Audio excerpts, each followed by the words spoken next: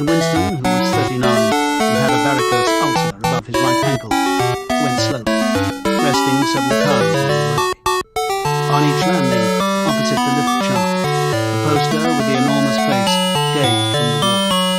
It was one of those pictures which are so contrived that the eyes follow you about when you move. Big Brother is watching you. The caption beneath it ran.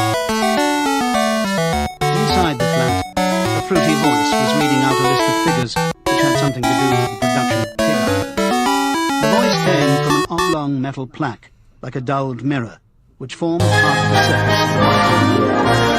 Winston turned the switch, and the voice sang something, though the words were still indistinguishable. The instrument, the telescreen, was on. Crudely dim, there was no way to shut it off. He moved over to the window. Small, pale figure, the eagerness of his body nearly emphasized by the blue overalls which were the uniform. His hair was like a feather, his face naturally sad, his skin roughened by a close circle of front laser flares, the cold of the window. Outside, even through the shut window pane, the world looked cold. Down the street, with the eddies of wind were whirling dust and torn paper into spirals. Though the sun was shining and the sky a harsh blue, there seemed to be no colour in anything, except the posters that were plastered everywhere. The black mustachioed face gazed down from every command line. There was one on the house front immediately opposite. Big Brother is watching you, while the dark eyes looked deep into his.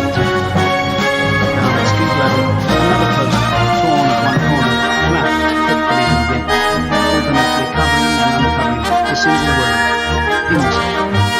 In the far distance, a helicopter skimmed down between the roofs, hovered for an instant over the blue line, and darted away again at a curve. It was the police, snooping into people's windows. The patrols did not matter, only the police. Behind Winston's back, the voice from the telescreen was still babbling away about Pig-Eye and the over-fulfillment of the 9th three-year plan. The telescreen received and transmitted simultaneously. Any sound that Winston made above the level of a very low whistle would be picked up by it. Moreover, so long as he remained within the field of vision which the metal plaque commanded, he could be seen as well as heard. There was, of course, no way of knowing whether he was being watched by a given moment. How often or on what system the police plugged in on any individual wire. It was even conceivable that they watched everybody, all the time. But at any rate, they could plug in your wire whenever they wanted to. You had to live, or did live, from habit that became instinct, and the assumption that every sound you made was overheard, except in darkness. Winston drifted back to the telescope. It was safe, though as he well knew, even a bat can be revealed. A kilometre away, the Ministry of Truth, his place of work, towered vast and white above the grimy landscape. This, he thought with some sort of vague distaste, this was London, chief city of Air Street 1, itself the third most populous of the provinces of Oceania. He tried to squeeze out some childhood memory that should tell him whether London had always been quite like this. Whether always these vistas of rotting 19th century houses, their sides shored up with baulks of timber, their windows patched with cardboard, and their roofs with corrugated iron, crazy garden walls sagging in directions, and the bomb sites where the plaster dust whirled in the air, the willow hair straggled over the heaps of rubble, and the places where the bombs had cleared a larger path, and there had sprung up sordid colonies of wooden dwellings like chicken houses. But it was not. He could not. Nothing remained of his childhood except a series of running tableaus occurring against no background and mostly unintelligible. The Ministry of Truth, mini-true and useful, was startlingly different from any other object in the city. There was an enormous pyramidal structure, glittering like concrete, soaring up terrace after terrace, 100 meters into the air. Where Winston stood, it was just possible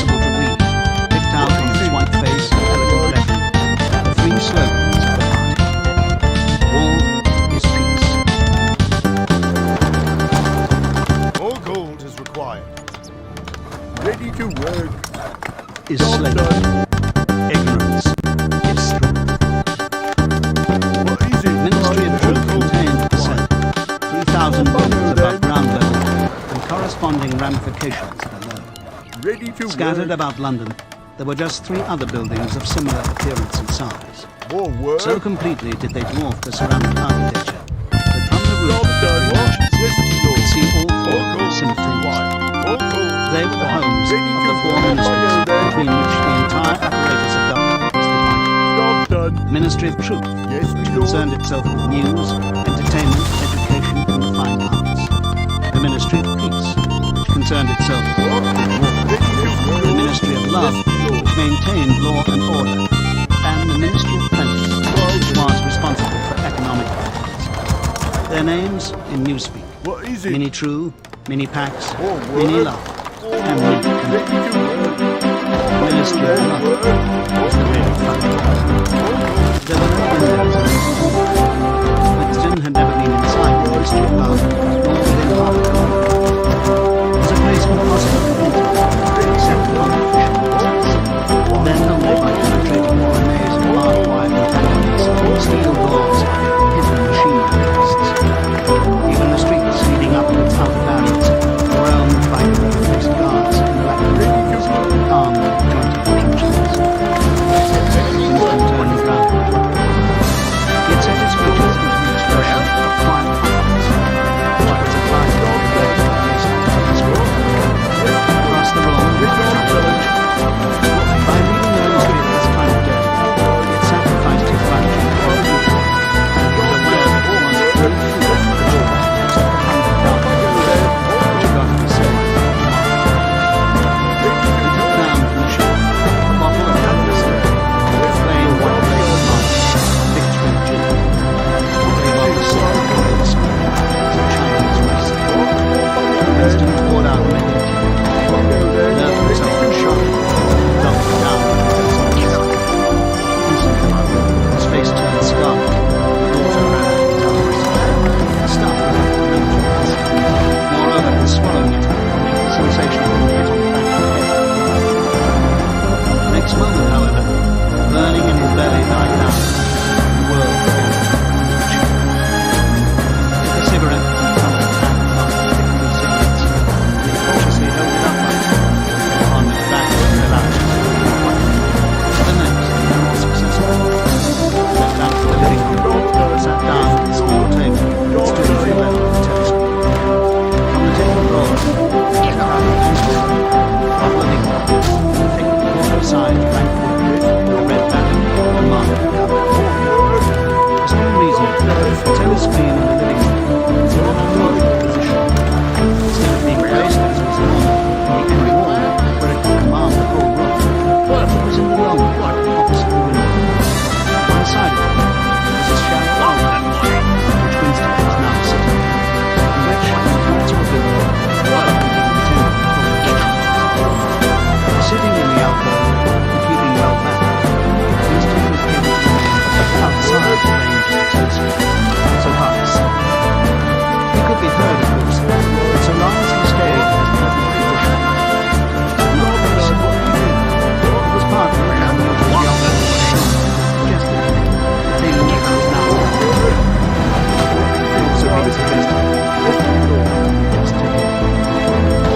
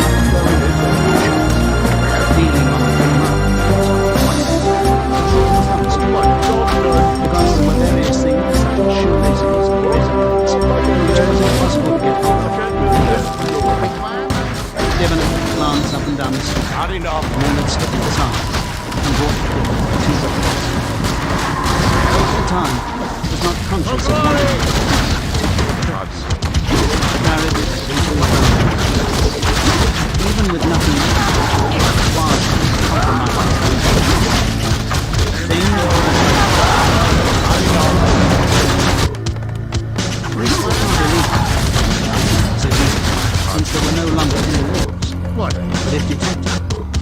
was reasonably certain that it would be punished by Job death, done. or at least by 25 years in a forced labour camp.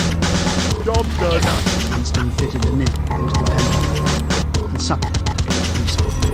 Well, The pen was an archaic instrument, seldom used even for signatures. He had procured one with and with some difficulty, simply because of a feeling that the beautiful creamy paper deserved to be written on with a real nib instead of being scratched. Actually, he was not used to writing by hand. Apart from very short notes, it was usual to dictate everything into the speaker, which was, of course, impossible at his present age. He dipped the pen and then folded just a second. Tremor gone. Mark the paper was the decisive man. In small, clumsy letters, he wrote, April 4th, 1984.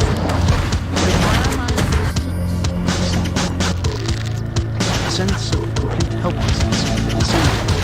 To begin with, he did not know with certainty that this was 1984.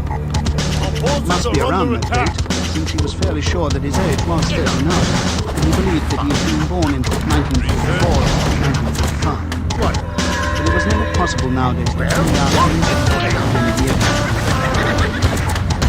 For whom, it suddenly occurred to him to wonder, was he right at this time? The future? The unborn? His mind hovered for a moment along the backward shape of the page, and then fetched up the bump against the newspeak word, double. For the first time, the magnitude of what he had undertaken came home to him. How could you communicate with the future? It was of its nature impossible. Either the future would resemble the present, in which case it would not be something, or it would be different from it, and the predicament would be new. Sometimes he played his screen changed over to strike with music. It was curious that he seemed not merely to have lost the power of expressing himself, and even to have forgotten what it was that he had originally intended to say. For weeks past, he'd been making ready for this moment. It never crossed his mind that anything would be needed except writing would be easy. All he had to do was to transfer to paper the interminable restless monologue that had been running inside his head literally for years. At this moment, however, even the monologue, rather, Jericho's pulse was done quickly. He had not scratched because it did so, it always became inflamed. Seconds were going by. He was conscious of nothing except the blankness of the page in front of him, the itching of the skin above his temples, the blaring of the music, and a slight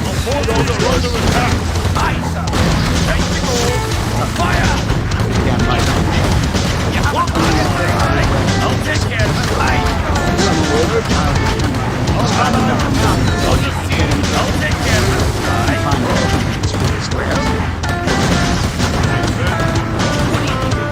Last night, one very I'll take care of it. audience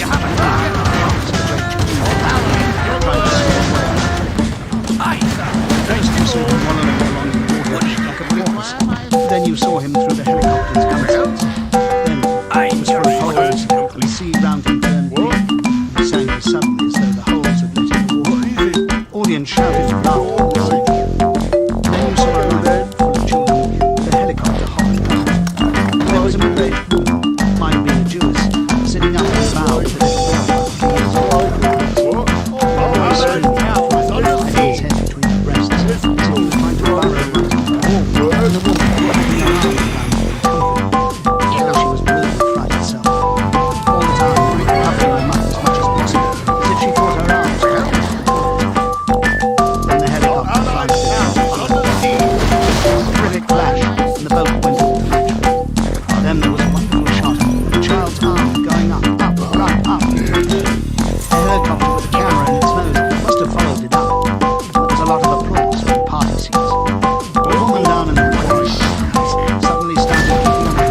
shouting that they didn't order shoes in front of the kids.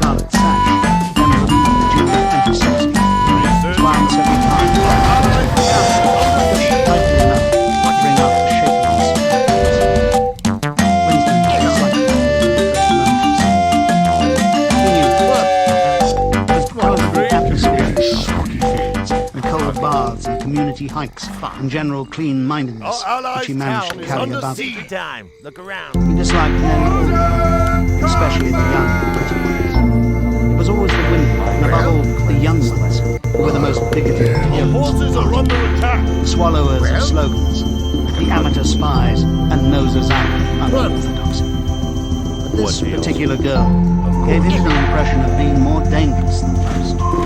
Once, when they passed in the corridor, she had given him a quick sidelong glance, which seemed fierce wonder, and for a moment had filled him with flesh. The idea had even crossed his mind that she might have been treated.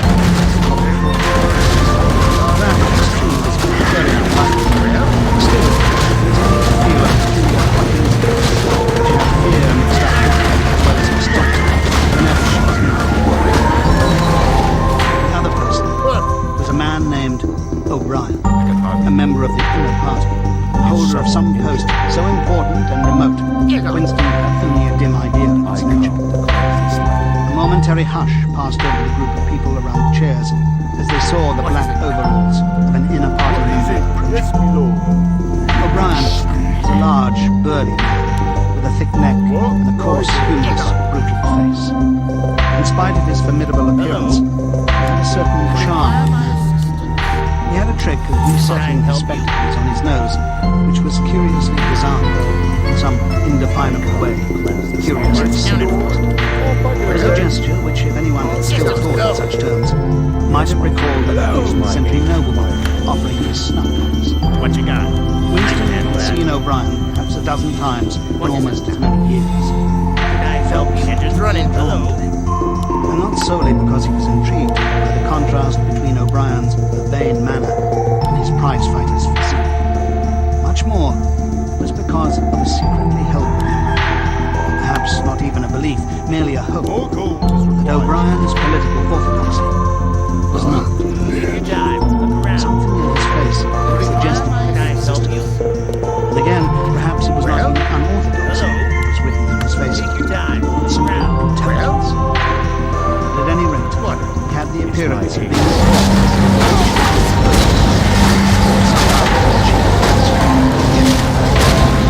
Winston had never made the smallest effort to verify this guess. Indeed, there was no way of doing so. More gold. At this moment, O'Brien glanced at his wristwatch, saw that it was nearly 1100, and evidently decided to stay in the records department until the 2 minutes hit. More research required. Took a chair in the same row as Winston. More gold. A small sandy-haired woman worked in the cubicles between them. The girl with dark You have a hair target? was sitting immediately behind. The next moment, a hideous, grinding screech, as of some monstrous machine running without oil, burst from the big telescreen at the end of the room. It was a noise that set one's teeth on edge and bristled the hair on the back of one's neck. The hate started. As usual, the face of a manual Goldstein, the enemy of the people, flashed on the screen. The hisses here and there from the corners. The little sandy-haired woman gave a squeak that made her fear in disgust. Goldstein was the renegade and backslander who once, long ago, how long ago, nobody could remember, been one of the leading figures of the army, almost on a level with big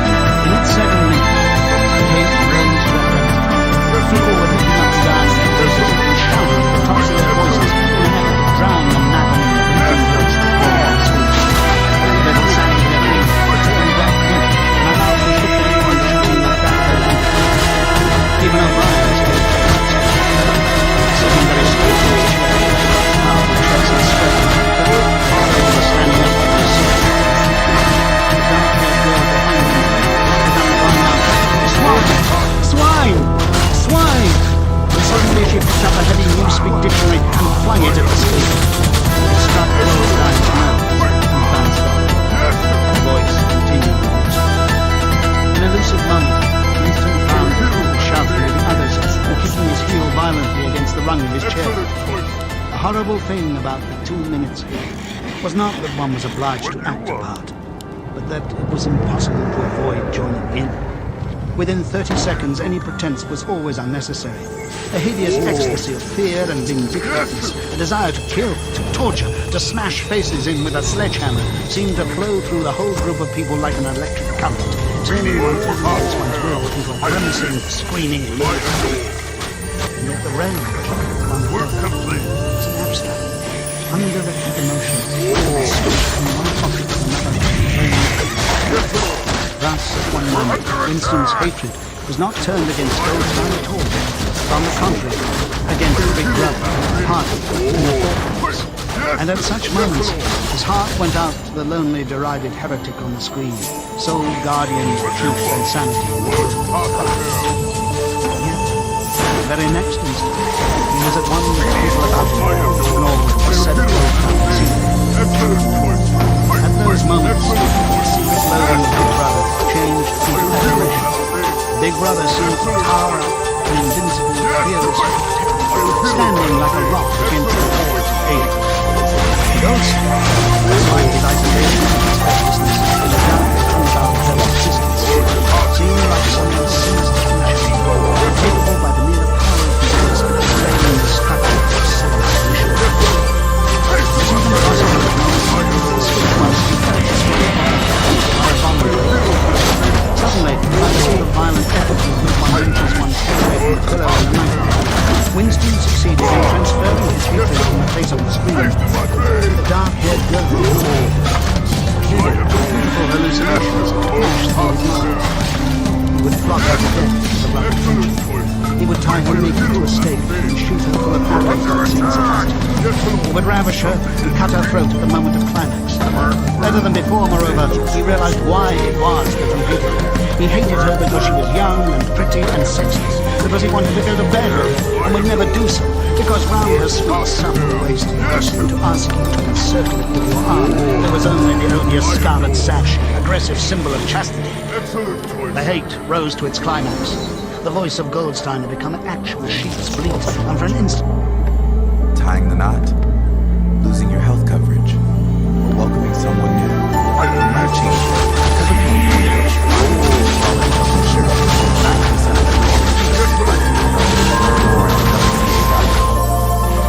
instant, the face changed into that of a sheep.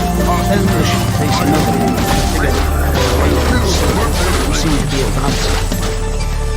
Huge and terrible, his submachine gun roaring and seeming to spring out of the surface of the screen so that some of the people in the front row actually flinched backwards in their seats. And in the same moment, drawing a sigh of relief, hostile figure into the face of Big Brother.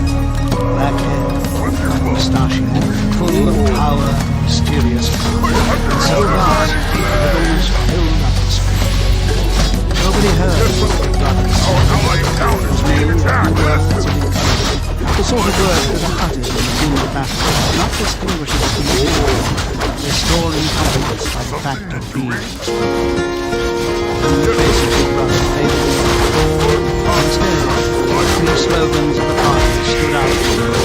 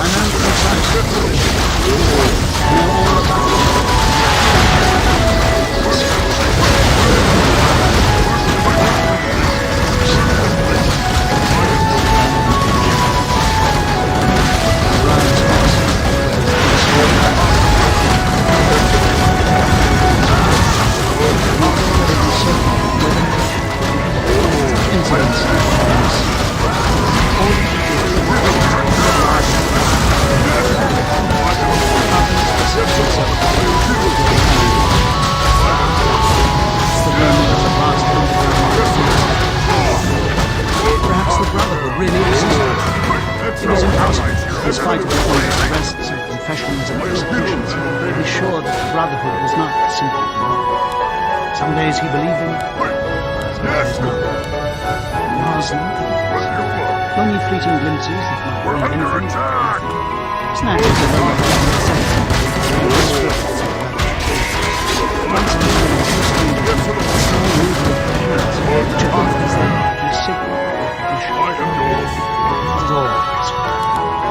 very likely he had imagined it. On back to his kid, without looking at her brother again. The idea of following up with her until the contact hardly crossed his mind. It would have been inconceivably dangerous, even if he had known how to set about doing it. The second, they had exchanged a purple glance. That was the end of the story. Even though it was a memorable event in the locked loneliness of Winston roused himself. Sat on the step. Jim was rising from his stomach. His eyes refocused on the road. He discovered that while he sat helplessly musing, he had also been writing, as though by automatic action. It was no longer the same cramped, awkward handwriting. His pen had slid voluptuously over the smooth paper, printing in large neat capitals, "Down with Big Brother. Down with Big Brother. Down with Big Brother. Down with Big Brother. Down with Big Brother." Over and over again, filling half a page. I am yours. It was absurd. Since the writing of those particular words was not more dangerous than the initial act of opening the diary. Yes, excellent. For a moment he was tempted to tear out the spoiled pages and abandon the enterprise altogether. Work complete. But he did not do so, however, because he knew that it was useless. Whether he wrote "Down with Big Brother" or whether he refrained from writing it made no difference. Whether he went on with the diary or whether he did not go on with it made no difference. The thought police would get him just the same. He had committed, would still have committed, even if he had not set pen to paper, the essential crime that contained all others in itself. Yes, Lord. Thought crime.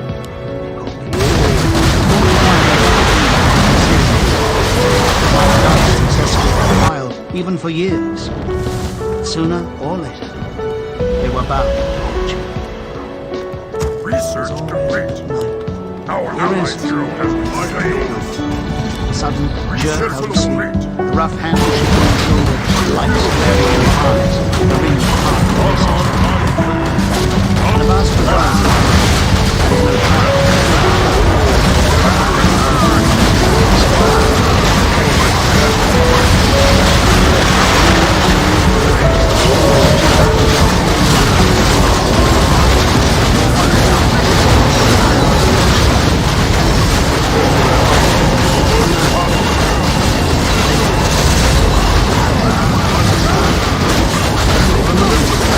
By a kind of hysteria, he began writing in a hurried, untidy scrawl. We will work in Hoskin. They'll shoot me in the back of the neck, I don't care. Down with Big Brother. They always shoot me. Under attack. I don't care. Down with Big Brother. Yes, Lord. Yes. Excellent.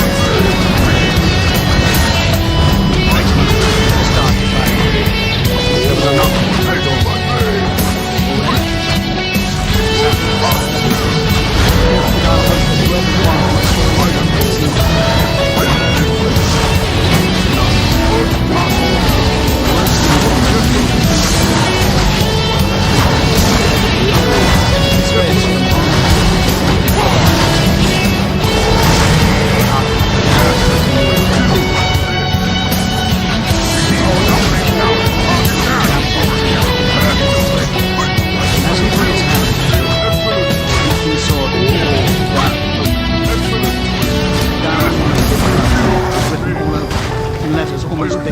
Legible across the room. Yes!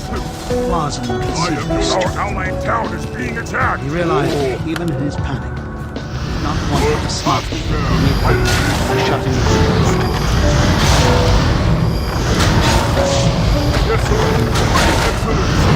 Instantly, a warm wave flowed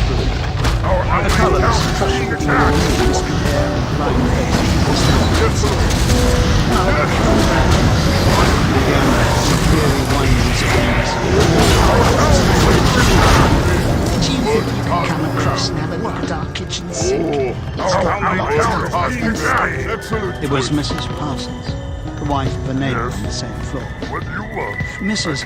was a word somewhat discountenanced When by you the want, I party. am yours. We were supposed to call everyone Yes, comrade. Lord. With some women, one Yes. used it instinctively. She was a Our woman allied of town about is 30. being attacked. Our allied hero has been slain. One had the impression that there was dust on the pieces of her face. Winston followed. These amateur repair jobs were an almost daily thing.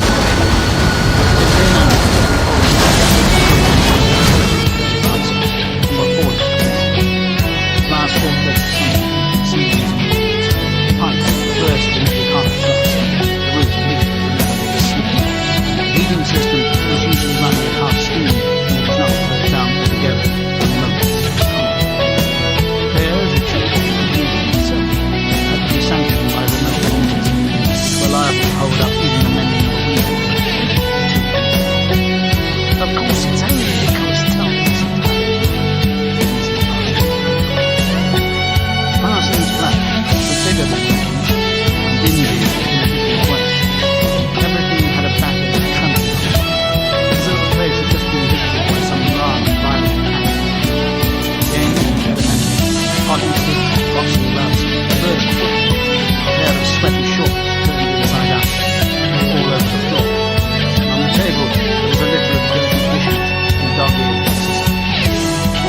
On the walls the scarlet banners of the youth and the spy, full-size posters. There was a usual boiled candle smell common to the whole building, but it was shot through by a sharper reek of sweat, which, one knew this at the first sniff, though it was hard to say how, was the sweat of some person not present at the moment. In another room, someone with a comb and a piece of toilet paper was trying to keep tune with the military music, which was still pushing on the telescope. "It's the children," said Mrs. Parsons, casting a half-apprehensive glance at the floor. "They haven't been out today. Of course. We have a habit of breaking up the sentence at the end. The kitchen sink was full nearly to the brim with filthy greenish metal, which smelt worse than the kitchen. Winston went down to examine the angle joint. The cable was in his hand, and the paper bending down, which was always liable to start the coffee. Mrs. Parsons was the first. "Of course it was always over. He put it right there earlier. He loves it. So with his hands." Parsons was Winston's fellow employee at the Ministry of Children. He was a fattish, paralyzing stupidity, a mass of imbecile enthusiasms, one of those completely unquestioning, devoted drunks on whom, more even than on the footprints, the stability of the public depended. At 35, he'd just been unwillingly evicted from the youth, and before graduating to the youth leader, he had managed to stay on in the spies for a year beyond the statutory age. At the ministry, he was employed in some subordinate post for which intelligence was not required. But on the other hand, he was a leading figure on the sports committee and all the other committees engaged in organising community hikes, spontaneous demonstrations, saving campaigns, and voluntary activities generally. He would inform you with quiet pride, between whiffs of his pipe, that he had put in an appearance at the community centre every evening for the past 4 years. The overpowering smell of sweat, the sort of unconscious testimony to the strenuousness of his life, followed him about, and even remained behind him after he had gone. "Have you got a spanner?" said Winston, fiddling with the nut on the angle joint. "A spanner?" said Mrs. Parsons, immediately becoming invertebrate. "I don't know, I'm sure. Perhaps the children." There was a trampling of boots and another blast on the comb as the children charged into the living room. Mrs. Parsons brought the spanner. Winston let out the water and disgustedly removed the clot of human hair that had blocked up the pipe. He cleaned his fingers as best he could in the cold water from the tap and went back into the other room. "Up with your hands!" yelled a savage voice. A handsome, tough-looking boy of 9 had popped up from behind the table and was menacing him with a toy automatic pistol. while his small sister, about 2 years younger, made the same gesture with a fragment of wood. Both of them were dressed in the blue shorts, grey shirts, and red neckerchiefs, which were the uniform of the spies. Winston raised his hands above his face. It was an uneasy feeling, so vicious did the boy believe that it was not fully dead. You're a traitor! You're a thought criminal! You're an invasion spy! I'll shoot you! I'll vaporize you! I'll send you to the salt mines! Suddenly they were both looking around him, shouting, "Traitor! Thought criminal!" The girl imitating her brother. It was somehow slightly frightening, like the gambling of tiger plants, which will soon grow up in mangoes. It was a sort of calculating ferocity, calculating desire, consciousness of being very nearly big enough for it. It was a good job it was not. Passing by, he was nervous and Winston, the children, and back. And they realized the living room, he noticed with interest that there actually was dust. They do get so nice. They're disappointed that they couldn't to see their parents. I'm too busy to take them. That's the word. Why can't the girls see the hanging? Roared the boy. Want to see the hanging? Want to see the hanging? Thundered his words. The Eurasian prisoners, guilty of war crimes, would be hanged in the park. This happened about once a month, and the public was there. Children always planned to be taken to see it. He could read of this in passing and made for the door. But he had not gone 6 steps down the passage when something hit the back of his neck. An agonizingly painful blow. It was as though a red-hot wire had been jabbed in. He spun round, just in time to see Mrs. Parsons dragging her son back into the doorway, while the boy pocketed the catapult.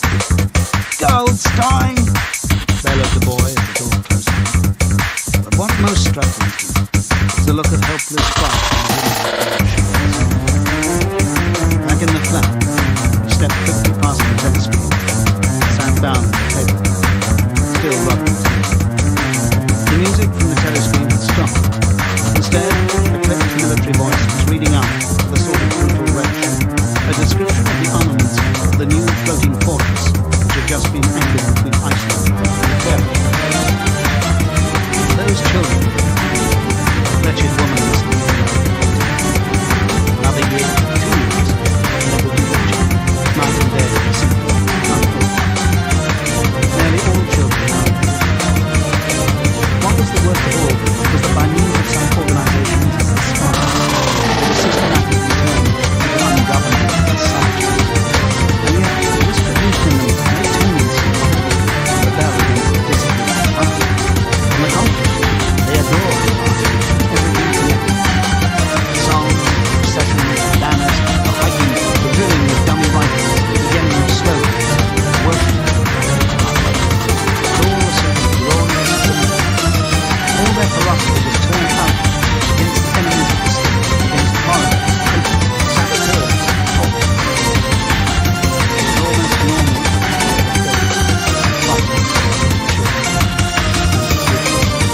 for hardly a week passed in which the Times did not carry a paragraph describing how some eavesdropping sneak from a child brother James the youth had overheard some compromising remark and denounced his parents to the thought police. The sting of the catapult bullet had worn off. He picked up his pen half-heartedly, wondering whether he could find something more to write in the pen. Suddenly, he began thinking of O'Brien. Years ago, when was it? 7 years ago. He dreamed that he was walking toward the sky.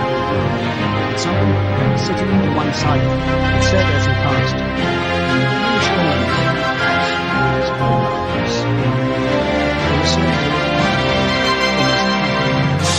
almost the mark. He walked on. What was curious was that at the time in the dream, the words had not had much impression. It was only later in the he could not now remember whether it was before or seen O'Brien for the first time, nor could he remember when he had first identified the voice as O'Brien's. But at any rate, the identification was easy. It was O'Brien had spoken to him out of the dark. Winston had never been able to feel sure. Even after this morning's flash of the eyes, it was impossible to be sure whether O'Brien was a friend or whether it was missing a brother. There was a link of understanding between them, more important than affection. We shall meet in the place. Winston did not know what it meant, only that in some way or another it would eventually. The voice from the telescreen paused. A trumpet call, clear and beautiful, floated into the stagnant air. The voice continued, rasping. Attention! Your attention, please! A news flash has this moment arrived from the Malabar front. Our forces in South India have won a glorious victory. I am authorized to say that the action we are now reporting may well bring the war within measurable distance of its end. Here is the news flash.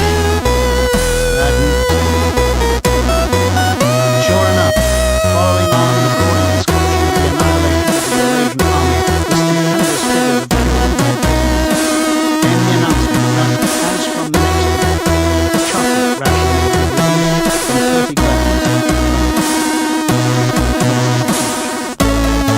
Jim was grabbing eating the telescreen, perhaps to celebrate the victory, perhaps to drown the memory of the lost chocolate, crashed into Oceania, Tis 14.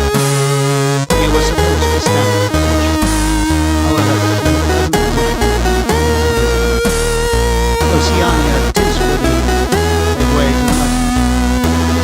Winston walked over the room, keeping his back to the the day was still cold. Somewhere, far away, a rocket bomb exploded in the dull of the road. About 20 or 30 of them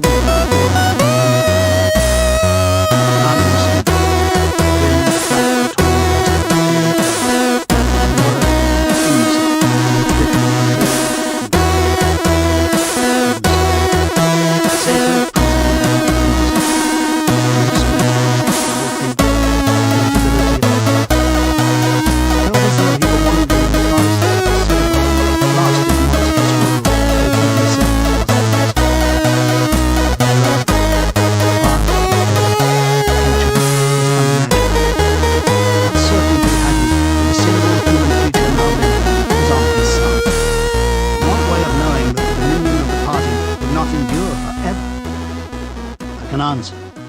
The three slogans on the white face of the Ministry of Truth came back at him. War is peace. Freedom is slavery. Ignorance is strength. He took a 25-cent piece out of his pocket. There, too, in tiny, clear lettering, the same slogans were inscribed. And on the other face of the coin, the head of Big Brother. Even from the coin, the eyes perceived him. On coins, on stamps, on the covers of books, on banners, on posters, and on the wrapping of a cigarette packet, everywhere. Always the eyes watching you and the voice enveloping you. Asleep or awake, working or eating, indoors or out of doors, in the bath or in bed, never escape. Nothing was your own, except the few cubic centimeters inside your skull. The sun shifted round the myriad windows of the Ministry of Truth, the light no longer shining on them, grinning at the loopholes of the fortress. It was hard to quail before the enormous diameter of the ship. It was too strong. It could not be stalled. 1,000 rocket bombs would not batter it down. He wondered again what he was writing in his diary. For the future, the past, for an age that might be imaginary. And in front of him, there lay not death, but annihilation. The diary would be reduced to ashes, and himself to vapor. Only the thought police would read what he had written, before they wiped it out of existence and out of memory. How could you make an appeal to the future when not a trace of it Not even an anonymous word scribbled on a piece of paper could physically survive. Telescreen struck 14. He must leave in 10 minutes. He had to be back at work by 14:30. Curiously, the chiming of the hour seemed to have put no comment. It was a lonely ghost uttering a truth that nobody would ever hear. But so long as he uttered it, in some obscure way, the continuity was not broken. It was not by making yourself heard, but by staying safe. Carried on with human heritage. He went back to the table, dipped his pen, and wrote, to the future, to the past, to a time when thought is fluid, men are different, do not live alone, to a time when truth exists and what is done cannot be undone. From the age of uniformity, from the age of solitude, from the age of Big Brother, from the age of doubt. It was already. It seemed to him that it was only now when he had begun to be able to formulate his thoughts that he had taken the decisive step. The consequences of every act are included in the act itself. He wrote, "Thought crime does not entail death. Thought crime is death." Now that he had recognized himself as a dead man, it became important to stay alive as long as possible. The fingers of his right hand were ink-stained. It was exactly the kind of detail that might betray him. Some nosing zealot in the ministry. A woman, probably. Someone like the little sandy-haired woman or the dark-haired girl from the fiction department might start wondering why he'd been writing during the lunch interval, why he had used an old-fashioned pen. What had he been writing? And then drop a hint in the appropriate quarter. He went to the bathroom and carefully scrubbed the ink away with a gritty dark brown soap, which rasped your skin like sandpaper and was, therefore, well adapted to its purpose. He put the diary away in the drawer. It was quite useless to think of hiding it, but he could at least make sure whether or not its existence had been discovered. A hair laid across the page ends was too obvious. The tip of his finger picked up an identifiable grain of whitish dust and deposited it on the corner of the cover, where it was bound to be shaken up if the book was full. Chapter 3. Winston was dreaming of his mother. He must have thought he'd been 10 or 11 years old when his mother had disappeared. She was a tall, statuesque, though slight figure, with slow movements and magnificent fair hair. His father, he remembered more vaguely as dark and thin, dressed always in neat dark clothes. Winston remembered especially the very thin soles of his father's shoes, and wearing spectacles. The two of them must evidently have been swallowed up in one of the first great purges of the 50s. At that moment, his mother was sitting in some place deep down beneath him, with his young sister in her arms. He didn't remember his sister at all, except as a tiny, feeble baby, always silent with large, watchful eyes. Both of them were looking up at him. They were down in some subterranean place, the bottom of a well, for instance, or a very deep grave. There was a place which, already far below him, was itself moving downwards. They were in the saloon of a sinking ship, looking up at him through the darkness. There was still air in the saloon, and still sea. The wire was sinking down into the green waters, which in another moment must hide them from sight. He was out of the light, and they were sucked down. They were down there,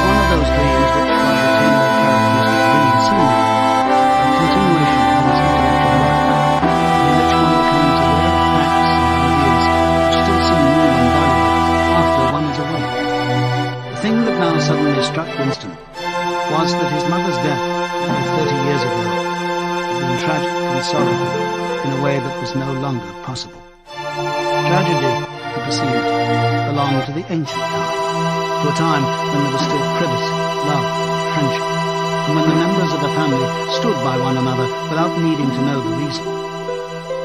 His mother's memory tore at his heart, because she had died loving him, and he was too young and selfish to love her in return, and because somehow he did not remember how she had sacrificed herself to a conception of loyalty that was private and neutral.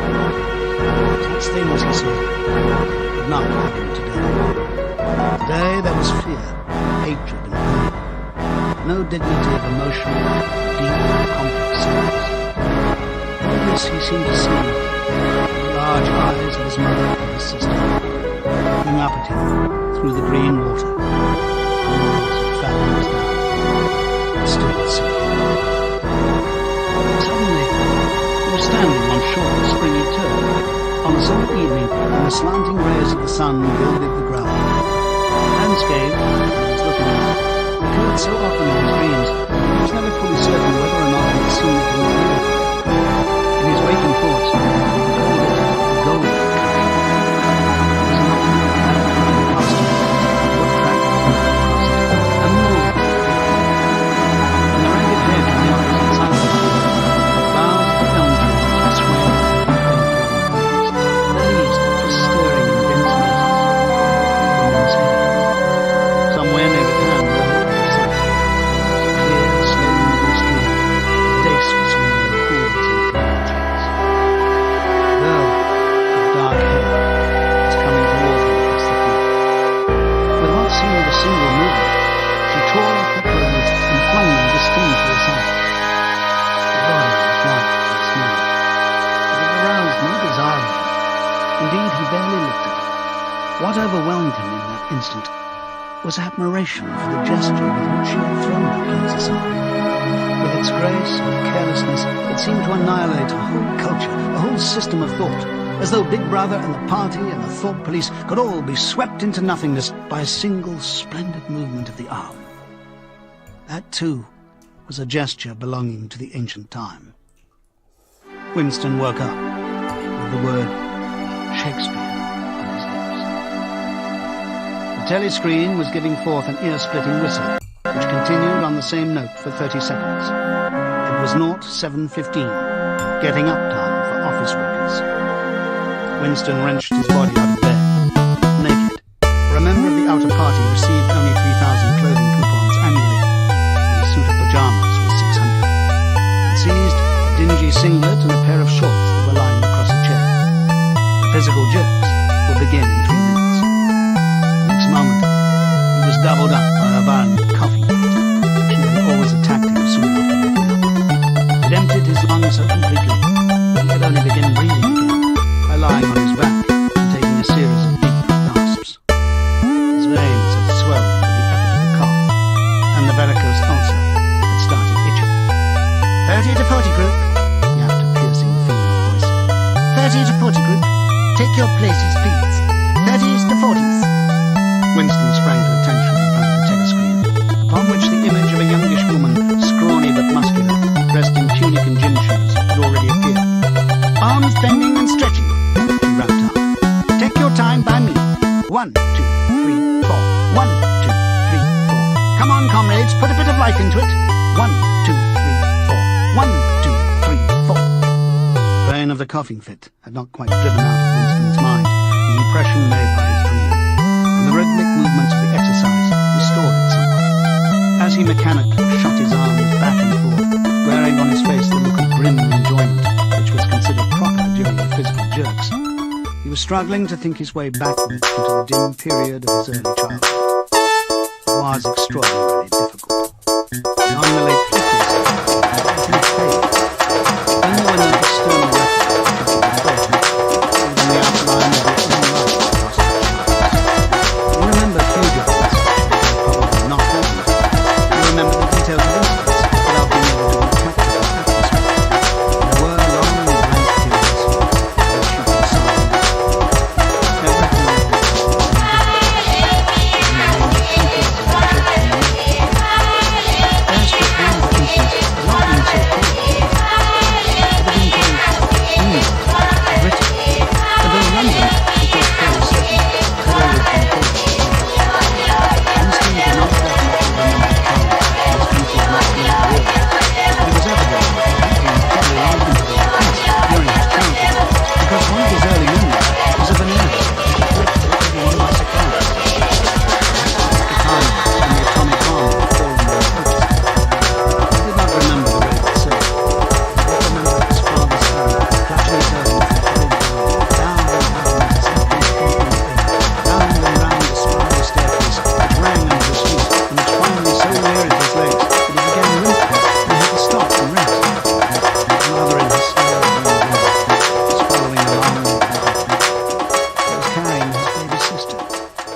perhaps it was only a bundle of blankets that she was carrying. He was not certain whether his sister had been born. Finally, they had emerged into a noisy, crowded place, which he realized to be a tube station. People were sitting all over the stone-flagged floor, and other people, held tightly together, were sitting on metal bunks, one above the other. Winston and his mother and father found themselves a place on the floor, and near them, an old man and a young woman were sitting side by side. The old man had on a decent black suit and a black top hat pushed back from the very eyes. His face was stark.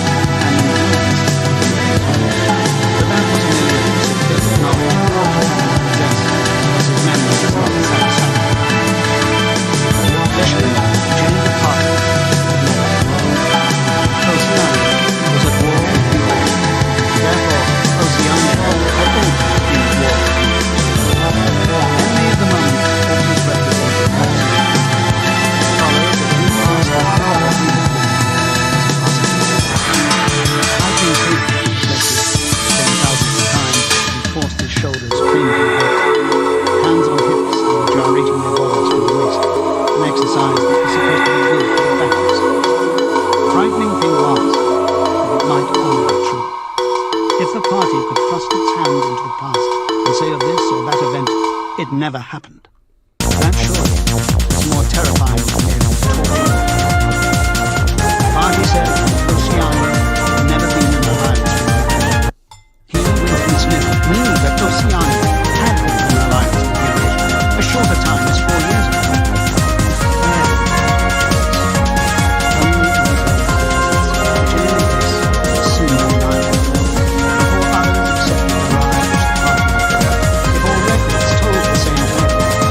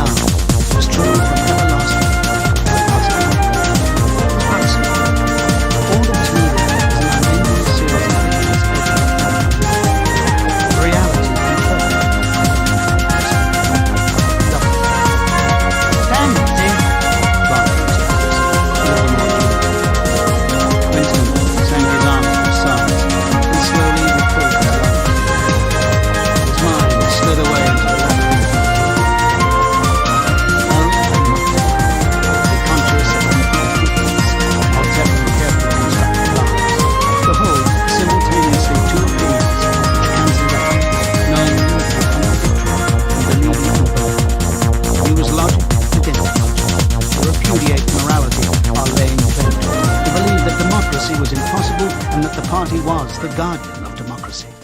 To forget whatever it was necessary to forget, then to draw it back into memory again at the moment when it was needed. Then promptly to forget it again. And above all, to apply the same process to the process itself. That was the ultimate subtlety. Consciously to induce unconsciousness, and then once again to become unconscious of the act of hypnosis you had just performed. Even to understand the word doublethink involved the use of doublethink. The instructors called them to attention. And now let's see which of us can touch our toes, she said enthusiastically. Right over from the hips, please, comrades. 1, 2. 1, 2. Winston loathed this exercise, which sent shooting pains all the way from his heels to his buttocks, and often ended by bringing on like a coughing fit. The half-pleasant quality went out of his meditations. The past, he reflected, had not merely been altered, it had been actually destroyed. For how could you establish even the most obvious fact when there existed no record outside your own memory? He tried to remember in what year he had first heard mention of Big Brother. He thought it must have been at some time in the 60s, but it's impossible to be certain. In party histories, of course, Big Brother figured as the leader and guardian of the revolution since its very earliest days.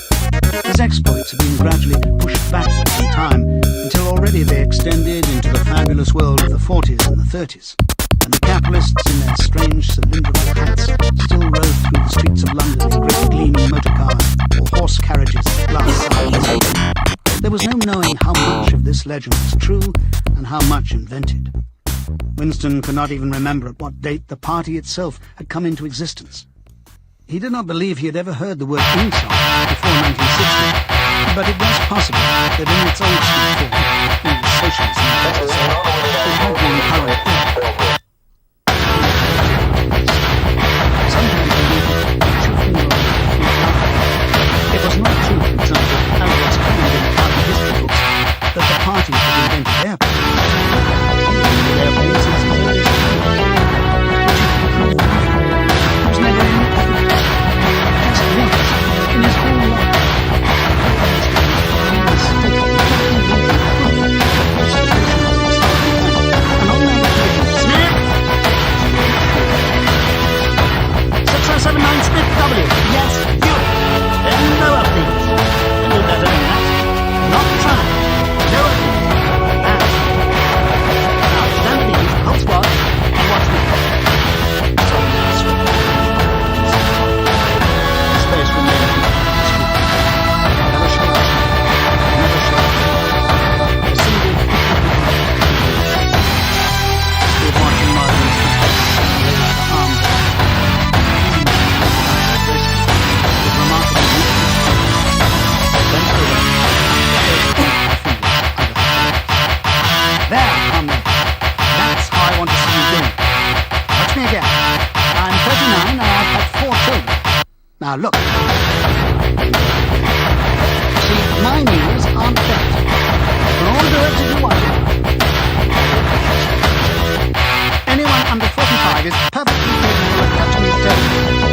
We all have the privilege of fighting in the front line, but at least we can all keep fit. Remember our boys on the Malabar front, and the sailors in the floating fortresses.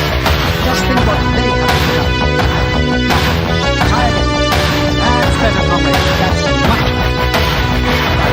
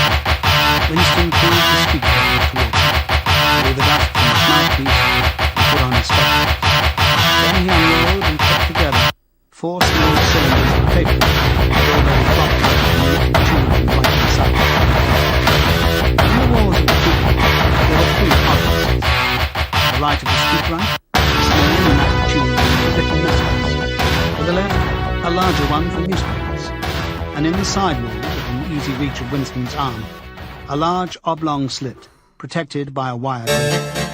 This last was for the disposal of waste paper. Similar slits existed in thousands or tens of thousands throughout the building, not only in every room, but should equals infinite coverage. For some reason, they were nicknamed mini-plans. And one knew that any document could be constructed, even when one saw a scrap of paper lying about. It was an automatic action to lift the flap of the nearest manhole and drop it in, whereupon it would be whirled away on the current of the enormous furnaces which were hidden somewhere in the recesses.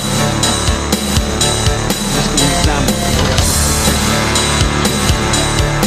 which contained a message of only 1 or 2 lines in the abbreviated jargon, not actual newspeak, consisting largely of newspeak words, which was used in the Ministry of Interior. Ran, time, 17.3,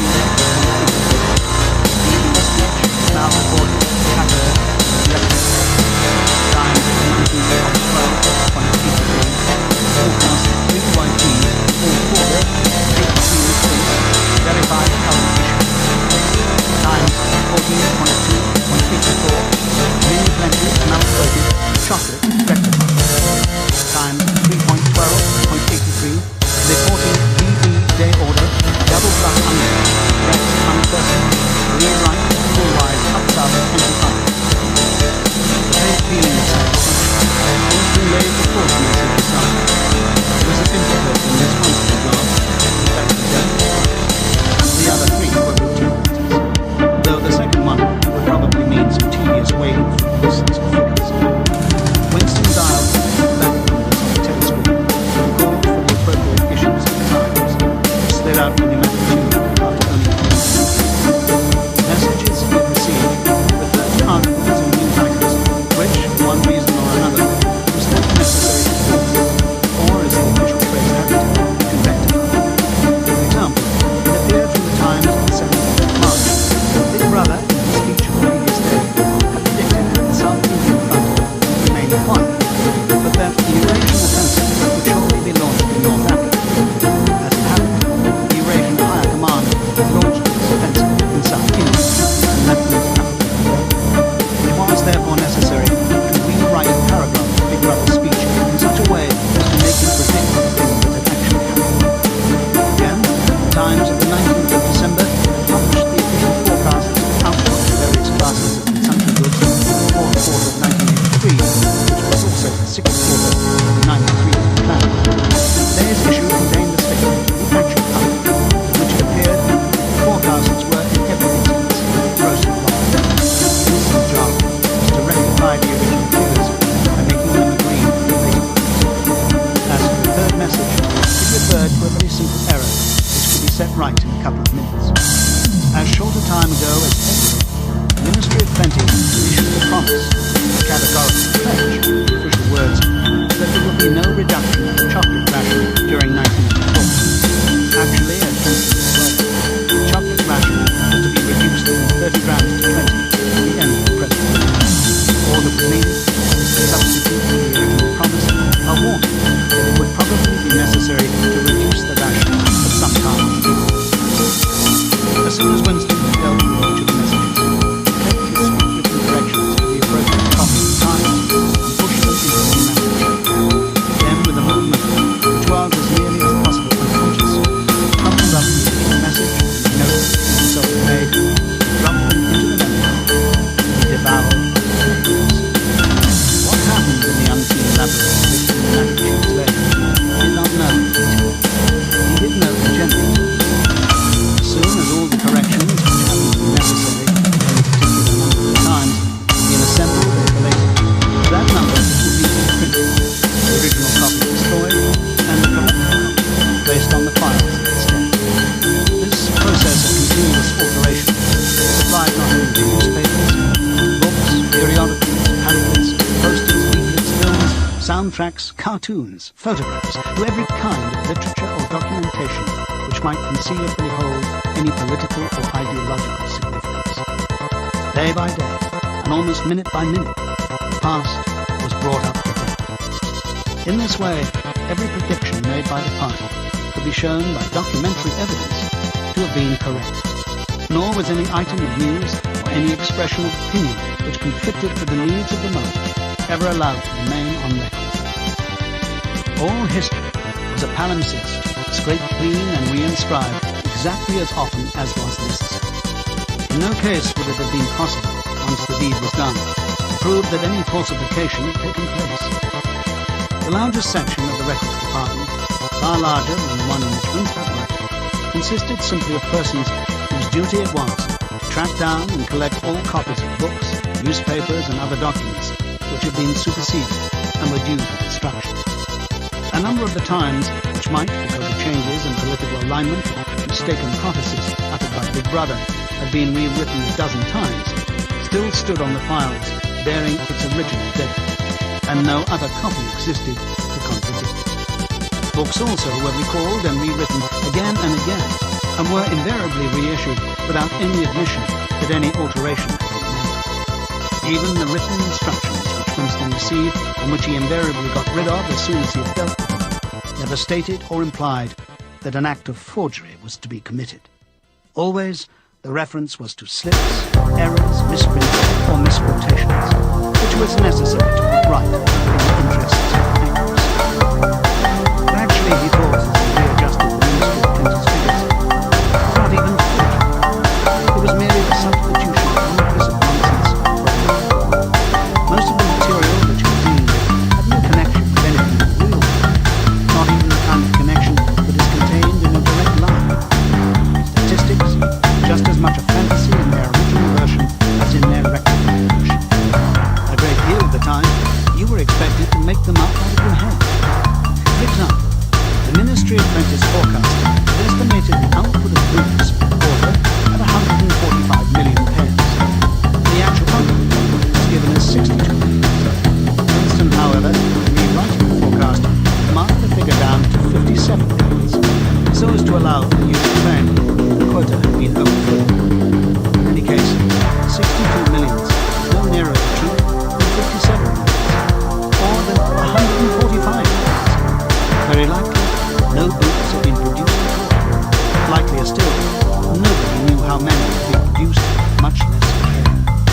All one knew was that every quarter, astronomical numbers of boots were produced on paper, while perhaps half the population of Oceania went bare. So it was with every class of the corporate family, great and small. Everything faded away into a shadow world in which finally even the date of the year had become concealed. Winston glanced across the hall.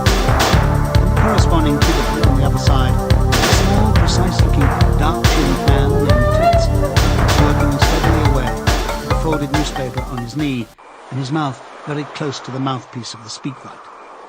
He had the air of trying to keep what he was saying a secret between himself and the telescope. He looked up, and his spectacles darted a hostile flash in Winston's direction.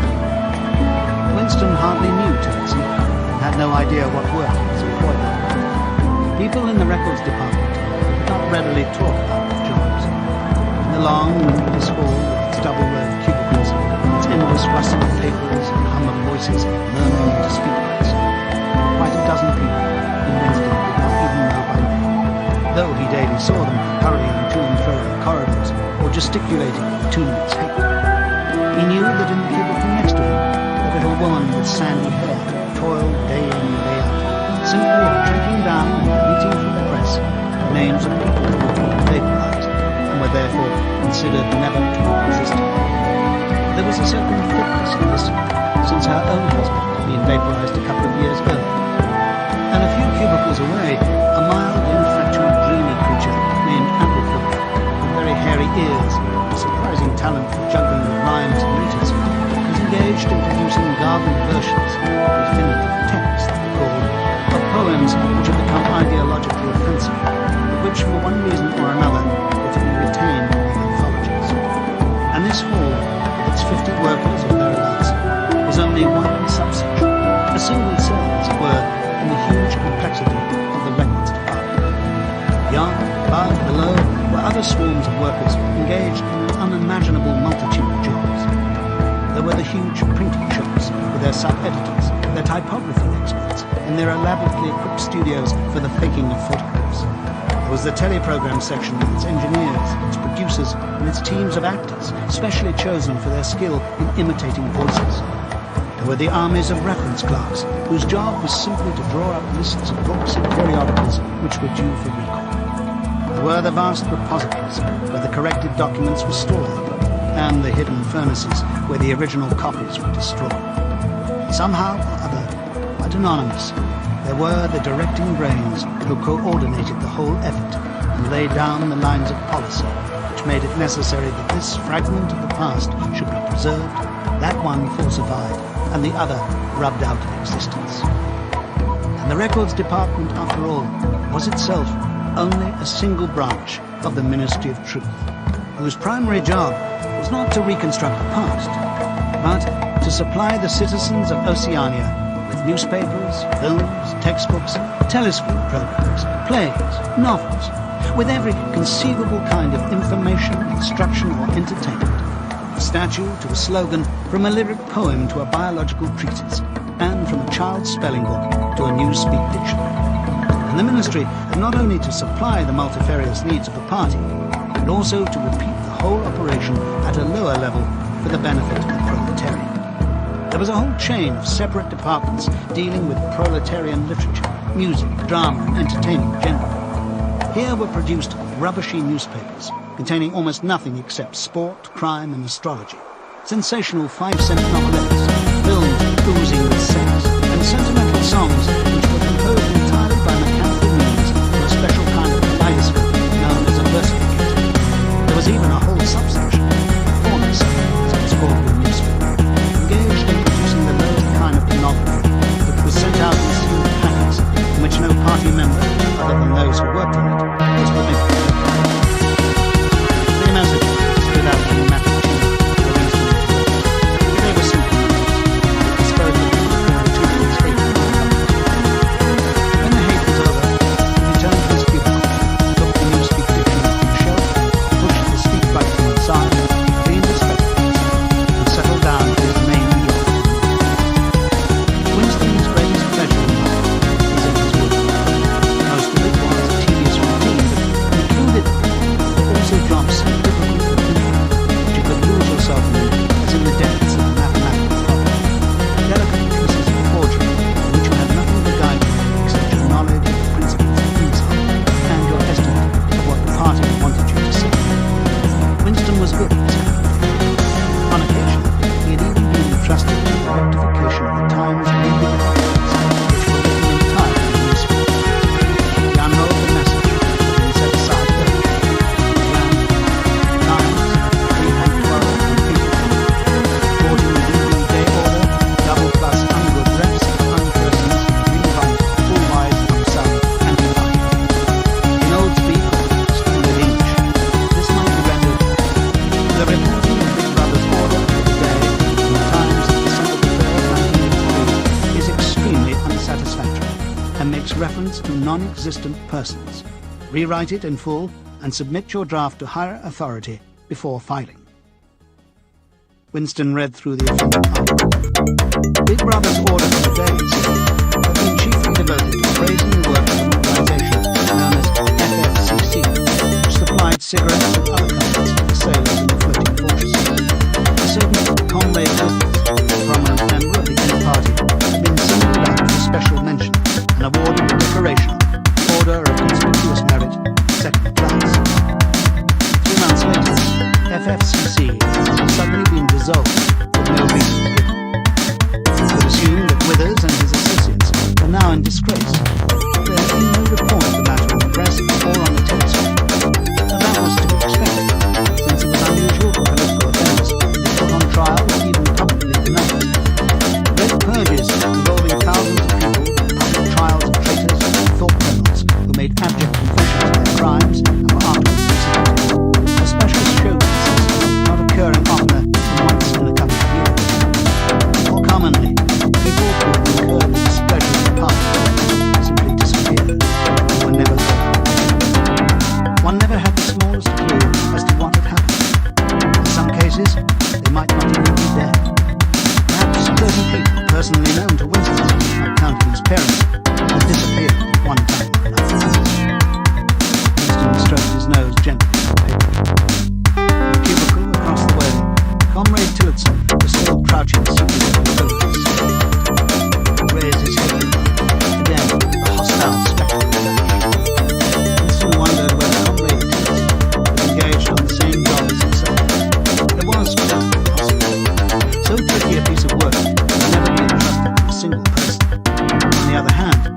turn it over to a committee would be to admit openly that an act of fabrication was taking place. Very likely as many as a dozen people are now working away on rival versions of what Big Brother actually said. Presently, some master brain in a party would select this version, that to agree with it, and set in motion the complex processes of cross-referencing that would be required. Then, the chosen lie pass into the permanent records and become true. Winston did not know why witnessing the disgrace. Perhaps it was corruption and incompetence. Perhaps Big Brother was nearly getting rid of too popular support. Perhaps Withers or someone close to him had been suspected of threatening tendencies. Or perhaps, what was likeliest of all, the thing had simply happened because purges and vaporizations were a necessary part of the mechanics of the game. The only real clue lay in the words, refs unpersonal, which indicated that Withers was already dead. You could not invariably assume this to be the case when people were arrested. Sometimes they were released and allowed to remain at liberty for as much as a year or 2 years before being executed. Very occasionally, some persons whom you would believe dead long since make a ghostly reappearance at some public trial where he would implicate hundreds of others before vanishing, this time. Withers, however, was already an unpersonal. He did not exist. He had never existed. Winston decided that it would not be enough simply to reverse the tendency of the brother's spirit. He preferred to make it deal with something totally unconnected with its original subject. He might turn the speech into the usual denunciation of traitors or fault-finders. That was a little too obvious. While he invented victory at the front, some triumph of overproduction in the ninth period plan might complicate the rest of this television. What was needed was a piece of pure fantasy. Suddenly, there sprang into his mind, ready-made as it were, the image of a certain comrade Logan, who had recently died in battle in heroic circumstances. There were occasions when Big Brother devoted his order day to commemorating some humble rank-and-file party member whose life and death he held up as an example worthy of follow. Today he should commemorate Comrade Ogilvy. It was true that there was no such person as Comrade Ogilvy. A few lines of print, covered with photographs, would soon bring him into existence. Winston thought for a moment, then pulled the speaker toward him, and began dictating into his brother's familiar style. Style at once military and pedantic, but because of the trick of asking questions and then promptly answering them, was lessons to be learned from this practice. Lessons, which was also one of the fundamental principles of industry, that, he said, easy to At the age of 12, Comrade Ogilvy had refused all toys except a drum, a submachine gun, and a model aircraft.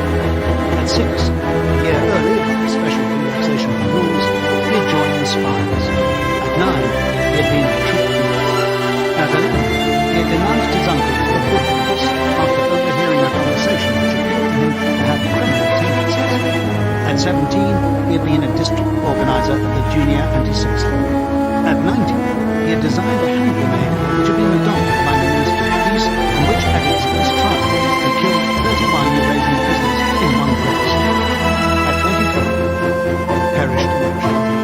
Pursued by enemy jet planes while flying over the Indian Ocean, according to dispatches, he had weighted his body with his machine gun and leapt out of the helicopter into deep water, dispatches and all. Then, said Big Brother, which it was impossible to contemplate without feelings of envy. Big Brother added a few remarks on the purity and single-mindedness of Comrade Ogilvy's life. He was a total abstainer and a non-smoker, had no recreations except a daily hour in the gymnasium, and had taken a vow of celibacy, believing marriage and the care of a family to be incompatible with a 24 hours a day devotion to duty. He had no subjects of conversation except the principles of Aesop, and no aim in life except the defeat of the Eurasian enemy and the hunting down of spies, saboteurs, thought criminals,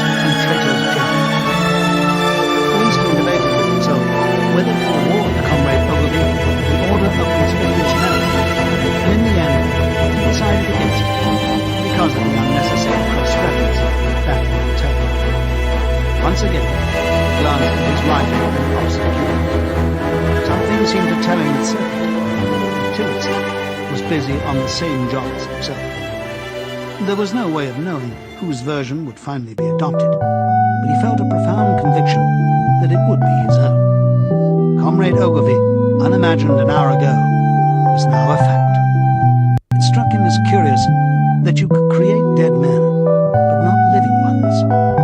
Comrade Ogilvy, who had never existed in the present, now existed in the past. And when once the act of forgery was forgotten, he would exist just as authentically and upon the same evidence as Charlemagne or Julius Caesar. Chapter 5. In the low-ceiling canteen, deep underground, the lunch queue jerked slowly forward. The room was already very full and deafeningly noisy. From the grill at the counter, the steam of stew came pouring forth with a sour, metallic smell, which did not quite overcome the fumes of Victory Gin. On the far side of the room, there was a small bar, a mere hole in the wall, where gin could be bought at 10 cents the large nip. "Just the man I was looking for," said a voice at Winston's back. He turned round. It was his friend Sim, who worked in the research department. Perhaps friend was not exactly the right word. You did not have friends nowadays. You had comrades. But there were some comrades whose society was pleasanter than that of others. Sim was a philologist, a specialist in newspeak. Indeed, he was one of the enormous team of experts now engaged in compiling the 11th edition of the Newspeak Dictionary. He was a tiny creature, smaller than Winston, with dark hair and large protuberant eyes, at once mournful and derisive, which seemed to search your face closely while he was speaking to you. "I wanted to ask you whether you've got any razor blades," he said. "Not one," said Winston, with a sort of guilty haste. "I've tried all over the place. They don't exist any longer." Everyone kept asking you for razor blades. Actually, he had 2 unused ones which he was hoarding up. There had been a famine of them for months past. At any given moment, there was some necessary article which the party shops were unable to supply. Sometimes it was buttons, sometimes it was darning wool, sometimes it was shoelaces. At present, it was razor blades. You could only get hold of them, if at all, by scrounging more or less furtively on the free market. "I've been using the same blade for 6 weeks," he added untruthfully. The queue gave another jerk forward. As they halted, he turned and faced Sim again. Each of them took a greasy metal tray from a pile at the edge of the counter. "Did you go and see the prisoners hanged yesterday?" said Sim. "I was working," said Winston indifferently. "I shall see it on the flicks, I suppose." "A very inadequate substitute," said Sim. His mocking eyes roved over Winston's face. "I know you," the eyes seemed to say. "I see through you. I know very well why you didn't go to see those prisoners." In an intellectual way, Sim had abundance of thoughts. He would talk with a disagreeable floating satisfaction of helicopter raids on enemy villages, the trial and confessions of thought leaders, the executions of the sellers of newspaper power. Talking to him was largely a matter of getting in the way of such subjects and entangling him, if possible, in the technicalities of newspeak, on which he was authoritative and interested. Winston turned his head a little aside to avoid the scrutiny of the large dark eyes. "There was a good hunger," said Sim. "I think it spoils it every time they need to. I like to see them fit. Above all at the end with tongue sticking right out, and blue. That's the detail that appeals to me." "Next, please," yelled the white-headed patrol. Winston and Sim pushed their trays on the floor. Onto each was dumped swiftly the regulation lunch, not all panicking in pinkish grey stew, and bread, peanut cheese, a mug of milk and sweetened coffee, and one second. "There's a table over there under that telescope," said Sim. "Let's pick up a gin on the way." The gin was served out to them in handless china mugs. They threaded their way across the crowded room and unpacked their trays onto the metal-topped table, on one corner of which someone had left a pool of steam. Filthy liquid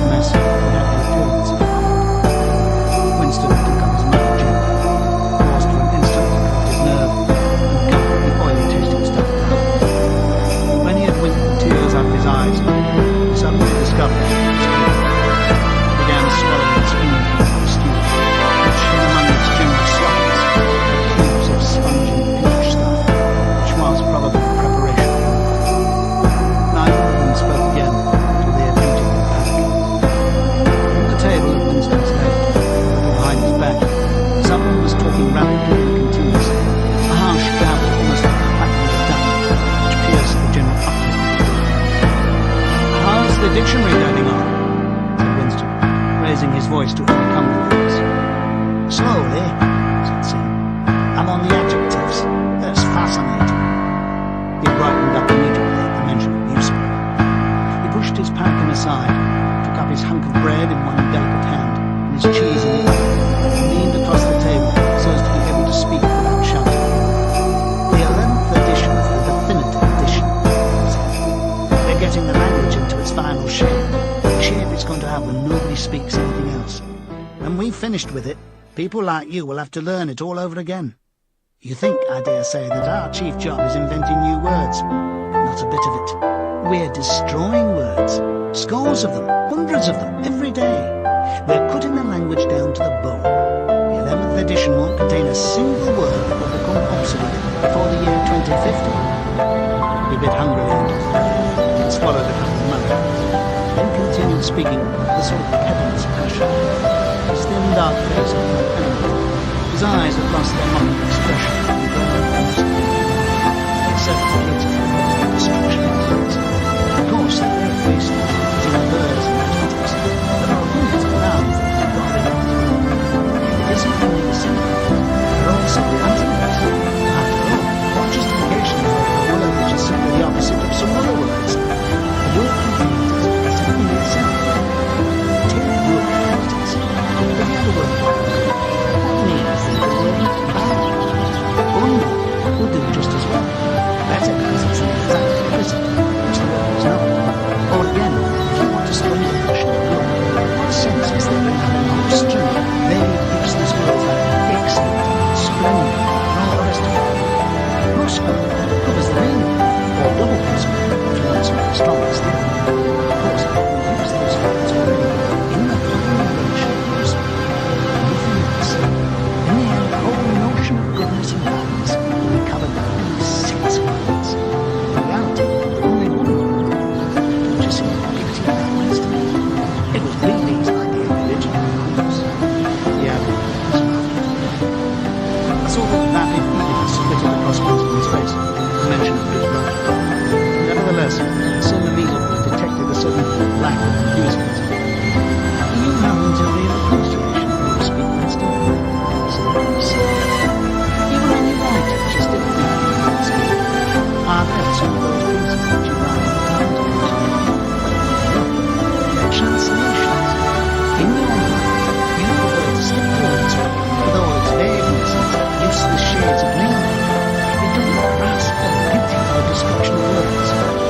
Do you know that newspaper is the only language in the world whose vocabulary gets smaller every year?" Winston did smiled sympathetically. Not trusting himself to speak. Sim bit off another fragment of the document, chewed it briefly, and went on. "Don't you see that the whole aim of newspaper is to narrow the range of thought? In the end, we shall make thought round literally impossible, because there'll be no words in which to express it.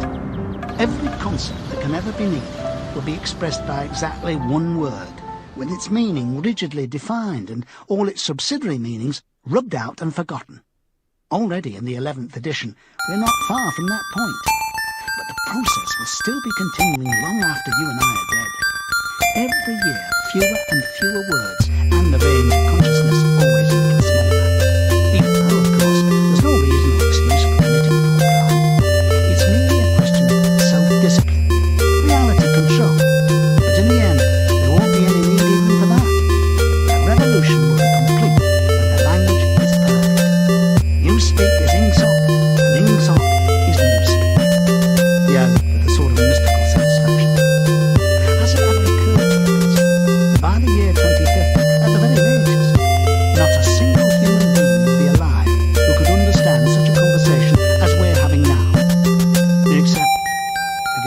doubtfully, then stopped. It had been on the tip of his tongue to say, "Except the pros," but he had checked himself, not feeling fully certain that this remark was not in some way unorthodox. Sim, however, had divined what he was about to say. "The pros are not human beings," he said carelessly. "By 2050, earlier probably, all real knowledge of old Sim will have disappeared. The whole literature of the past will have been destroyed. Chaucer, Shakespeare, Milton, Byron, they'll exist only in newspeak versions, not merely changed into something different, but actually changed into something contradictory of what they used to be. Even the literature of the party will change. Even the slogans will change. How could you have a slogan like 'Freedom is slavery' when the concept of freedom has been abolished? The whole climate of thought will be different. In fact, there will be no thought as we understand it now. Orthodoxy means not thinking, not moving. Orthodoxy is unconsciousness. These days, suddenly, Sim played first. He's too intelligent. He sees too clearly. He speaks too clearly. The party does not last. One day, he will disappear. It is written. Winston had finished his bread and cheese. He turned a little sideways in his chair to drink his mug of coffee. At the table on his left, the man with the striped voice was still talking remorselessly. A young woman, as perhaps his secretary, in the city of the Humpday, was listening. Seemed to be eagerly agreeing with what he was saying. From time to time, Winston called some such remark as, "I think you're so right. I think so agree," uttered in a human, rather silly tone of voice. The other voice never stopped for Winston, even when the girl was speaking.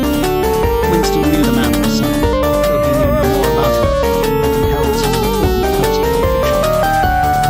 He was a man of about 30, with a muscular throat and a large, red mouth. His head was thrown back a little. Because of the angle at which he was sitting, the spectacles caught the light and presented a glimpse into his blank face and eyes. What was slightly horrible was that from the stream of sound that poured out of his mouth, it was almost impossible to distinguish a single word. Just once, Winston called a phrase, "Complete and final elimination of Goldsteiners," jerked out very rapidly, and as it seemed, all in one piece, like a line of time cast aside. The rest, it was just a noise, a quack, quack, quacking. And yet though you could not actually hear what the man was saying, you could not be in any doubt about its general nature. He might be denouncing Goldstein and demanding sterner measures against thought criminals and saboteurs. He might be fulminating against the atrocities of the Eurasian army. He might be praising Big Brother or the heroes on the Malabar front. It may be different. Whatever it was, one could be certain that every word of it was pure orthodoxy, pure innocence. As he watched the eyeless face with the jaw moving rapidly up and down, Winston had a curious feeling that this was not a real human being, but some kind of dummy. It was not the man's brain that was speaking, it was his lungs. The stuff that was coming out of him consisted of words, but it was not a speech in the true sense. It was a noise uttered in unconsciousness, like the quacking of a duck. Sim had fallen silent for a moment, and with the handle of the spoon was tracing patterns in the pebbles. A voice from the other table clattered rapidly on, easily audible in spite of the surrounding din. "There's a word in there, Speak," it said. "I don't know whether you know it. Duck speak, to quack like a duck. It's one of those interesting words that have two contradictory meanings. Applied to an opponent, it's abuse. Applied to someone you agree with, it is praise." Found the question very silly and vaporized. He held it with a kind of sadness, although well knowing that Sim despised him and slightly disliked him, and was fully capable of denouncing him as a thought criminal if he saw any reason for doing so. There was something subtly wrong with Sim. There was something that he lacked. Discretion, aloofness, a sort of saving stupidity. You could not say that he was unorthodox. He believed in the principles of Insoc. He venerated Big Brother. He rejoiced in the victories. He hated heretics, not merely with sincerity, but with a sort of restless zeal, an up-to-dateness of information which the ordinary party member did not approach. He had a faint air of disreputability with his tongue. He said things that would have been better understood. He read too many books. He frequented the Chestnut Tree Cafe, formed of painters and musicians. There was no law, not even an unwritten law, against frequenting the Chestnut Tree Cafe. The place was somehow still open. The old discredited leaders of the party had been used to gather before they were finally purged. Goldstein himself was sometimes missing there, years and decades ago. Sim's fate was not difficult to foresee, and yet it was a fact that if Sim grasped, even for 3 seconds, the nature of his, Winston's, secret opinions, he would betray him instantly to the full police. Would anybody else? But Sim more than most. Zeal was not enough. Orthodoxy was unconsciousness. Sim, here comes Parsons. Something in the tone of his voice seemed to add, that will be fun. Parsons, Winston's fellow tenant of the mansions, was in fact Fred Mitchell across the room.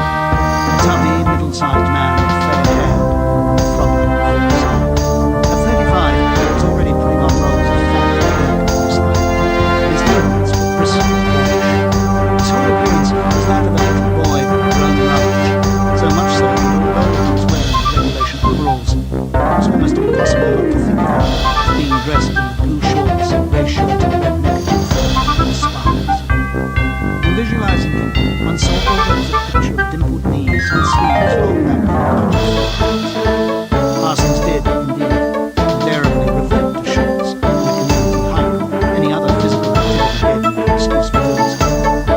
He greeted them both with a cheery, "Hello, hello," and sat down at the table, giving off an intense smell of sweat.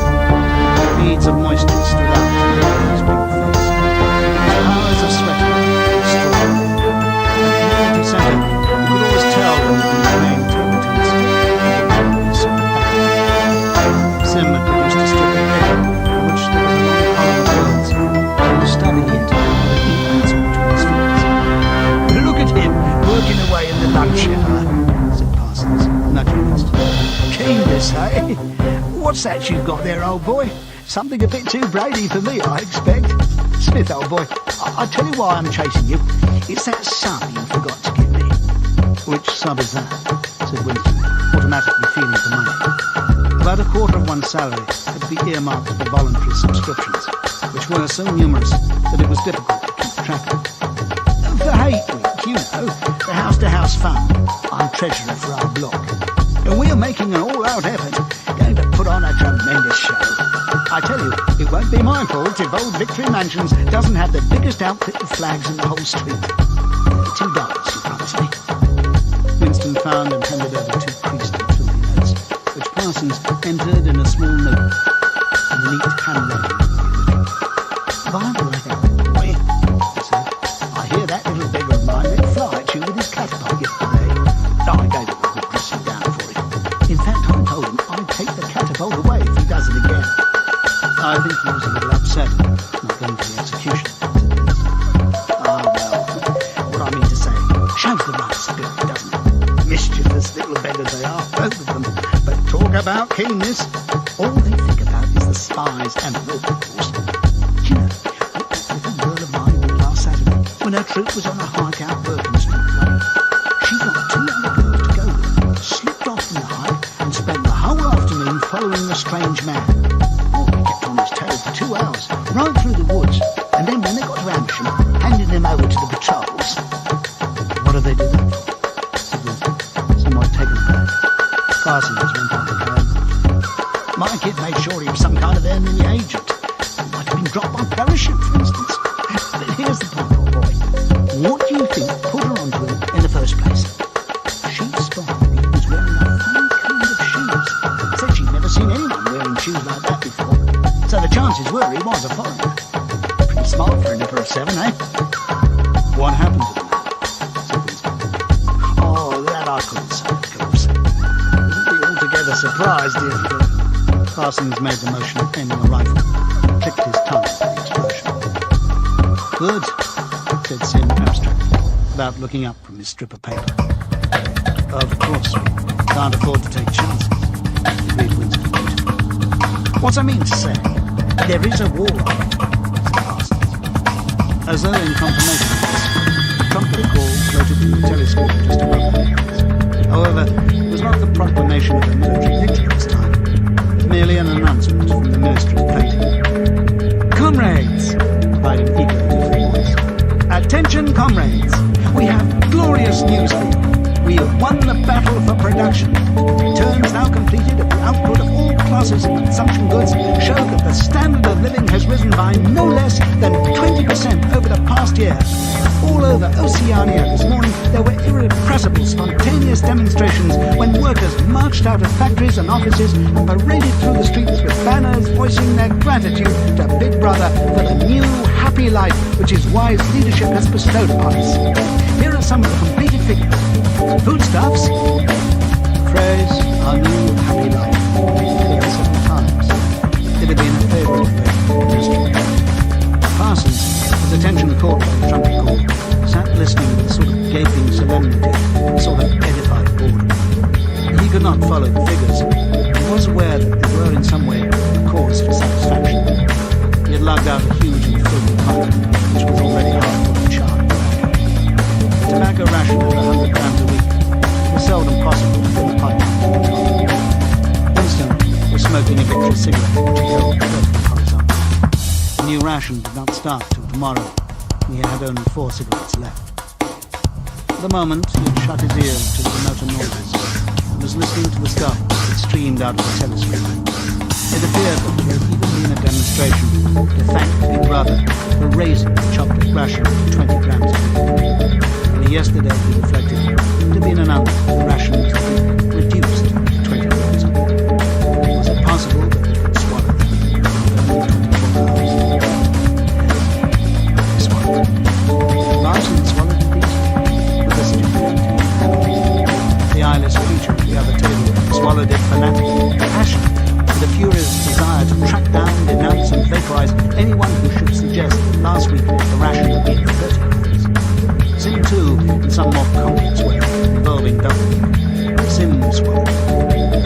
Was he then alone in possession of the fabulous statistics continued to pour out of the telescope. As compared with last year, there was more food, more clothes, more houses, more furniture, more cooking gas, more fuel, more ships, more helicopters, more books, more babies. More of everything except disease, crime, and insanity. Year by year and minute by minute, everybody and everything was whizzing rapidly upwards. As Sim had done earlier, Winston had taken up his spoon and was dabbling in the pale-coloured grey that dribbled across the table, drawing a long streak out into the fire. He meditated resentfully on the physical pressure of life. It had always been like this. As food always tasted like this. He looked around the canteen. A low-ceilinged, crowded room.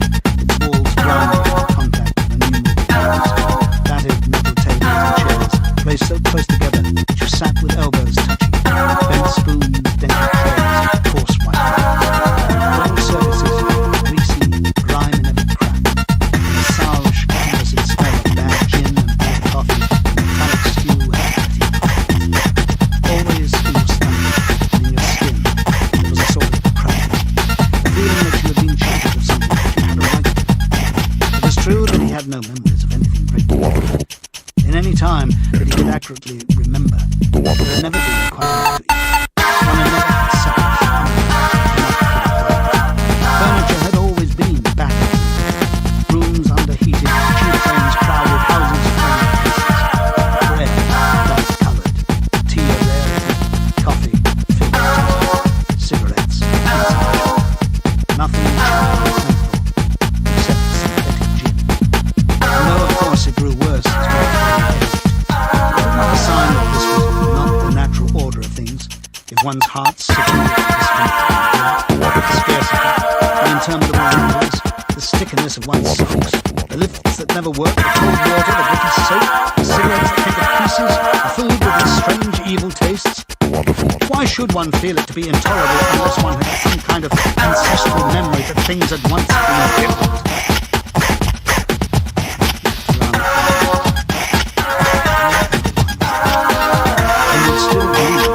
Even if dressed otherwise than in uniform. On the far side of the room, sitting at the table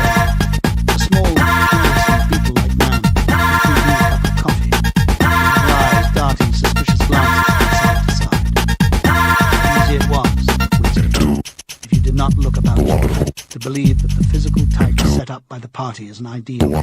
Tall, muscular youths and deep-bosomed maidens, blonde-haired, vital, sunburnt, carefree, existed and even predominated.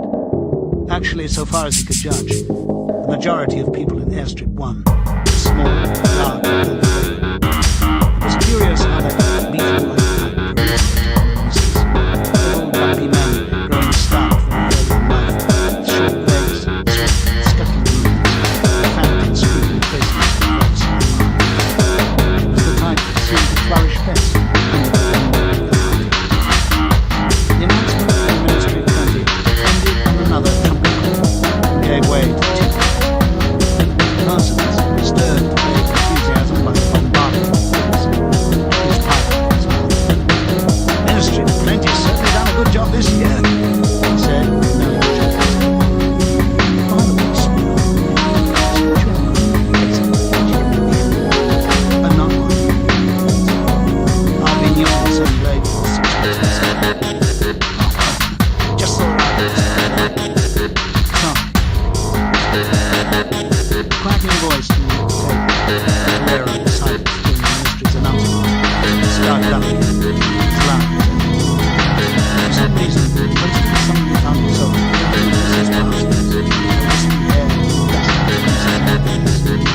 Within 2 years, those children would be denouncing her to the thought police. Mrs. Parsons would be vaporized. Sim would be vaporized. Winston would be vaporized. O'Brien would be vaporized. Parsons, on the other hand, would never be vaporized. The eyeless creature with the quacking voice would never be vaporized. The little beetle-like men who scuttled so nimbly through the labyrinthine corridors of the nurses, they too would never be vaporized. And the girl with dark hair, the girl from the fiction she would be vaporized. It seemed to him that we instinctively who would survive and who would perish. Though just what it was that made them survive was not easy to say. At this moment, he was dragged out of his reverie by Father Jimmy. The girl at the next table had turned partly round and was looking at him. It was the girl with the dark hair. She was looking at him in a sidelong way. The instant that she caught his eye, he looked away again. Sweat started. A horrible pang of terror. It was gone almost at once, but left a sort of nagging uneasiness behind. Why was she watching him? Why did she keep following him about? Fortunately, he could not remember whether she had already been at the table when he arrived or had come there afterwards. But yesterday, at any rate, during the 2 minutes' hate, she had sat immediately behind him when there was no apparent need to do so. Quite likely her real object had been to listen to him and make sure whether he was shouting loudly enough. His earlier thought.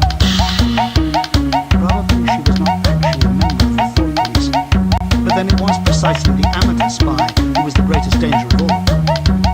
He did not know how long she had been looking at him. Perhaps it was as much as 5 minutes, and it was possible that his features had not been perfectly under control. It was terribly dangerous to let your thoughts wander when you were in any public place or within range of a telescope. The smallest thing could give you away. A nervous tick, an unconscious look of anxiety, a habit of muttering to yourself. Anything that carried with it the suggestion of abnormality, of having something to hide. In any case, to wear an improper expression on the face, to look incredulous when victory was announced, for example, was itself a punishable offence. There was even a word for it in newspeak. Face crime, it was called. The girl turned her back. Perhaps after all, she was not really following him about. Perhaps it was a coincidence that she had sat so close to him 2 days later. Cigarette bar, and he laid it carefully on the edge of the table. He would finish smoking it afterward. Quite likely the person at the next table was a spy of the thought police, and quite likely he would be in the cellars of the Ministry of Love within 3 days. But a cigarette then is not interesting. Sim had folded up his strip of paper and stowed it away in his pocket. Parsons had begun to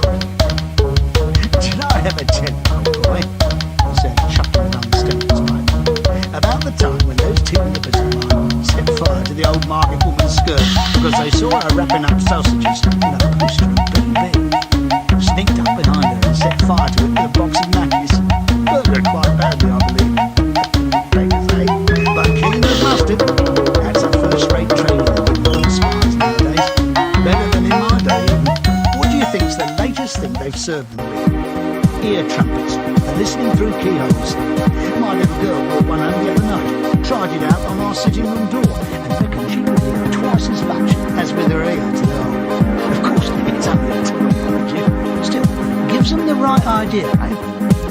At this moment, the telescreen let out a piercing whistle. It was the signal to return to work. All three men sprang to their feet to join in the struggle around the lids. The remaining tobacco fell out amidst its smoke. Chapter 6.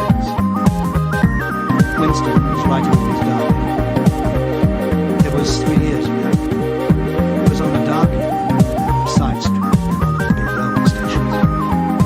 She was standing near a doorway under a street lamp, hardly let any light. She had a young face, painted very thick. It was really the paint that appealed. The whiteness of it like a mask, and the bright blue lips. Party women never paint their faces. There was nobody else in the street, no telescreens. She said $2.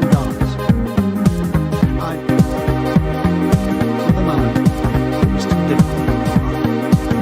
He shut his eyes and pressed his fingers, trying to squeeze out the vision. Then an almost overwhelming temptation to shout a string of filthy words at the top of his voice, or to bang his head against the wall, to kick over the table and hurl the ink pot through the window, to do any violent or noisy or painful thing that might black out the memory that was tormenting him. The worst enemy was your own nervous system. At any moment, tension inside you was liable to translate itself into some invisible symptom. He thought of a man who had passed in the street a few weeks ago, quite ordinary looking man, a party member, aged 35 or 40, tallish and thin, carrying a briefcase.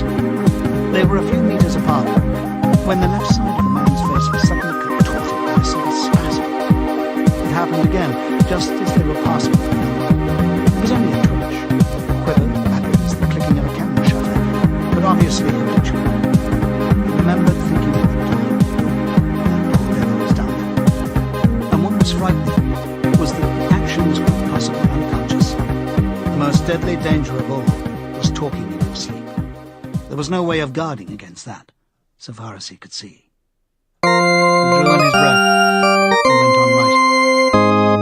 I went with her through the doorway, across a backyard into the basement kitchen. There was a bed against the wall, and a lamp on the table turned down very low. She was tea, she said on the edge. We felt like sweet. Simultaneously, the woman in the basement kitchen.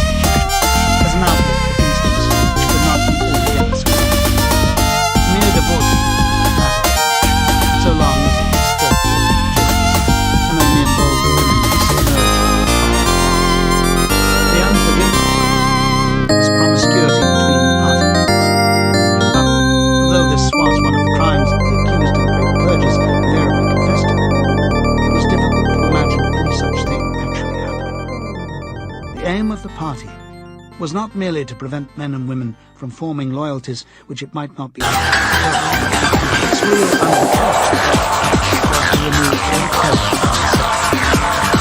Not love so much as a weapon, feminine conception. It was all marriages between happy men had to be approved by a committee appointed. Below the principles of medical education, admission was always refused if the couple concerned gave the impression of being physically attracted. The only recognized purpose of this was to reject children for the service of the state. Sexual intercourse was to be looked on as a slightly disgusting manner of having consent. To suggest meditative words, but in an indirect way, it was rather as if every party member was a there were even organizations such as the Junior Anti-Sex League which advocated complete celibacy for both sexes. All children were to be forgotten as artificial insemination, cast as it was called, and brought up in the public education.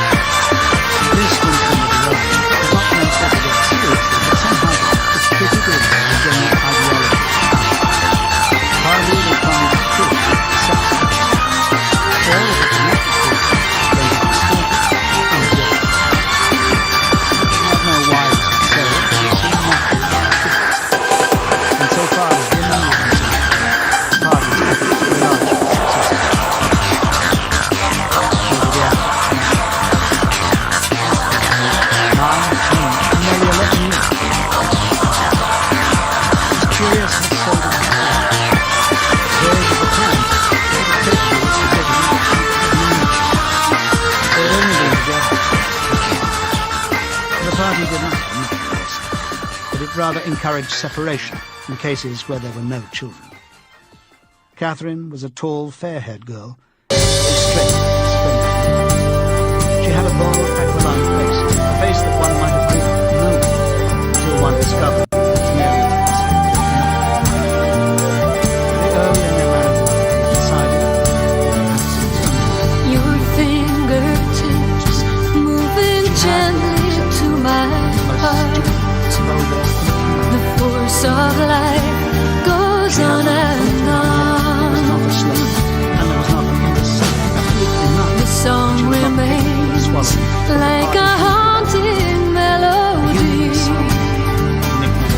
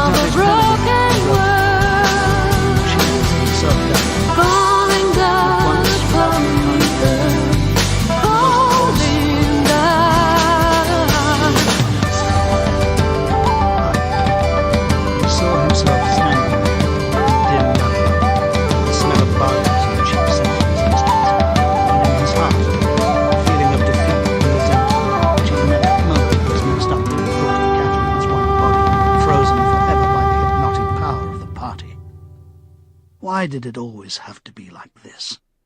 Why? The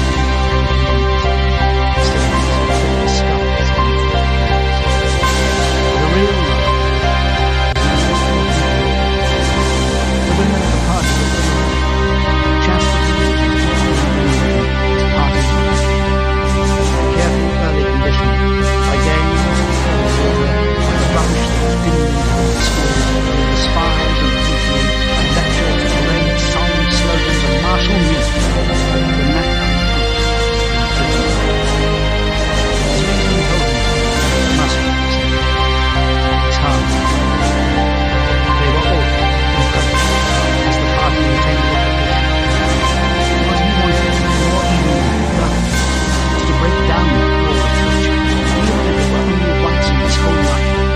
The sexual act successfully performed was rebellion. Desire was fulcrum.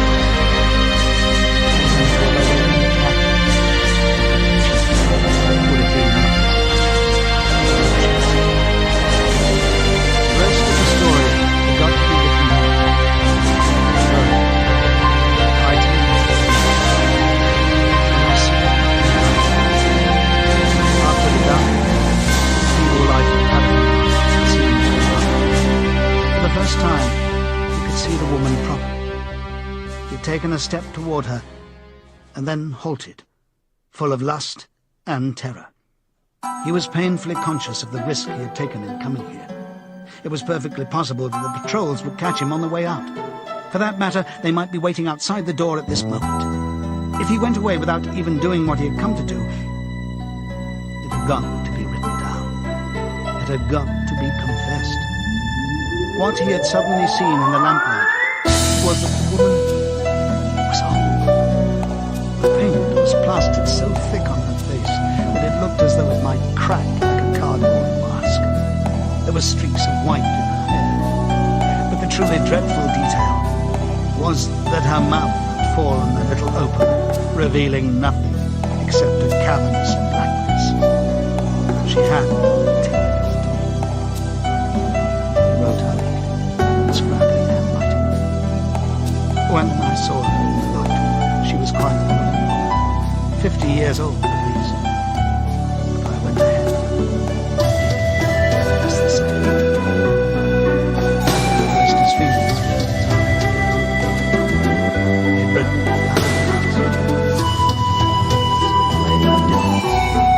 the therapy had not grown. The urge to shout filthy words at the top of his voice was as strong as ever. Shout yourself. If there is hope, it lies in the promise. If there was hope, it must lie in promise.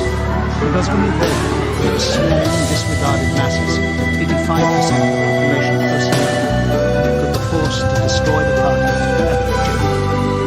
The party could not be overthrown. Its enemies, if it had enemies, had no way of coming together or even of identifying one another. Even if the legendary brotherhood existed, as just possibly might, it was inconceivable that its members could ever assemble in larger numbers in twos and threes. Rebellion meant a look in the eyes, an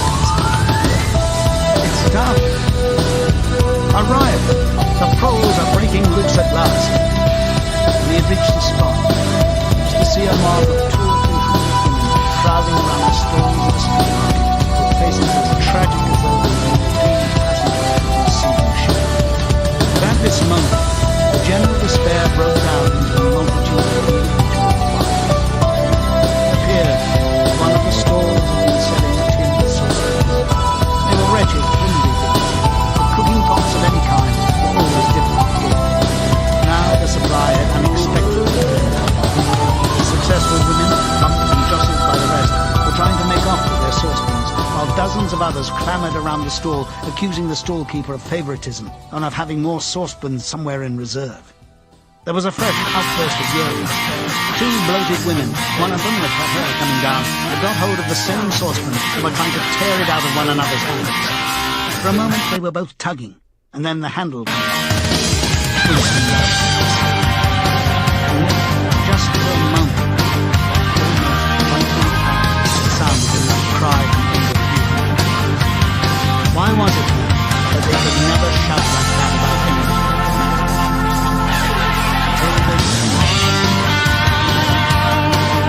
Until after they had killed, they counted around. Landing with them, almost a bit of conscription. The party claimed, of course, to have liberated the Poles from London. Before the revolution, they'd been hideously oppressed by the Jews. They'd been starved and flogged. Women had been forced to work in the coal mines. And still do. Children had been sold into the factories of the age of 6. Simultaneously, true to the principles of double talk, the party fought that the Poles were serious and must be kept like animals by the application of a few simple rules. In reality, very little was known. It was not necessary. So long as they could do work, their other activities were without it. Left to themselves, and diverted to a style of life that appealed to the a sort of ancestral power. They were born, grew up in the gutters, they went to work at 12. Passed through a brief blossoming period of beauty and sexual drive, and out of the 20, they were middle-aged and 30, and died. Heavy physical work, care of home and children, every quarrel and neighbour, building, real, above all, young, filled up the horizon. Control was not difficult.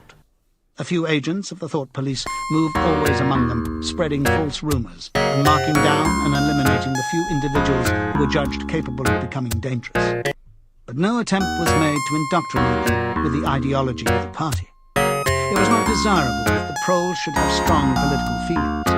All that was required of them was a primitive patriotism, which could be appealed to whenever it was necessary to make them accept longer working hours or shorter rations.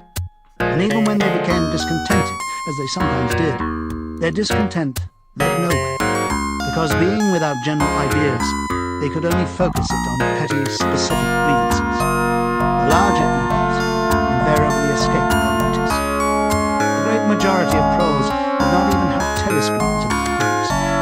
Even the civil police interfered with them very little. There was a vast amount of criminality in London, a whole world within a world of thieves, bandits, prostitutes, drug peddlers and racketeers of every description. But since it all happened among the proles themselves, it was of no importance. In all questions of morals, they were allowed to follow their ancestral code. The sexual puritanism of the party was not imposed upon. Promiscuity went unpunished. Divorce was permitted. For that matter, even religious worship would have been permitted if the proles had shown any sign of needing or wanting it. They were beneath suspicion. As the party slogan put it, proles and animals are free.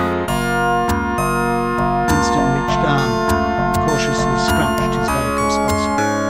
It had begun itching again.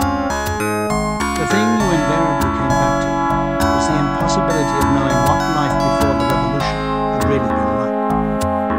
He took out of the drawer a copy of a children's history textbook which he had borrowed from Mrs. Parsons, and began copying a passage into the diary. In the old days, it ran, before the glorious revolution, London was not the beautiful city that we know today. It was a dark, dirty, miserable place, where hardly anybody had a right to eat, where hundreds and thousands of people had no boots on their feet and not even a roof to sleep on.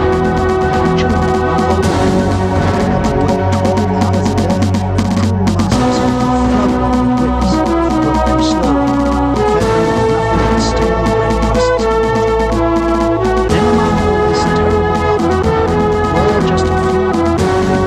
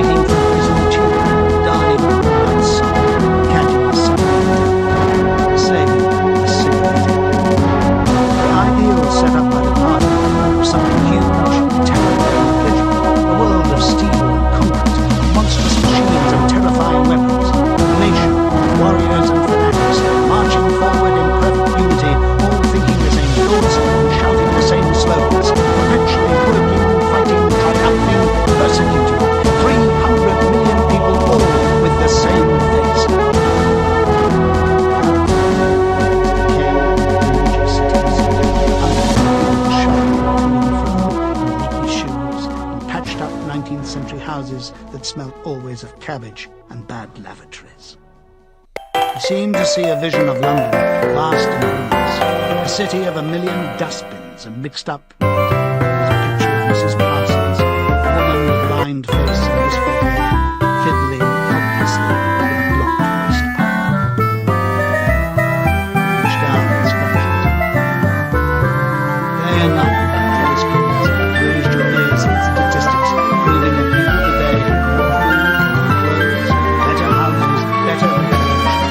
They live longer, work shorter hours, are bigger, healthier, stronger, happier, more intelligent, better educated than the people of different races. Proved or disproved. The party claimed, for example, that today 40% of adult proles were literate. Before the revolution, it was said, the number had only been 15%. The party claimed that the infant mortality rate was now only 160 per thousand, whereas before the revolution it had been 300. And so on. It was like a single equation with two unknowns. It might very well be that literally every word in the history books, even the things that one accepted without question, was pure fantasy. All he knew, there might never have been any such law as the dress by violence, any such creature as a carrot, any such as a top hat. The mask was erased, the erasure was forgotten, the lie became truth. Just once in his life, he had possessed, after the event, that was what counted. Concrete, unmistakable evidence of an act of falsification. He had held it between his fingers for as long as 30 seconds. In 1973, it must have been. At any rate, it was at about the time when he and Catherine parted. But the really relevant date was 7 or 8 years earlier. The story really began in the middle 60s. The period of the great purges in which the original leaders of the revolution were wiped out once and for all. By 1970, none of them was left, except Big Brother himself. All the rest had by that time been exposed as traitors and counter-revolutionaries. Goldstein had fled and was hiding no one knew where, and of the others, a few had simply disappeared, while the majority had been executed after spectacular public trials in which they made confession of their crimes. Among the last survivors were 3 men named Jones, Aronson, and Rutherford. It must have been in 1965 that these 3 had been arrested. As often happened, they had vanished for a year or more, so that one did not know whether they were alive or dead. And then, suddenly being brought forward and criminal themselves in they had confessed to intelligence and repentance. That they too had the situation. Embezzlement of public funds, the murder of various trusted parties, intrigues against the leadership of Big Brother, which had started long before the revolution happened, and acts of sabotage causing the death of hundreds of parties. After confessing to these things, they had been pardoned, reinstated in the parliament, and given posts which were in fact sinecures, but which sounded important. All 3 had written long, abject articles in the Times, analysing the reasons for their defection and promising to make amends. Sometime after their release, Winston had actually seen all 3 of them in the Chestnut Tree Cafe. He remembered the sort of terrified fascination with which he had watched them out of the corner of his eye. They were men older than himself, relics of the ancient world, almost the last great figures left over from the heroic early days of the party. The glamour of the underground struggle and the Civil War still faintly counted. He had the feeling, though already at that time facts and dates were growing blurry, that he had known their names years earlier than he had known that of Big Brother. But also, they were outlaws, enemies, untouchables, doomed with absolute certainty to extinction within a year or 2. No one who had once fallen into the hands of the authorities ever escaped again. They were corpses, waiting to be sent back to the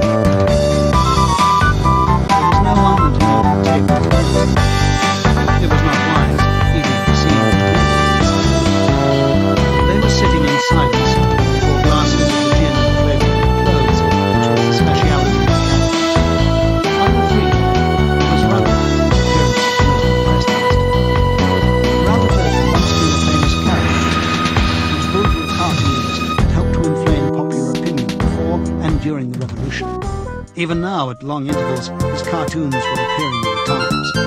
They were simply an imitation of his earlier manner, and curiously lifeless and unconvincing. Always they were a rehashing of the ancient themes: slum tenements, starving children, street battles, capitalists in top hats. And on the barricades, capitalists still seemed to cling to their top hats. An endless, hopeless effort to get back into the past.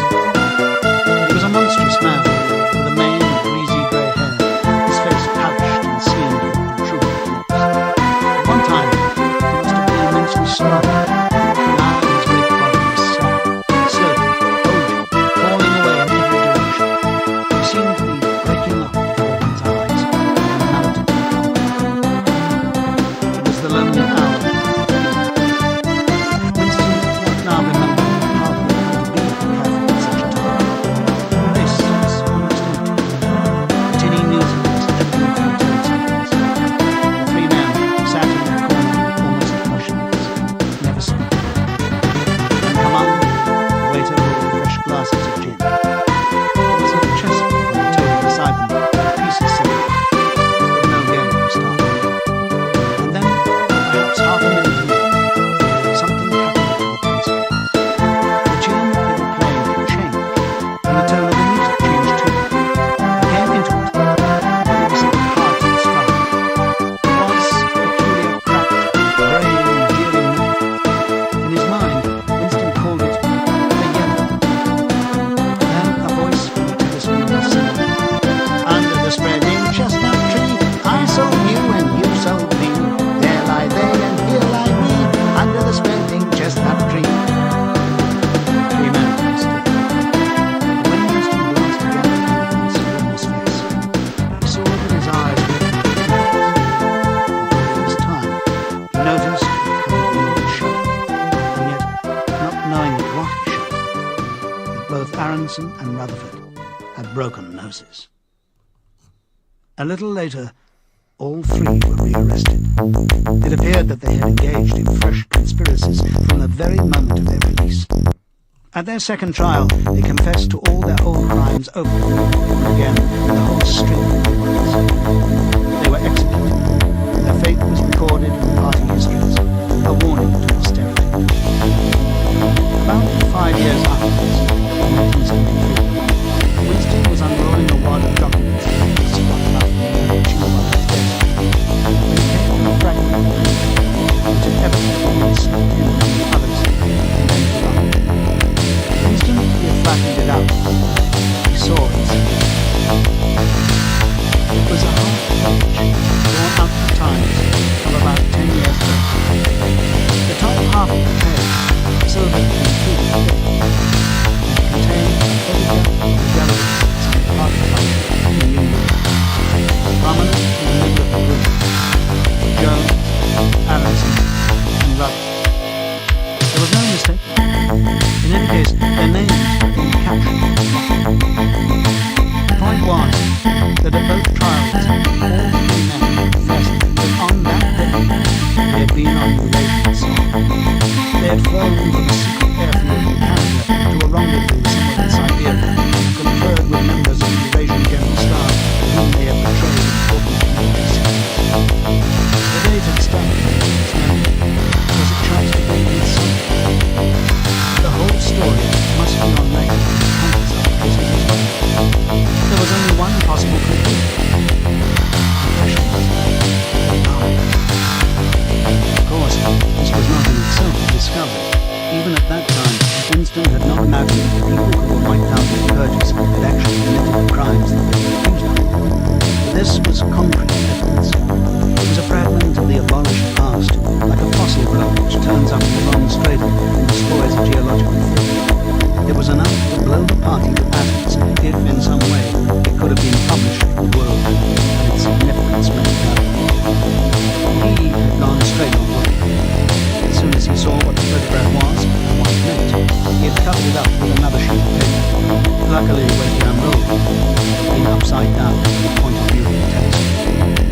He took his scribbling pad on his knee and pushed back his chair so as to get as far away from the telescope as possible. Keep your face expressionless is not difficult, and even your breathing is controlled from the neck. But you could not control eating the telescreen was quite delicate. He let what he judged to be 10 minutes go by, tormented all the while by the fear that some accident, a sudden draft thrown across his desk, for instance, would betray him. Then, not uncovering it again, he dropped the photograph into the memory hole, along with some other waste papers. Within another minute, perhaps, it would have come to ashes. That was 10, 11 years ago. Today, probably he would have kept the photograph.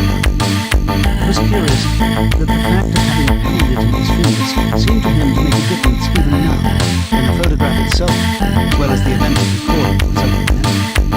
Whilst the party's hold upon the past is strong, because a piece of evidence which existed no longer had once existed. Then, supposing that it could be somehow resurrected from its ashes, the photograph might not even be evidence.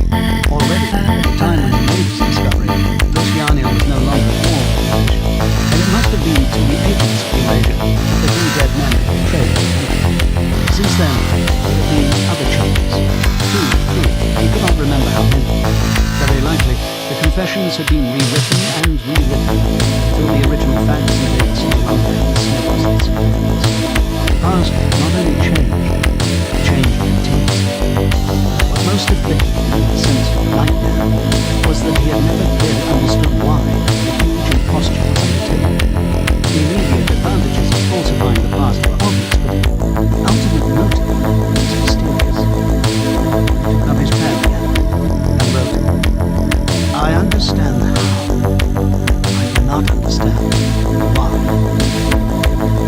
He wondered, as he had many times wondered before, whether he himself was a lunatic. Perhaps a lunatic was simply a minority group. At one time, it had been a sign of madness to believe that the earth goes round the sun. Today, to believe that the past is unalterable. He might be alone in the whole world. And if alone, then a lunatic. The thought of being a lunatic did not greatly trouble him. The horror was that he might also be wrong. He picked up the children's history book and looked at the portrait of Big Brother which formed its frontispiece. The hypnotic eyes gazed into his own. It was as though some huge force was pressing down upon you, something that penetrated inside your skull, battering against your brain, frightening you out of your beliefs, persuading you almost to deny the evidence of your senses. In the end, the party would announce that 2 and 2 made 5, and you would have it. It was inevitable that they should make that claim sooner or later. The logic of their position demanded it. Not merely the validity of experience, but the very existence of external reality was tacitly denied by their philosophy. The heresy of heresies was common sense. And what was terrifying was not that they would kill you for thinking otherwise, but that they might be right. For after all, how do we know that 2 and 2 exist? Or that the force of gravity works? Or that the past is unchangeable? If both the past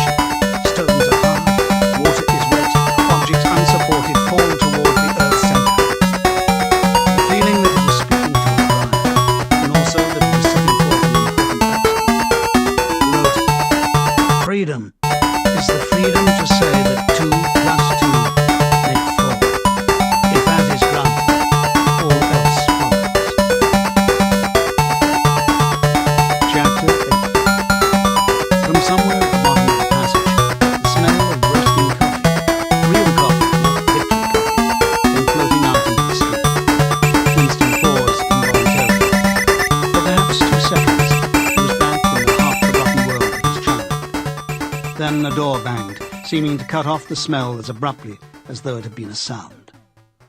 He had walked several kilometers over pavements, and his varicose ulcer was throbbing. This was the second time in 3 weeks that he had missed an evening at the community centre. A rash act, since you could be certain that the number of your attendances at the centre were carefully checked. In principle, a party member had no spare time, and was never alone except in bed. It was assumed that when he was not working, eating, or sleeping, he would be taking part in some kind of communal recreations. To do anything that suggested a taste for solitude, even to go for a walk by yourself, was always slightly dangerous. There was a word for it in newspeak. Own life, it was called, meaning individualism and eccentricity. This evening, as he came out of the ministry, the balminess of the April air had tempted him.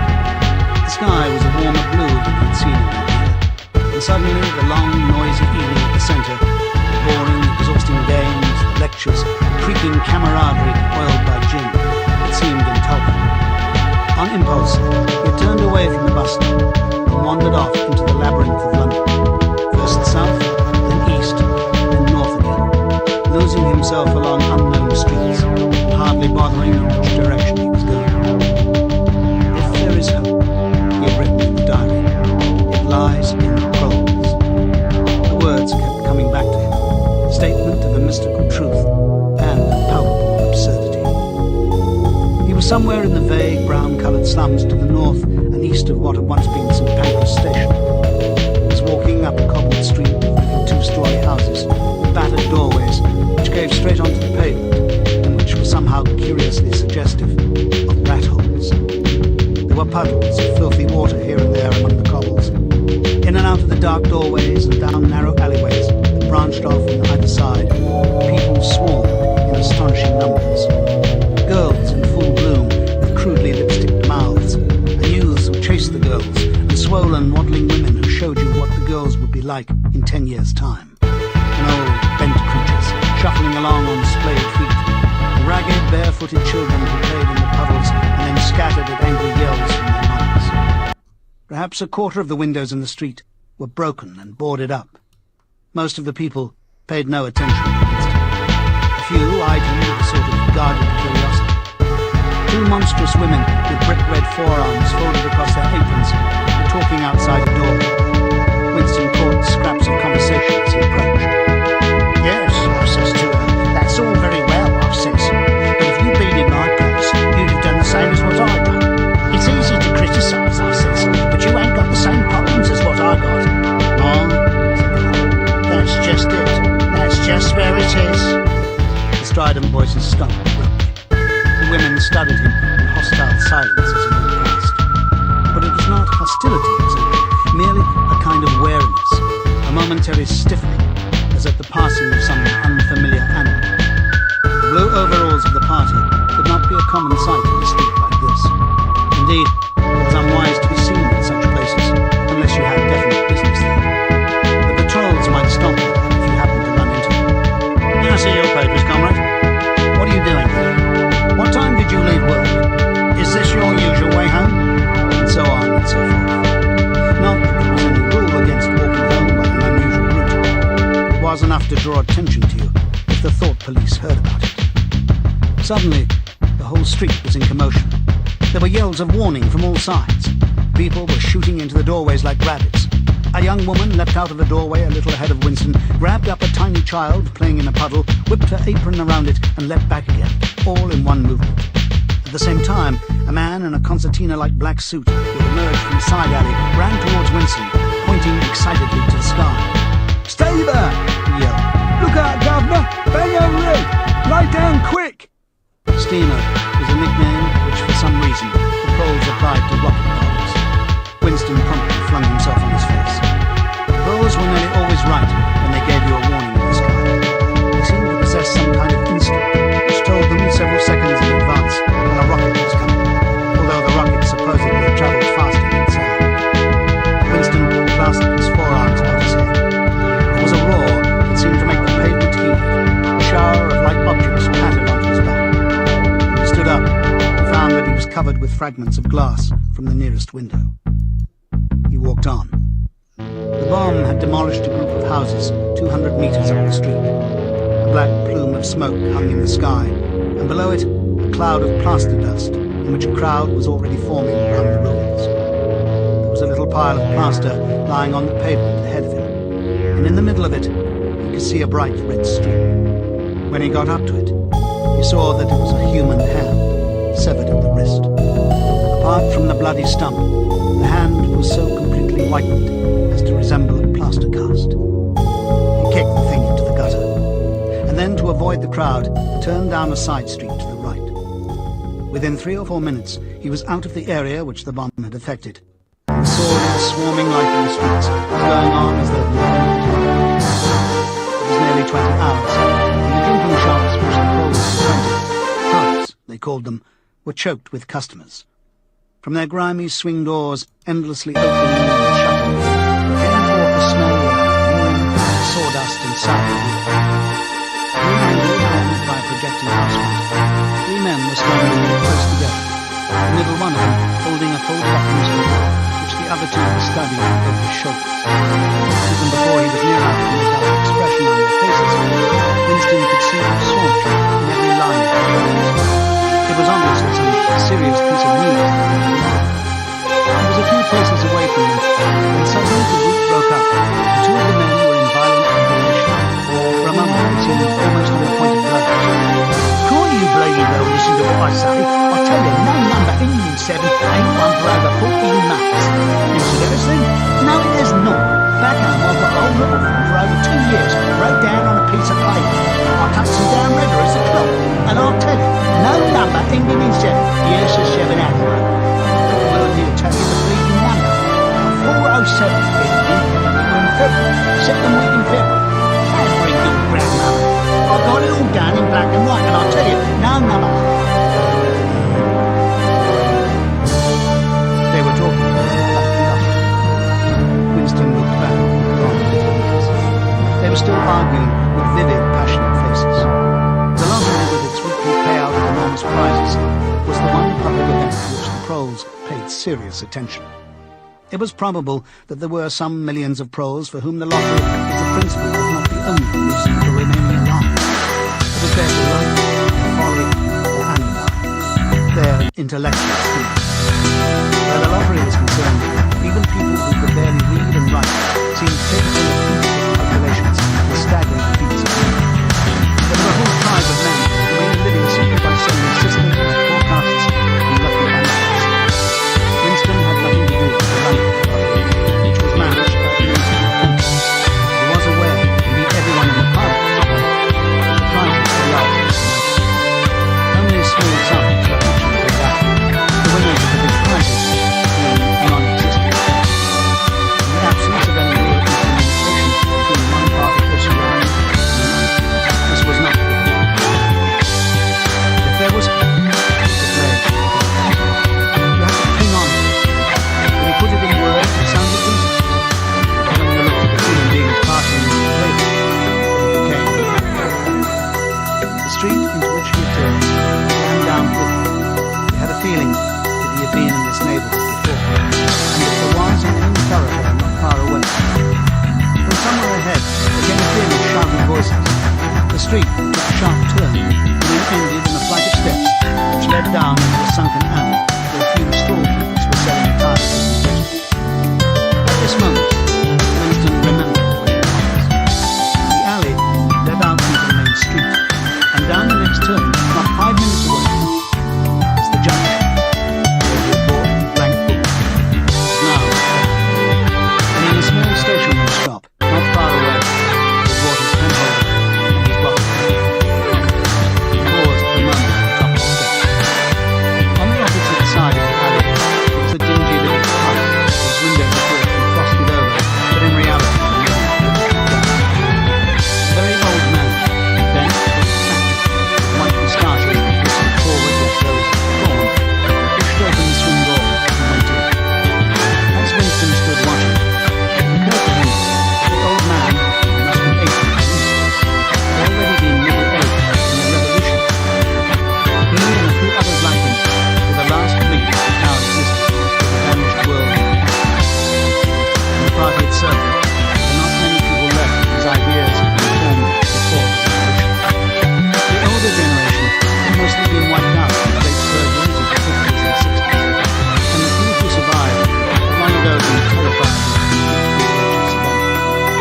If there was anyone alive who could give you a truthful account of conditions in the early part of the century, it could only be a pro.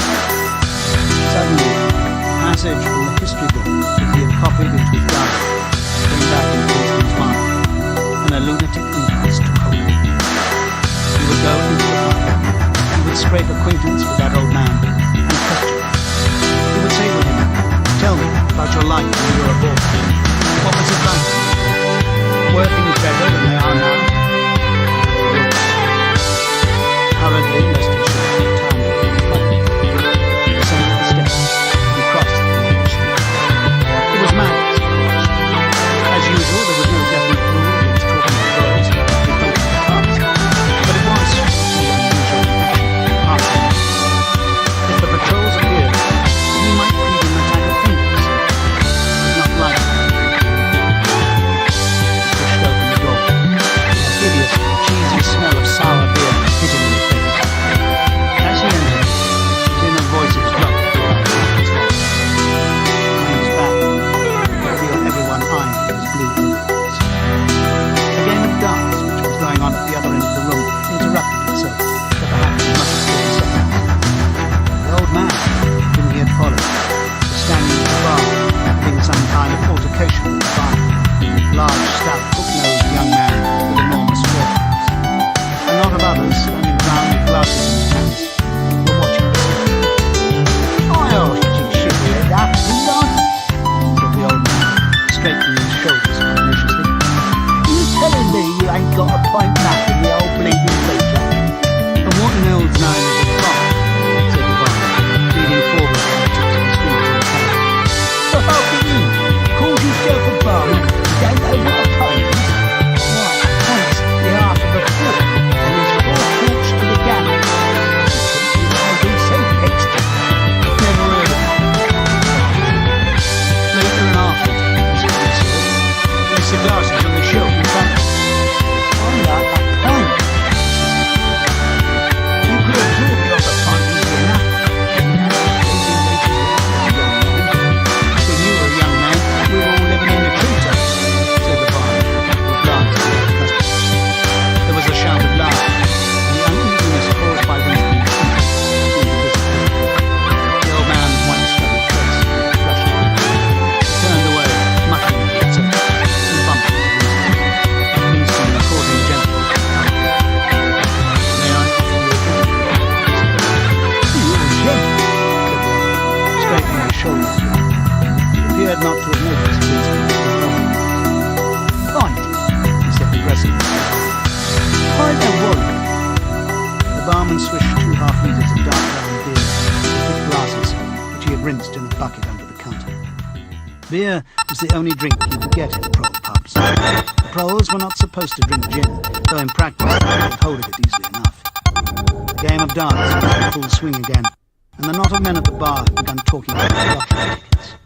Winston's presence was forgotten for a moment. There was a deal table under the window, where he and the old man talked without fear of being overheard. Sorry for his entrance. At any rate, there was no telescreen there, a point he had made sure of as soon as he came in. "He could have brought me off a pint," grumbled the old man, as he settled down upon his glass. "Half litre ain't enough. It don't satisfy, and a whole litre is too much. Let alone the price. You must have seen great changes since you were a young man," said Winston. The old man's pale blue eyes moved from the dancing hall to the bar, and from the bar to the door of the church, as though it were in the bar that he expected the changes to have occurred. "The beer was better. And cheaper. When I was a young man, mild beer, Warwick we used to call it, was 4pence a pint. That was before the war, of course." "Which war was that?" "Well, it's all wars," said the old man vaguely. He took up his glass, and his shoulders straightened again. "Here's wishing you the very best of health." In his lean throat, the sharp-pointed Adam's apple made a surprisingly rapid up and down movement, and the beer finished. Winston went to the bar and came back with 2 more half-litres. The old man appeared to have forgotten his prejudice against drinking with poor Peter.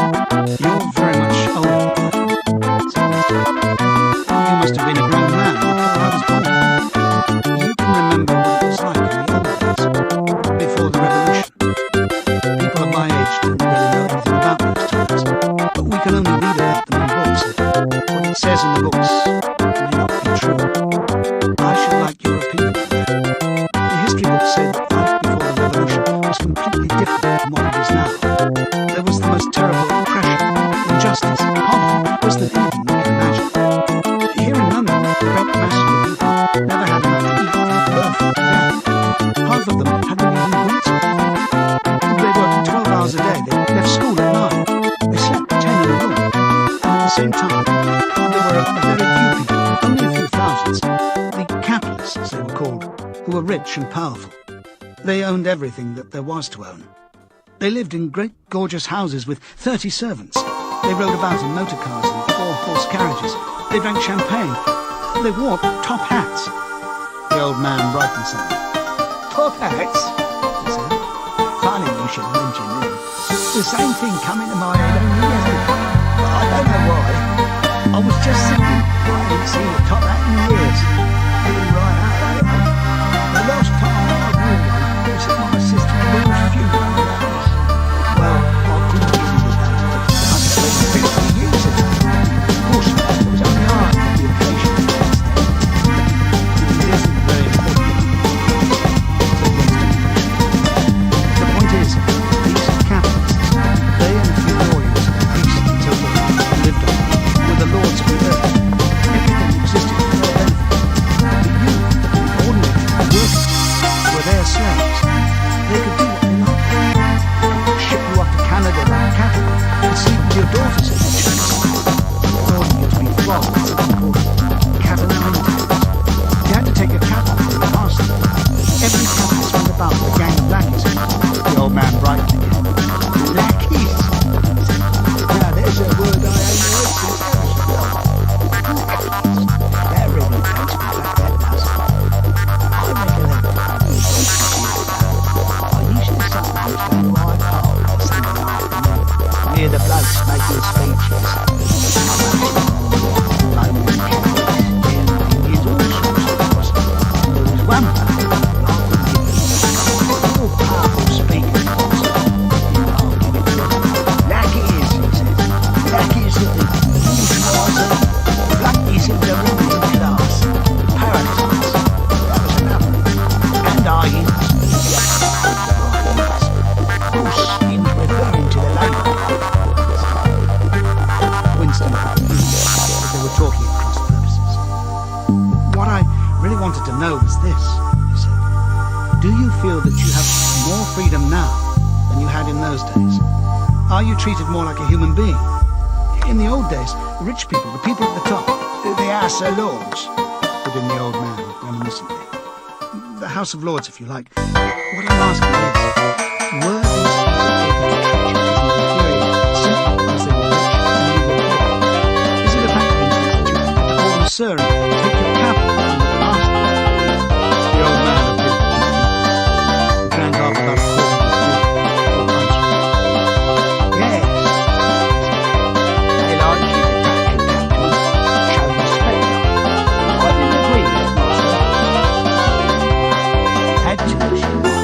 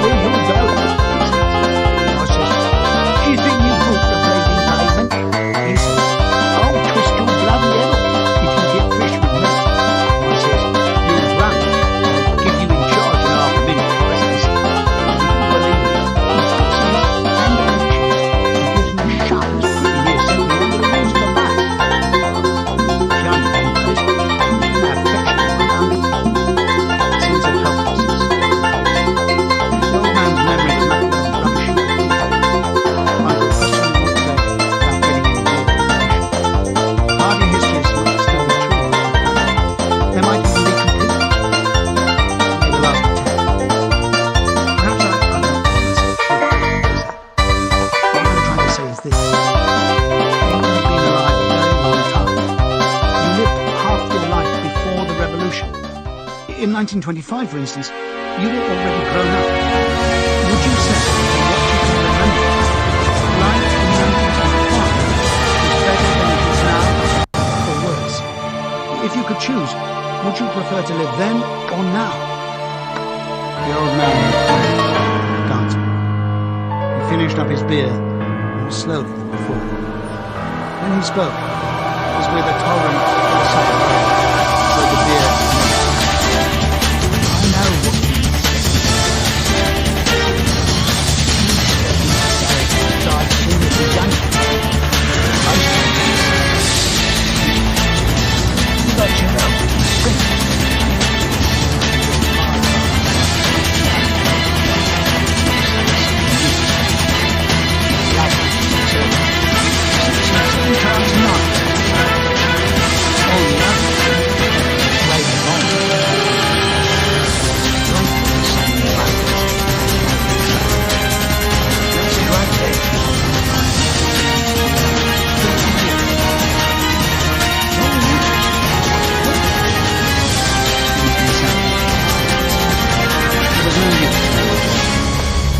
Buy some more beer, and the old man suddenly got up, shuffled rapidly into the stinking room outside. The extra half was already working on him. Winston sat for a minute, gazing at his empty glass. Hardly noticed him within 20 years at the most, he reflected. The huge and simple question, was life better before the revolution than it is now, would have ceased once and for all to be answered. But in effect, it was unanswerable even now, since the few scattered survivors from the ancient world were incapable of comparing one another. They remembered a million useless things: a quarrel with a workmate, a hunt for a lost bicycle pump, the expression on a long-dead sister's face, the swirls of dust on a windy morning 70 years ago. But all the relevant facts were outside the range of their vision. They were like the ant, which can see small objects but not the large ones. And when memory failed, the written records were falsified. When that happened, the claim of the party to have improved the conditions of human life had got to be accepted, because there did not exist and never again could exist any standard against which it could be tested. At this moment, his train of thought stopped abruptly. He halted and looked up. He was in a narrow street with a few dark little shops interspersed among the dwelling houses. Immediately above his head, You were the one there who hung always had three my heart. discoloured metal balls, which looked as if they I had never once been could. gilded. He seemed to know the place. Of course. He was standing outside the junk shop where he had bought the diary. A twinge of fear went through him.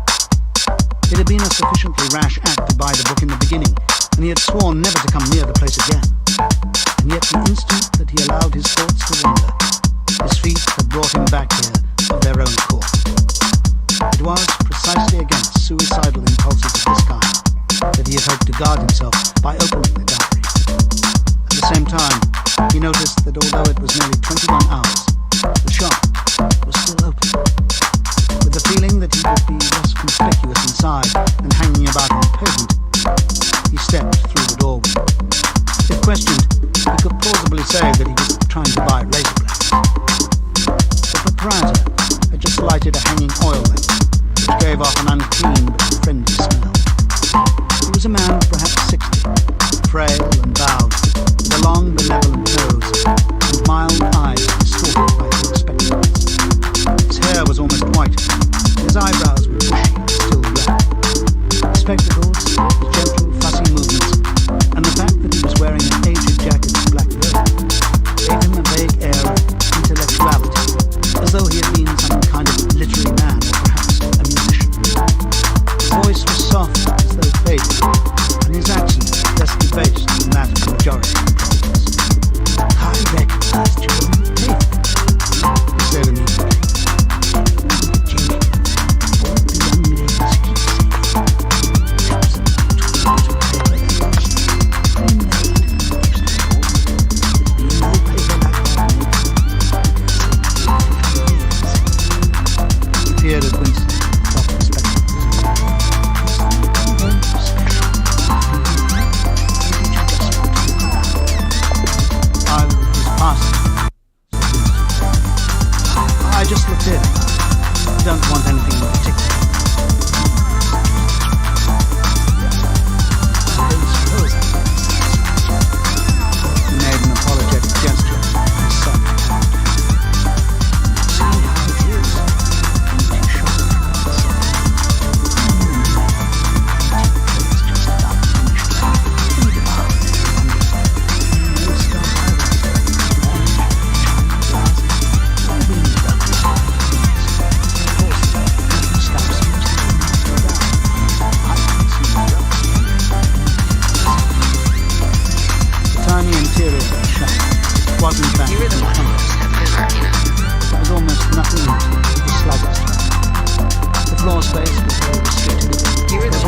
walls were stacked innumerable dusty pictures. In the window were trays of nuts and bolts, worn-out chisels, penknives with broken blades, tarnished watches that did not even pretend to be in going order, and other miscellaneous rubbish.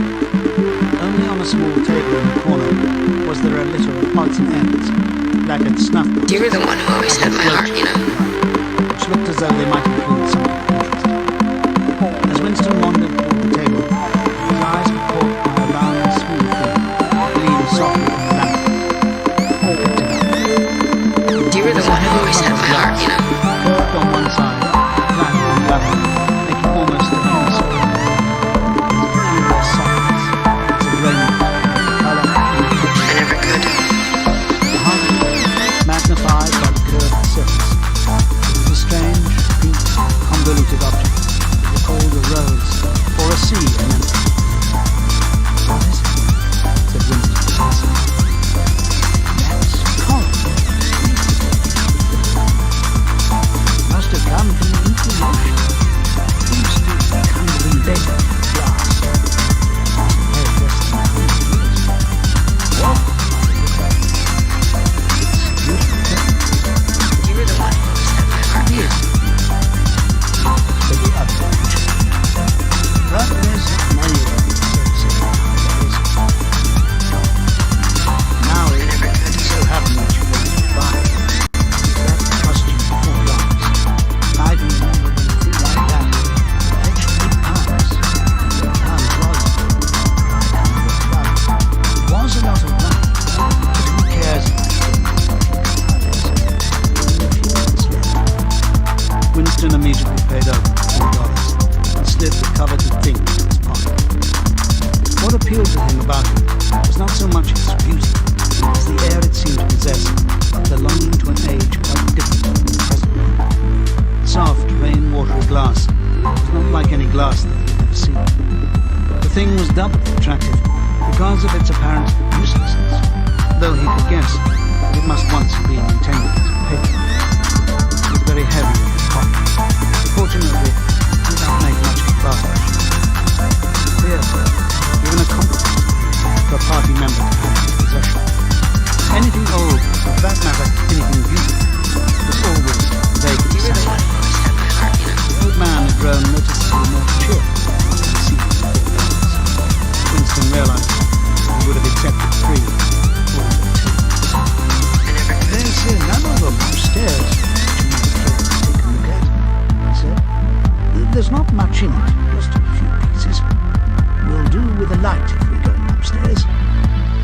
He lit another lamp, and with bowed back, led the way slowly up the steep and worn stairs, and along a tiny passage, into a room which did not give out onto the street, but looked out on a cobbled yard and a forest of chimney pots. Winston noticed that the furniture was still arranged as though the room were meant to be lived in. There was a strip of carpet on the floor, a picture or two on the walls, and a deep, slatternly armchair drawn up to the fireplace. An old-fashioned glass clock with a 12-hour face was ticking away on the mantelpiece. Under the window, and occupying nearly a quarter of the room, was an enormous bed with a mattress still on it.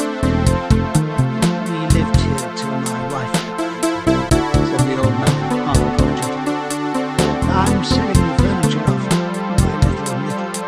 Now that's a beautiful mahogany bed. At least it would be if you could get the bugs out of it. But I dare say you'd find it a bit cumbersome. He was holding the lamp higher, so as to illumine the whole room. And in the warm, dim light, the place looked curiously inviting. The thought flitted through Winston's mind that it would probably be quite easy to rent the room for a few dollars a week, if he dared to take the risk.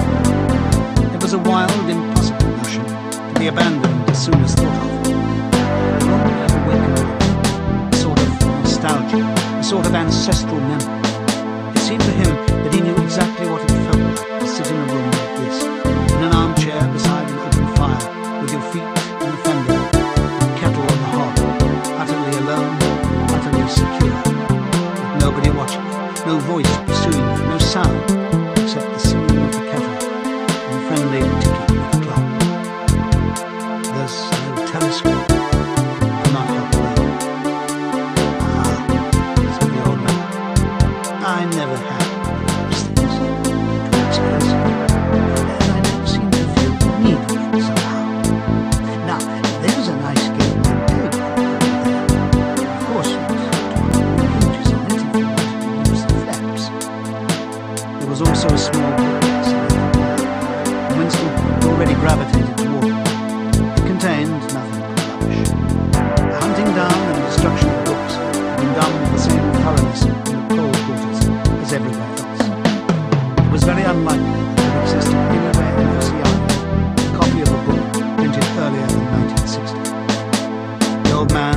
carrying the lamp, was standing in front of a picture in a rosewood frame, which hung on the other side of the fireplace, opposite the bed. "Now, if you happen to be interested in old prints at all," he began delicately. Winston came across and examined the picture. It was a steel engraving of an oval building with rectangular windows and a small tower in front. There was a railing running around the building, and at the rear end there was what appeared to be a statue. Winston gazed at it for some moments. It seemed vaguely familiar, though he did not remember the statue. "The frame's fixed to the wall," said the old man. "But I could unscrew it, I dare say." "I know. It's a room. It's in the middle of the street, outside the Palace of Justice." "That's right, outside the laws. It was bombed many years ago. It was a church at one time. St. Clement's Day, his name was." He smiled apologetically, as though conscious of saying something slightly ridiculous, and added, "Oranges and lemons, say the bells of St. Clement's." "What's that?" said Winston. "Oh, oranges and lemons, say the bells of St. Clement's. That was a rhyme we had when I was a little boy. How it goes on, I don't remember, but I do know it ended up, here comes a candle, here comes a chop off your head. It was to do dance. They held out their arms for you to pass it. When they came to, here comes a chopper to chop off your head, they brought their arms down and went. It was just the age of churches.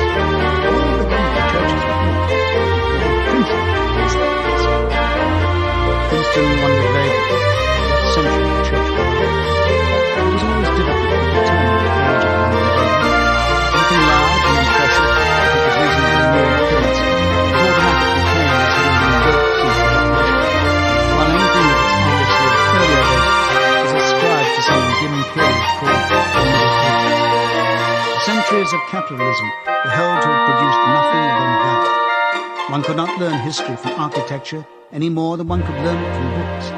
Statues, inscriptions, memorial stones, the names of streets, anything that might throw light upon the past, had been systematically altered.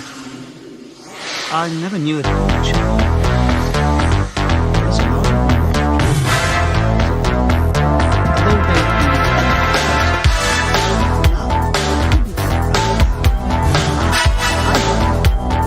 oranges and lemons and the bells of St. Clement's, only 2 miles and the bells of St. Clement's. That's as far as I can get. Something like a secret. Where was St.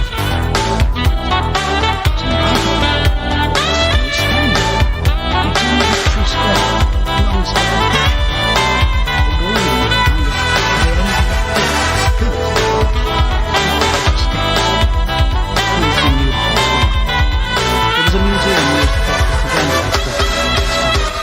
Scale models of rocket bombs and floating bridges, waxwork tablets illustrating enemy atrocities.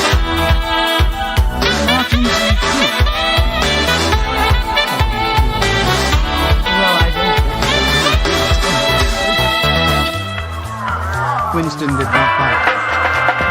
It would have been an even more incongruous possession than the glass trick, and impossible to hold, unless it were taken out of restraint.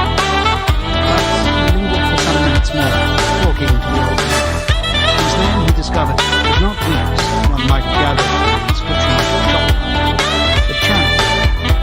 Mr. Charing, it seemed, was a widow aged 63, who had inherited the shop for 40 years.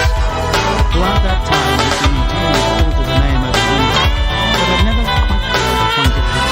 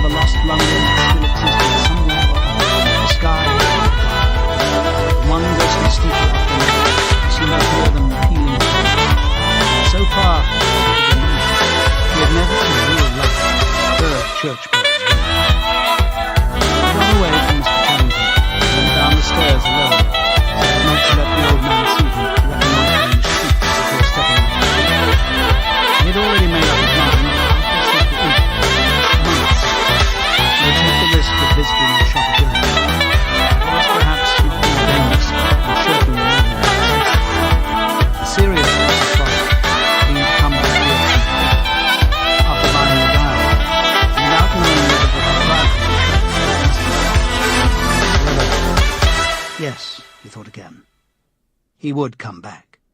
He would buy further scraps of beautiful rubbish. He would buy new whaling of St. Clement's Day, take it out of its scramble and carry it home concealed under the jacket of his wife. The flag the rest of the even the lunatic project, renting a room upstairs, flashed momentarily before his mind. Perhaps 5 seconds. He stepped out on his pier without so much as a preliminary glance at the pier. He even started humming as he entered towards the quay. Humming is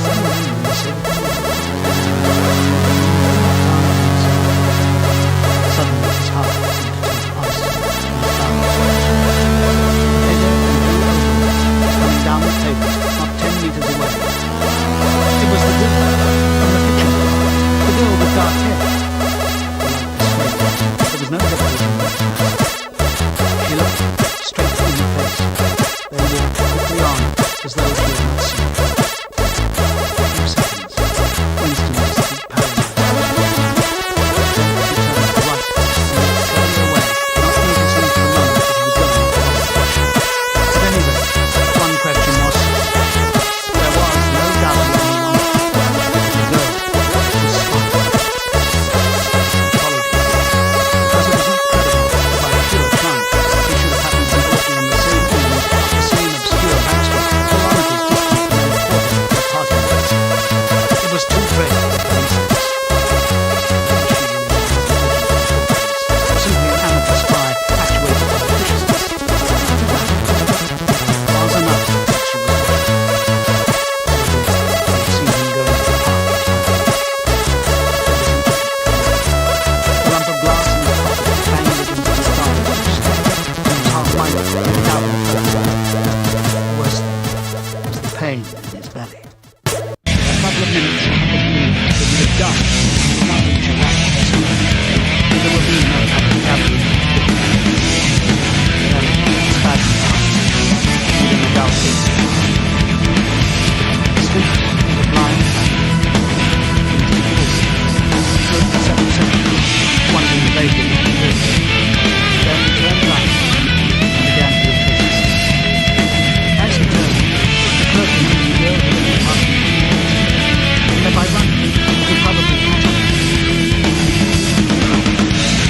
Some quiet place, and then smack her skull into the cobblestone. A piece of glass in the pocket. Abandoned the idea. Because even the thought of any physical effort. Did not harm him. Did not strike him. He was young, lusty, would defend himself. He thought also of having a sense of restraining her towards his boat, so as to establish a partial alibi.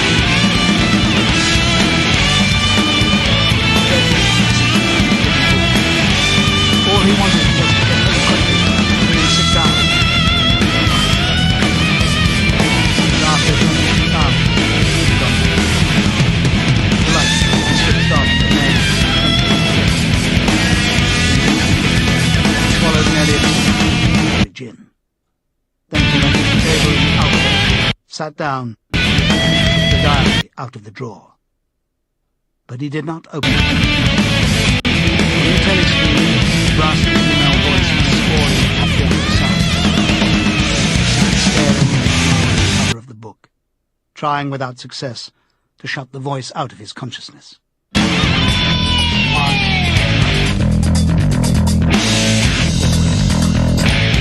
The proper thing was to kill the doctor, undoubtedly someone else. Many of the disciplinaries were actually suicide. He would get another with his second world, firearms, and himself poison. The thought was in his stomach, the biological suicide.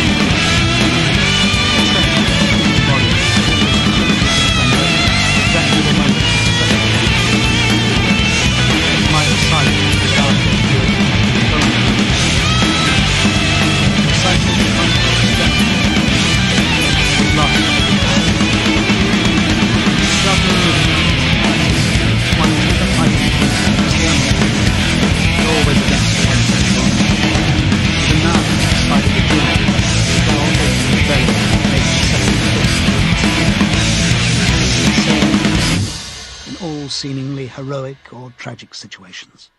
On the battlefield, in the torture chamber, in the sinking ship. Issues that you are fighting with are always forgotten, because the body swells up until it fills the universe, and even when you're not paralyzed by fright or screaming with pain, life is a moment-to-moment struggle against hunger, cold, sleeplessness, against the sour stomach or an aching tooth. It's important sometimes. The woman on the telescreen started a new song. Her voice seemed to stick into his brain like jagged splinters of glass. He tried to think of O'Brien, for whom or to whom the diary was written, and instead, he was thinking of the thing that happened after the thought was done. Matt had been killed was what you expected. Before he spoke of such things. Everybody knew of them. There was the routine of confession that had to be gone through. The groveling on the floor and screaming for mercy. The crack of broken bones.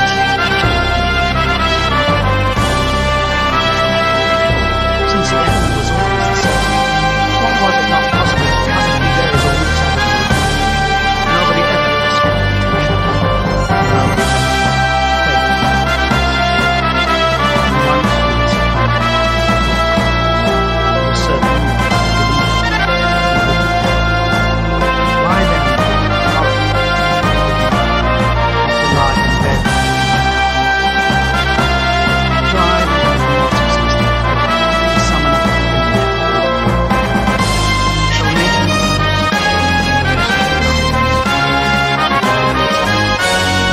He knew what it meant, or thought he knew.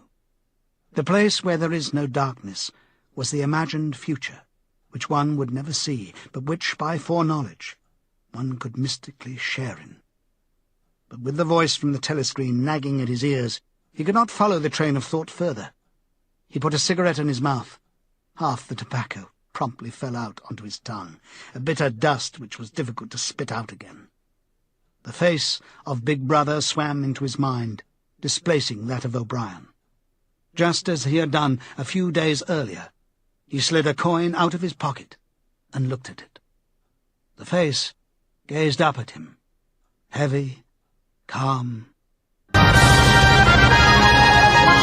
of smile shone beneath the dark moustache.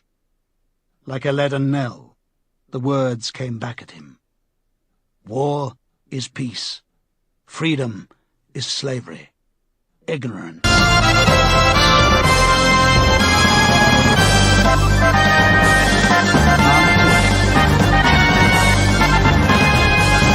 was the middle of the morning, and he seemed that it was getting.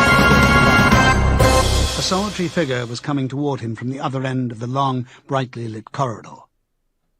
It was the girl with dark hair.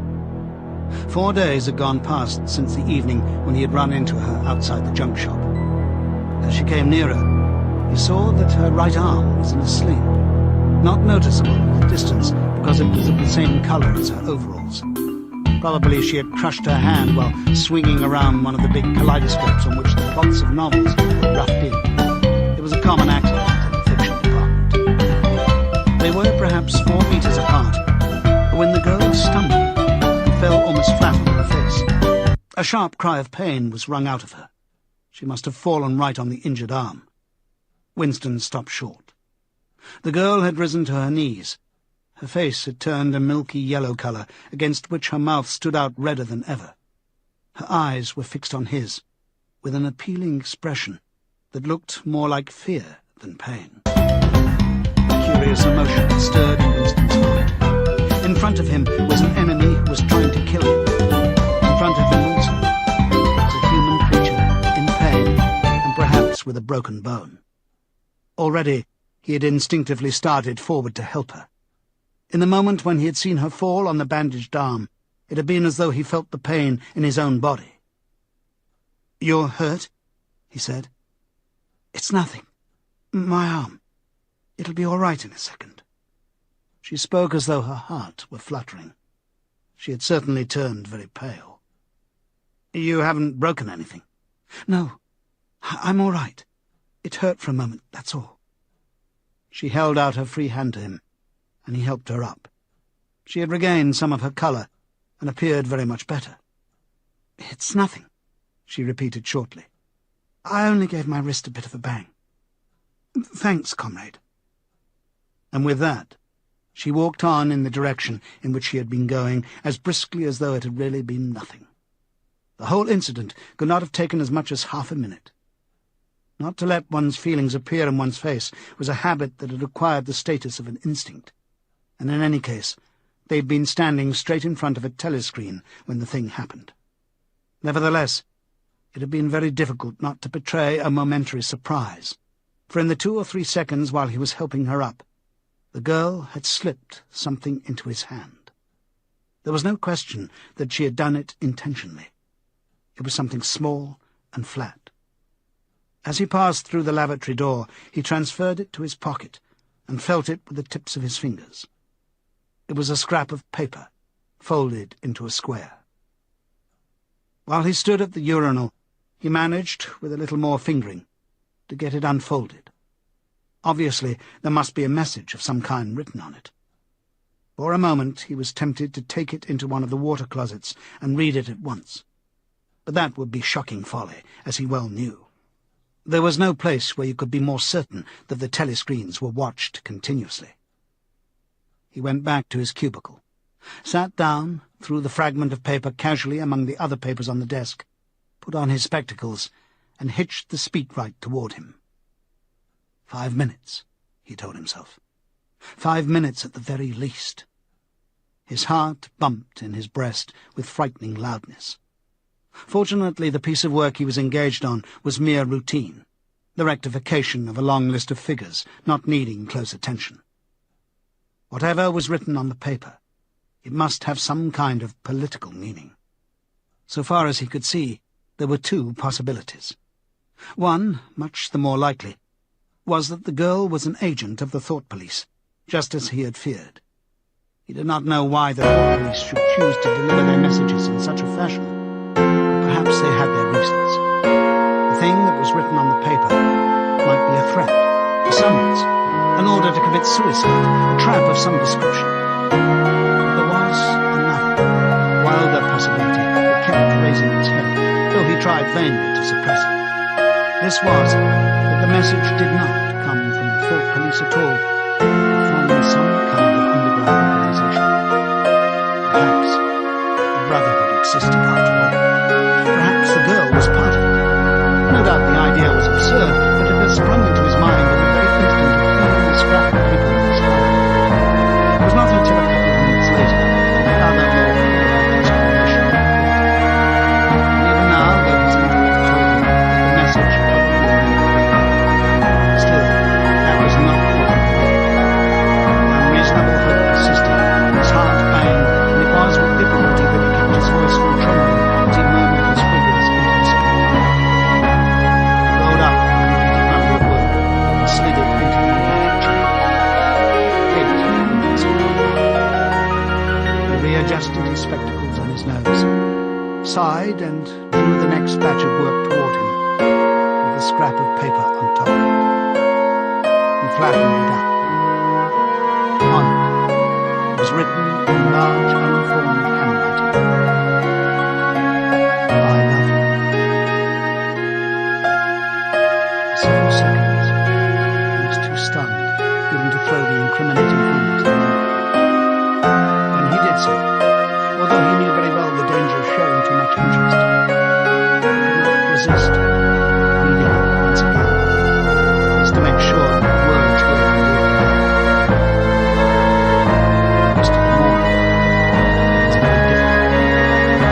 What was even worse than having to focus his mind on a series of neglected jobs was the need to conceal his agitation on the telescope. He felt as though a fire were burning in his belly. Lunch in the hot, crowded and noise-filled canteen was torment. He had hoped to be alone for a little while during the lunch hour, but as bad luck would have it, the imbecile Parsons plopped down beside him, tanned, sweating his defeat a tea sauce stew. He kept up a stream of talk about the preparations for Hate Week. He was particularly enthusiastic about a papier-mâché model of Big Brother's head, 2 meters wide, which was being made for the occasion by his daughter's troop of spies.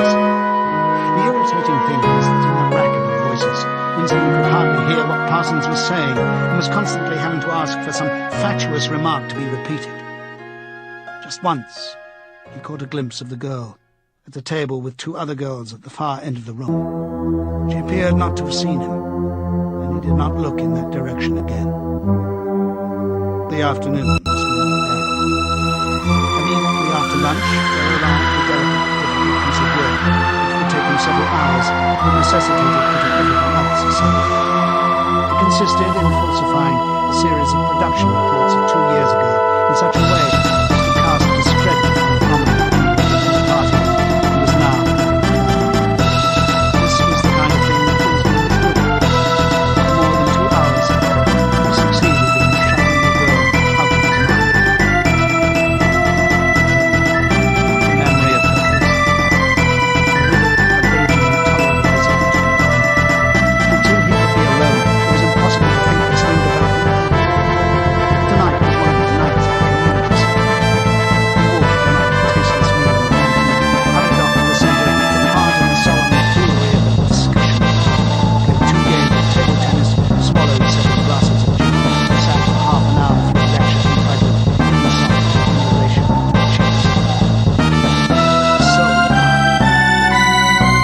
but for once, he had no impulse to shirk his duty to the centre. The sight of the words, "I love you," the desire to stay alive, had welled up in him, and the taking of minor risks suddenly seemed stupid. It was not till 23 hours when he was home and in bed, in the gardens, where you were safe even from the telescreen so long as you kept silent, he was able to think of details.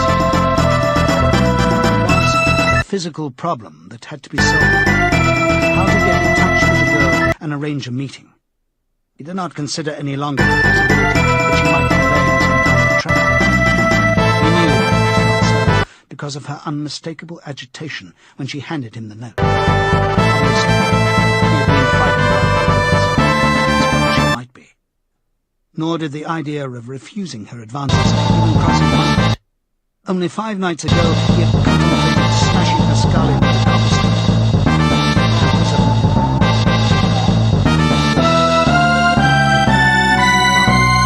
as he had seen it in his dream. He had imagined her a fool like all the rest of them, her head stuffed with lies and hatred, her belly full of ice. A kind of fever seized him at the thought that he might lose her, the white, youthful body might slip away from him. What he feared more than anything else was that she had somehow changed her mind. The physical difficulty was enormous. It was like trying to make a move at chess when you were already meeting. Whichever way you turned, the telescope reversed.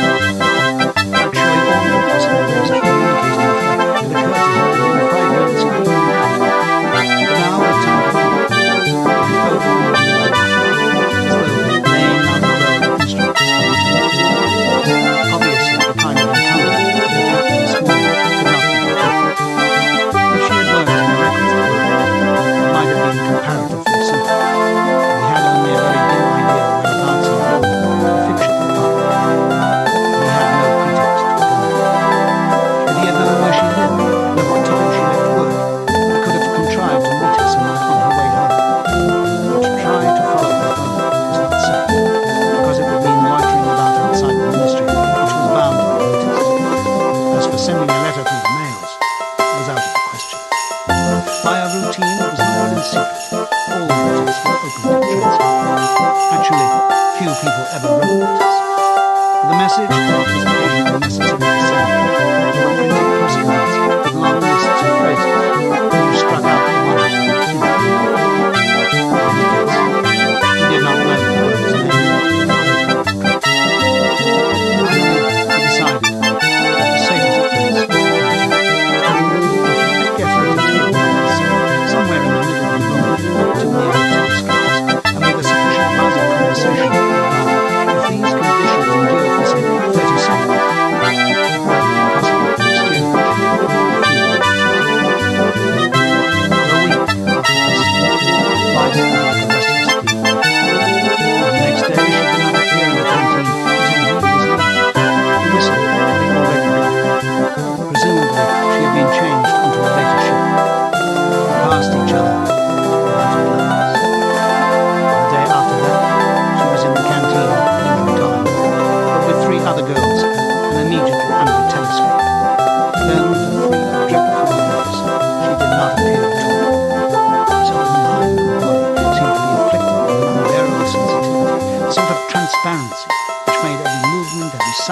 contact, every word that he had to speak or listen to. Even in his sleep, he could not altogether escape from that image. He did not touch the diary during those days. If there was any relief, it was in his work, in which he could sometimes forgive himself for any mistake. He had absolutely no clue as to what he had. There was no inquiry. She might have been vaporized. She might have committed suicide. She might have been transferred to the upper end of Oceania. Worst and likeliest of all, she might simply have changed her mind and decided to do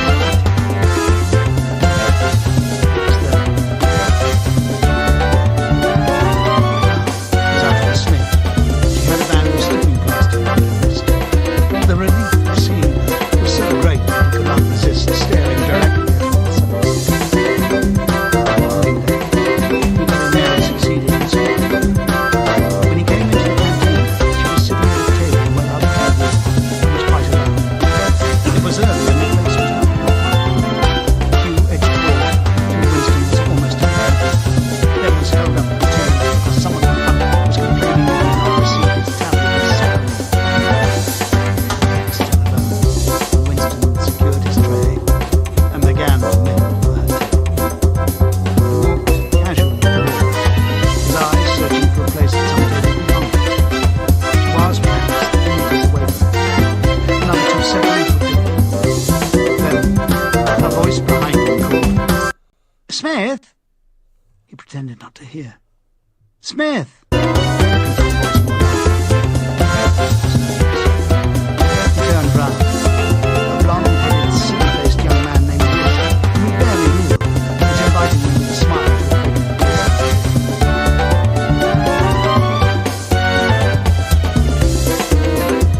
After having been recognized, he could not go and sit at the table with an unattended girl. It was too late. He sat down with a gentle smile. Silly behind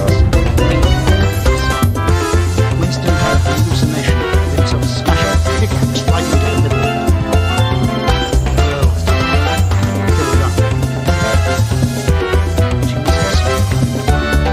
And she would tell him. Next day, he took care to arrive early. Sure enough, he was at a table in about the same place. And again, alone.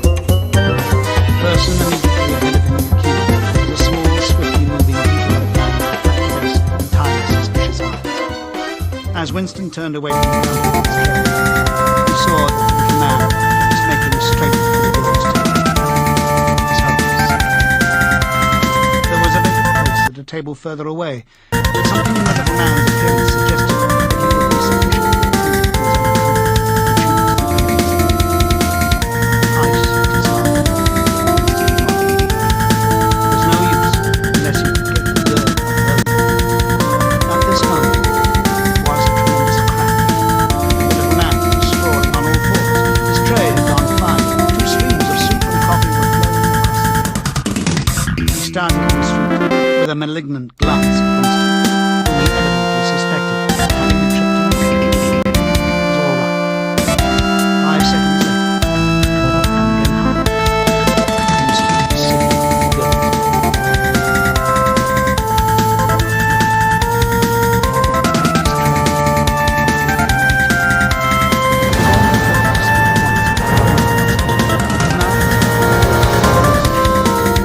A week had gone by since she had first approached. She would have changed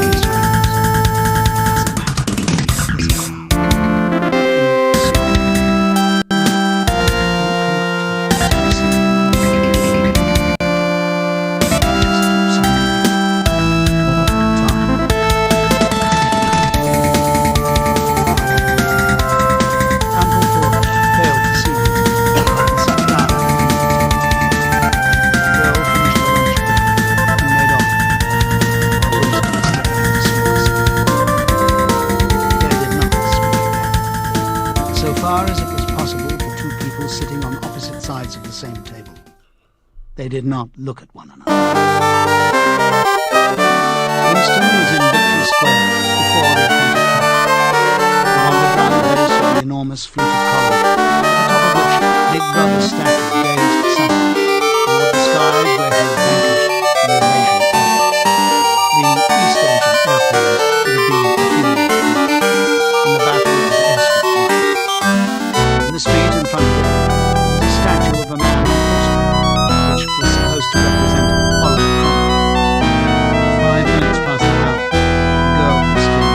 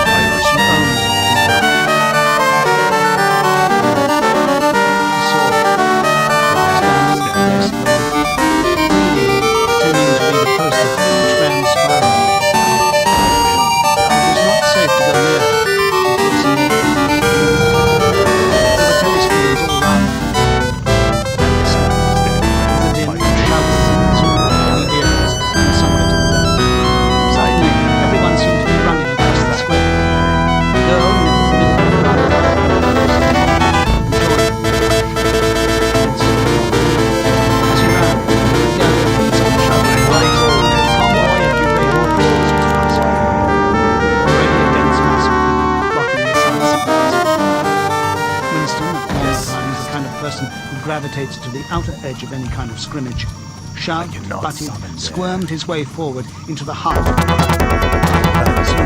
The way was blocked by almost equally nervous woman, presumably his wife. Winston raised himself sideways with a violent lunge that managed to drive his shoulder through. For a moment, it felt as though his entrails were rolling.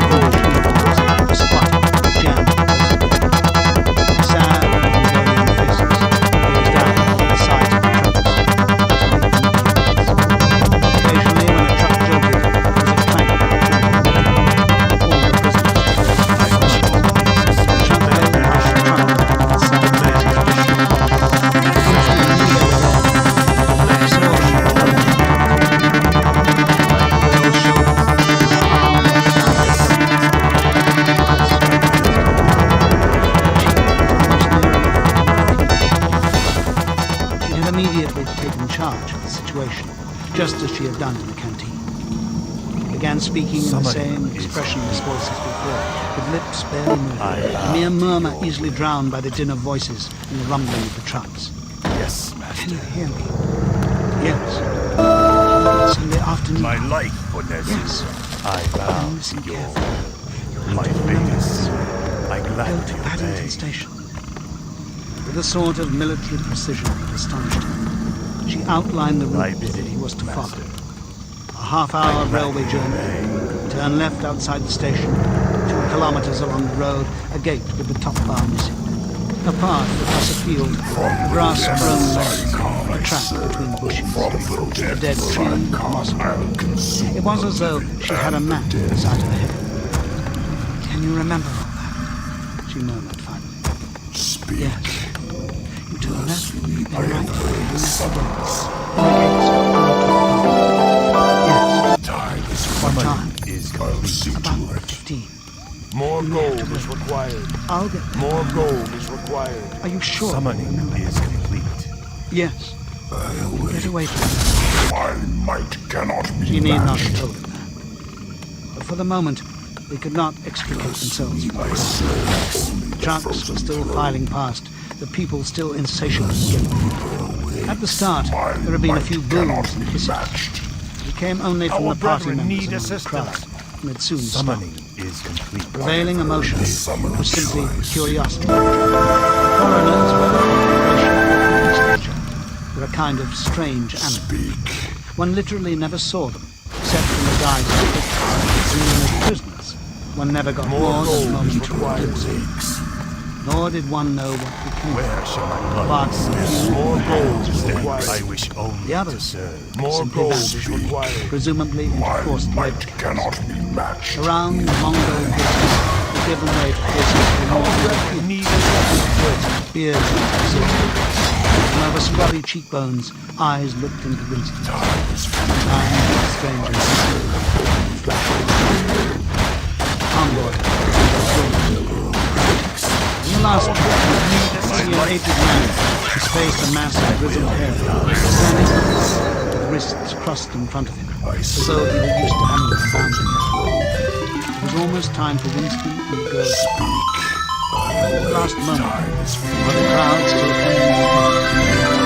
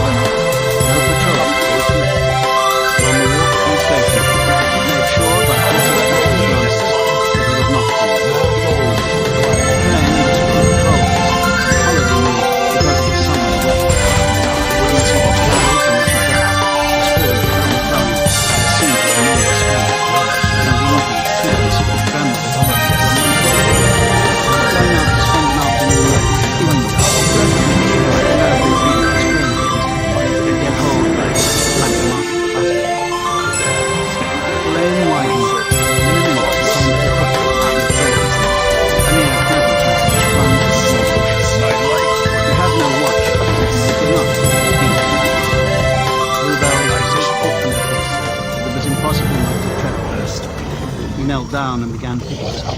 Partly at first, but also from a vague idea of a bunch of flowers to offer.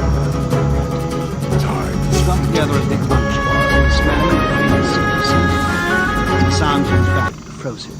The unmistakable crack of fire.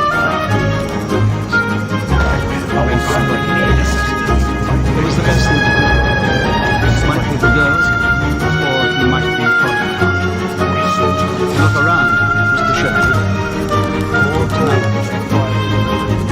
the hand fell like a fish. Somebody recognize assistance. She shook her head.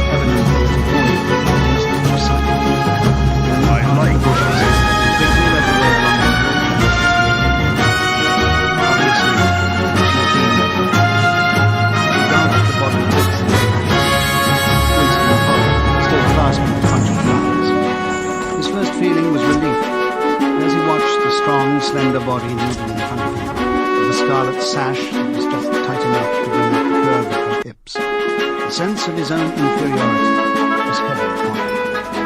Even now it seemed quite likely that when she turned round and looked at him, she would draw back.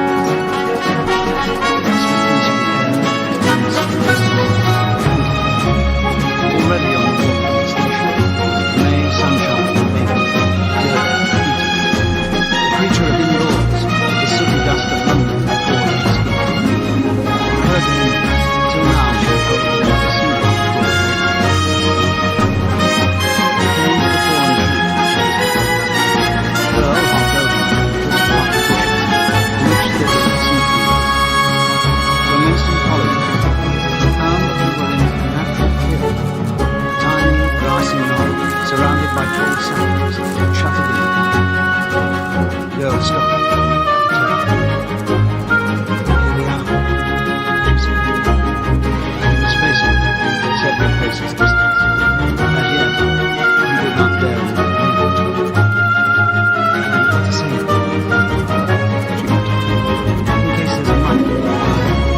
Suppose there is. There's always the chance of a swirl. We're all right. Still have not courage. We're all right. Look at the trees. There were small ashes, which at some time had been cut down and had sprouted up again into a forest of poles. None of them fit the forest. It's nothing again. Besides, I've been here before. They were only making conversation. He had managed to move closer to her now. She stood before him, very upright, with a smile on her face that looked faintly ironical, as though she were wondering why he was so slow to act. Bluebells had cascaded onto the ground. Soon they had fallen in their own color. He took her hand. Would you believe, he said, that till this moment I didn't know what color your eyes were? They were brown. Rather light shade of brown. Now she'd seen them already long. You still better. I'm 39 years old. I've got white, healthy brown. Not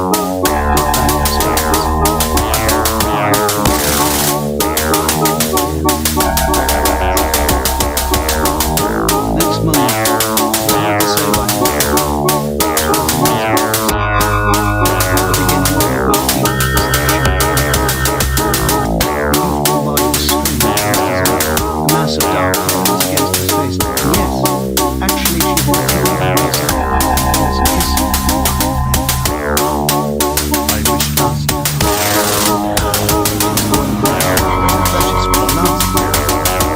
Pulled her down onto the ground. She was he could do what he wanted. The truth was, he had a physical sensation.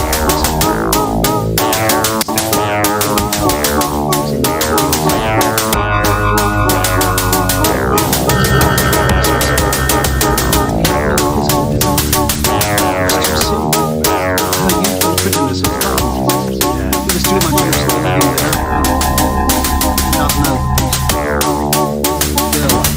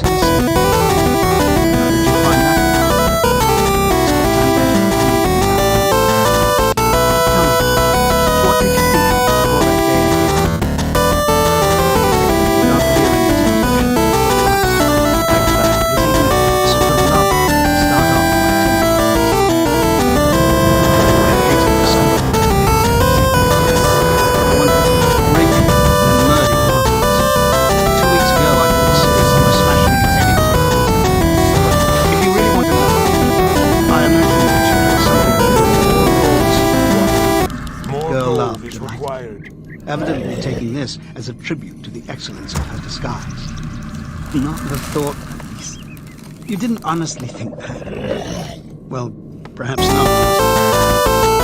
From your general appearance, merely because you're young and fresh and healthy, you understand. Summoning is I thought that complete. probably you thought that I was a good party member, pure in word and deed. Banners, processions, slogans, games, community hikes, all that stuff. And you thought that if I had a quarter of a chance, will be I'd done. denounce you as a thought. Summoning is complete. Yes, something of that kind. A great many young girls are like that, you know. Summoning is complete. It's this bloody thing that does it, she said, ripping off the scarlet sash of the junior anti-sex unit and flinging it onto a bough. Then, as though touching her waist had reminded her of something, she felt in the pocket of her overalls and produced a small slab of chocolate. She broke it in half and gave one of the pieces to Winston. Even before he had taken it, he knew by the smell that it was very unusual chocolate. It was dark and shiny. It was wrapped in silver. Chocolate normally was dull brown crumbly stuff. It tasted, nearly as one could describe it, as smoke and flesh. At some time or another, he had tasted chocolate. First, whiff of its scent, it stirred up some memory which was not been down, which was powerful and troubling. Where did you get this thing?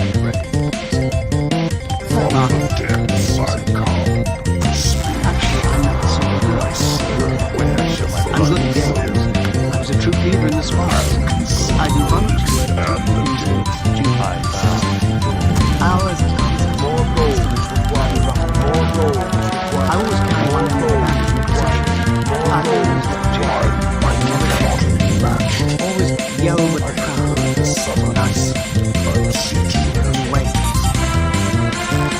First fragments of milk. More gold is required.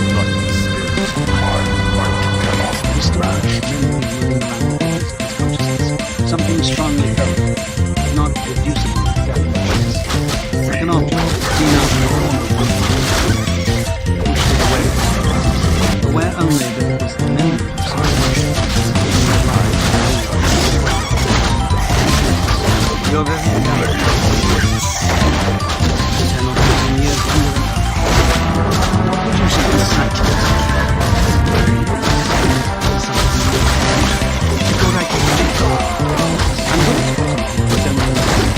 As soon as I saw it, I knew it. Then, and above all, I like although he knew it was the thing that astonished me was the process. Party members were supposed not to swear, and Winston himself very seldom did swear, allowed it. It seemed unequal to mention the party, without using the kind of words that you saw chalked up in the different parties. He did not dislike it. It was merely one symptom of revolt against the party, its ways. Somehow it seemed naturally healthy, like the sneeze of a horse that smells bad hay. They had left the clearing, wandering again through the checkered ship, their arms around each other's waists, whenever it was wide enough to reach. He noticed soft summers now that the sash was gone. He announced people outside the clearing.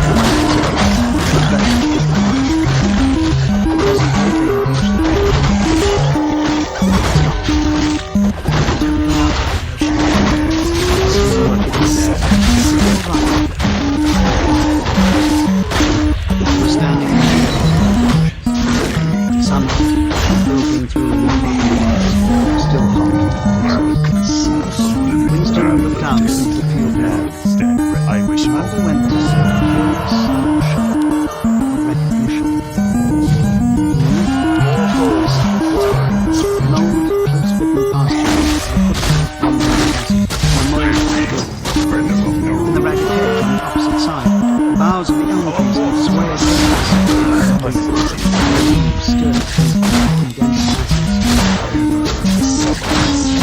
surely something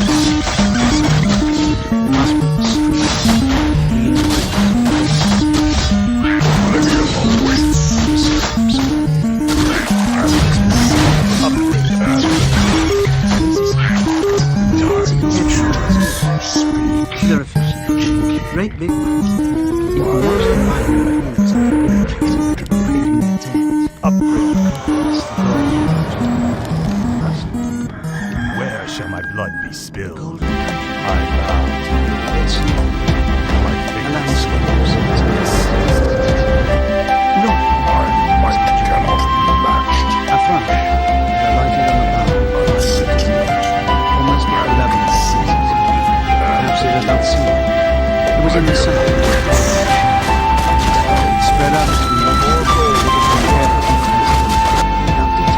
them, as though making a sort of obeisance to the sun. My life, And then Onezu. began to pour forth the torrents of song. In the afternoon hush, a volume of sound stopped. Instant enduring. Music went on and on, minute by minute. Never once repeated. Almost as though the bird with the mission was showing off its virtuosity. Sometimes it stopped, spread out into the seven trees, then swelled its spectral breast and again burst into song. Winston watched the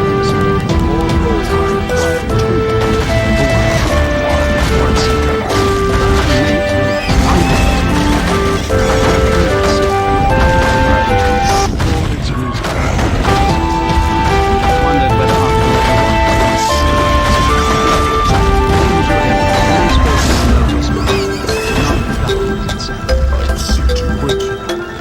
perhaps at the other end of the ocean, some small beetle-like man is listening intently, listening. Our power is under attack.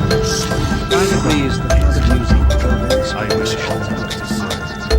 It was as though a kind of liquid stuff poured all over it, mixed up with some foolish. Stop thinking. Girl's waist and his arm were soft. Research Pulled her round, flipping the breast. His body was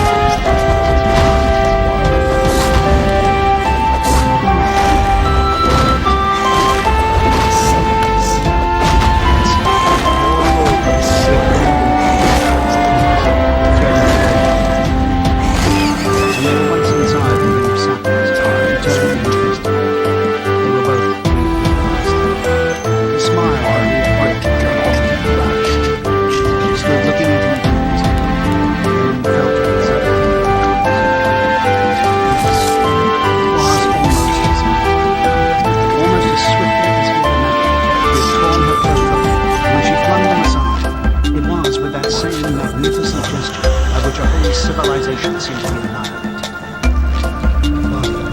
Leaned forward to the side. For a moment, looked. His eyes were anchored by the freckled face of his friend. And smiled. Looked down before her. But her hands were twice. You've done this before.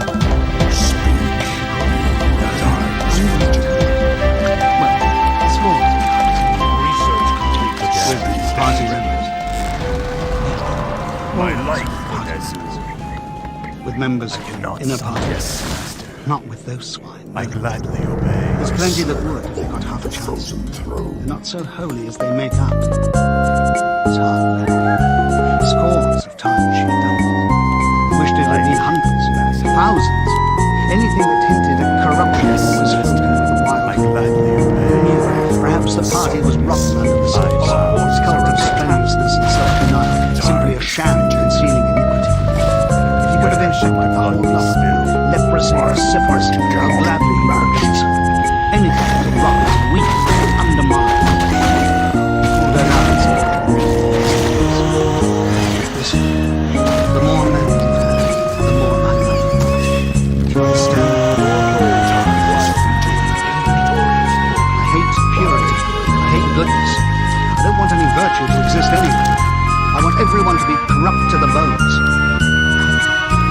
I hope to see. I'm corrupt. I mean, the thing in itself. Not merely the love of oneself, but the animal instinct, the simple, undifferentiated desire. That was the force that would tear the party to pieces. It pressed her down upon the grass, among the fallen bluebells. This time, there was no difficulty. Presently, the rising in a sort of pleasant place. The sun seemed to grow hot. He reached out, the sky was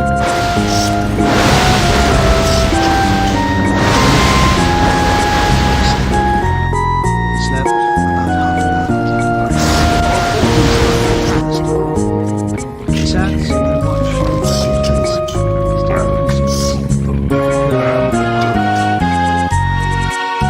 her mind.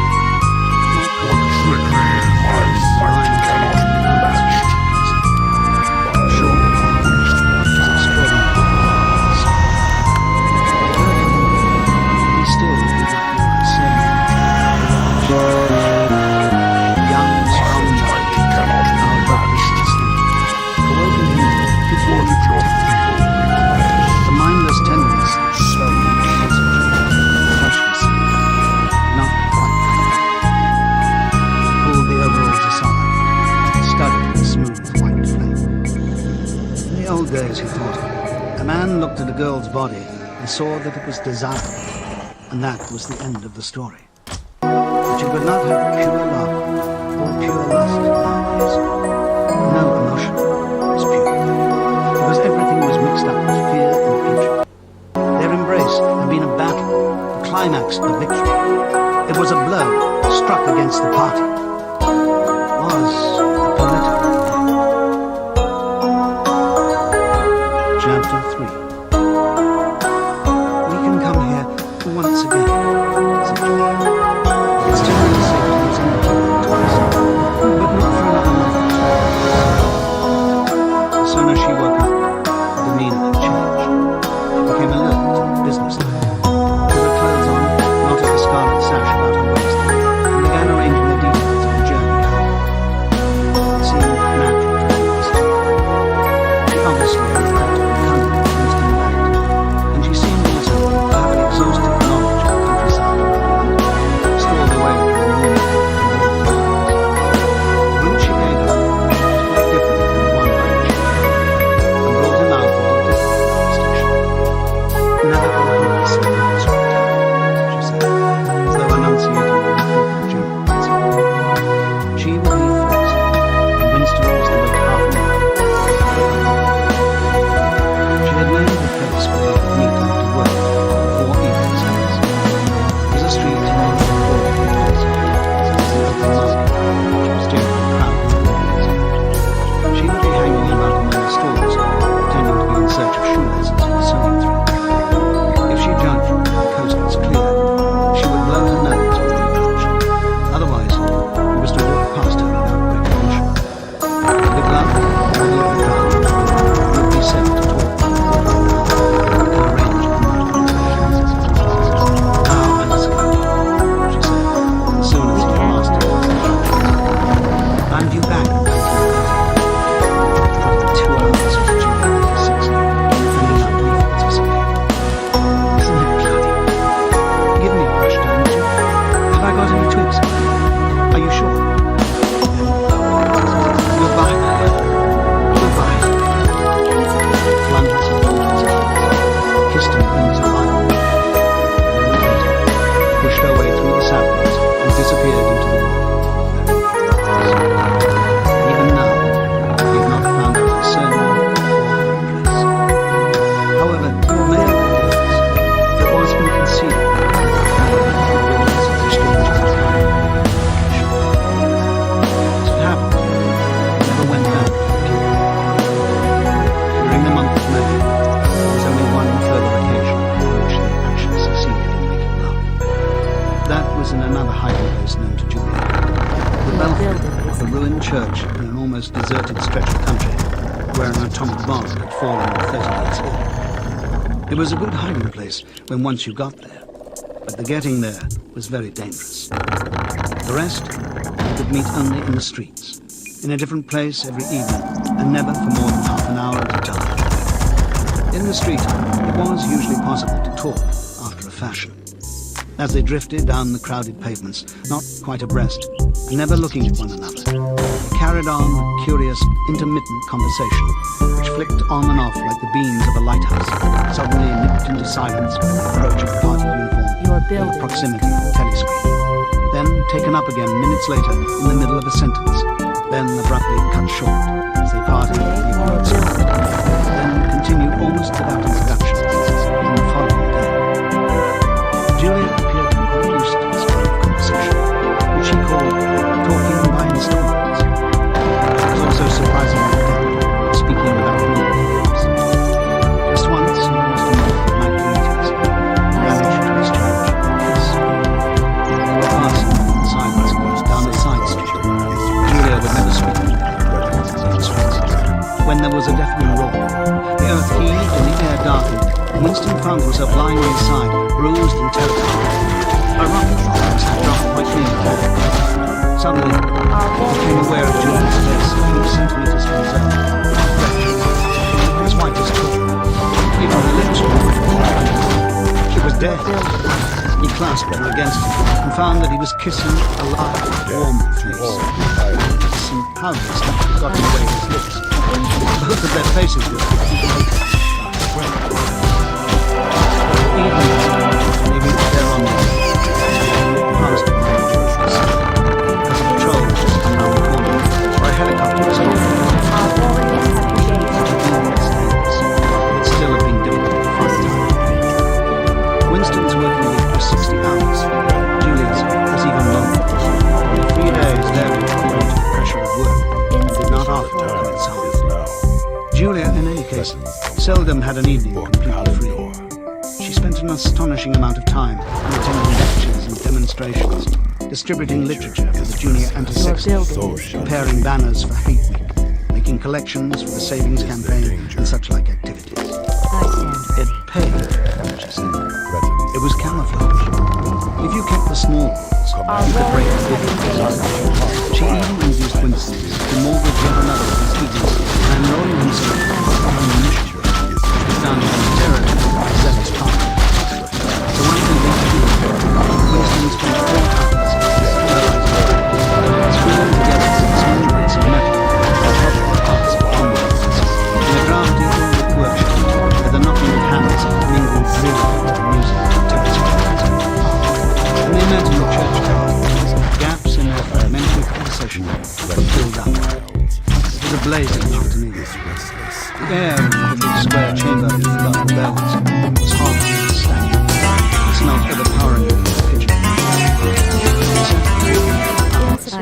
Dusty building, one or other of them, getting up from time to time, cast a glance through the narrow slits to make sure that no one was coming. Julia, 26 years old. She lived in a hostel with 30 other girls.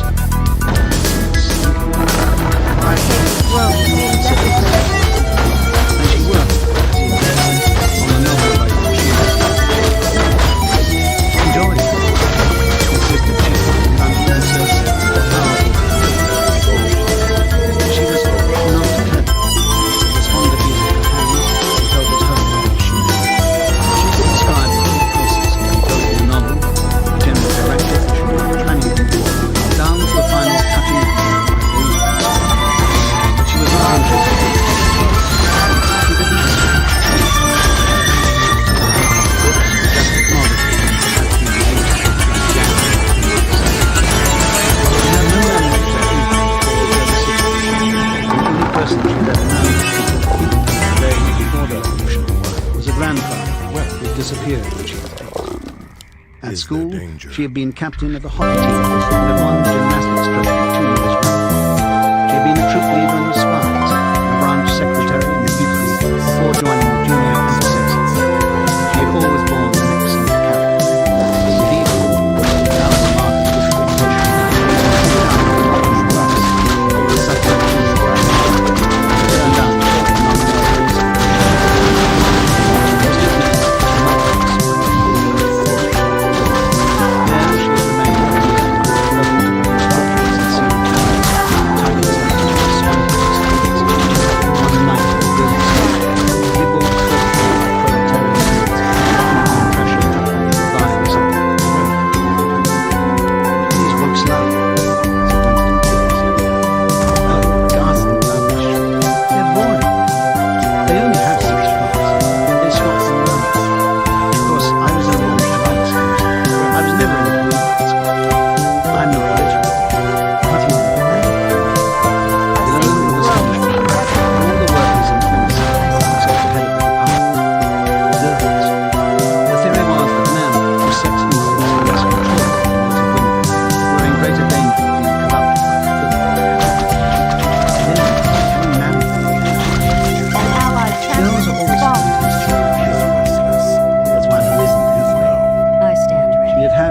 love affair when she was 16. I am. A party member of 60 who later committed suicide to avoid arrest.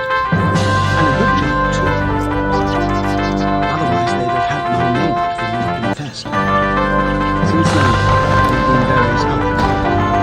Life, as she saw it, was quite simple. You wanted a good time. They, meaning the party, wanted to stop you having it. You broke the rules as best you could. She seemed to think it just as natural they should want to rob you of your pleasures as that you should want to avoid being robbed. She hated the party and said so in the cruelest voice, but she made no general criticism. Except for it touched upon her own life, she had no interest in party doctrine.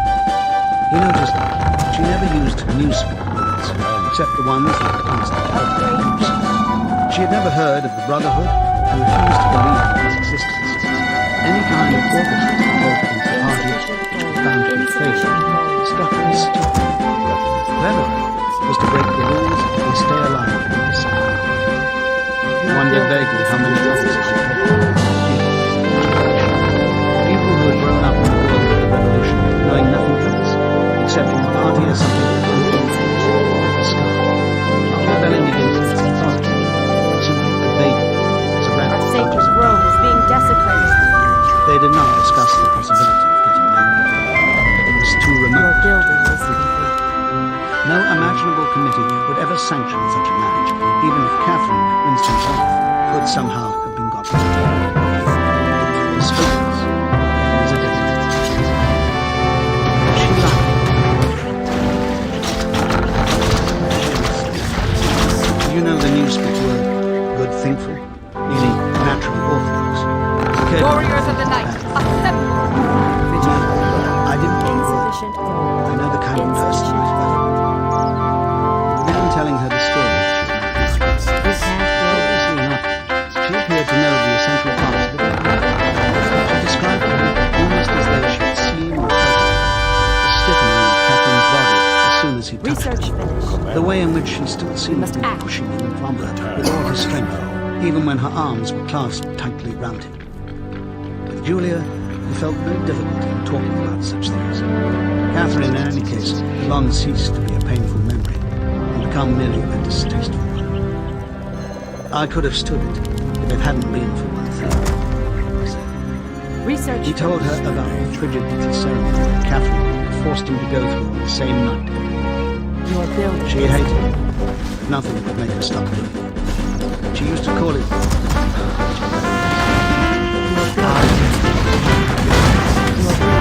How did you know that? Once a month for the over 16s, and in the youth. They rub it into you for years. They say it works. Of course, you can never tell. Research is such secrets. Propaganda and nonsense. With Julia, everything came back to her sexuality. As soon as this was touched upon in any way, she was capable of great acuteness. Unlike Winston, she had grasped the meaning of the sex. It was not merely that sex created a world outside the control which therefore was that sexual relation induced the steer, desirable,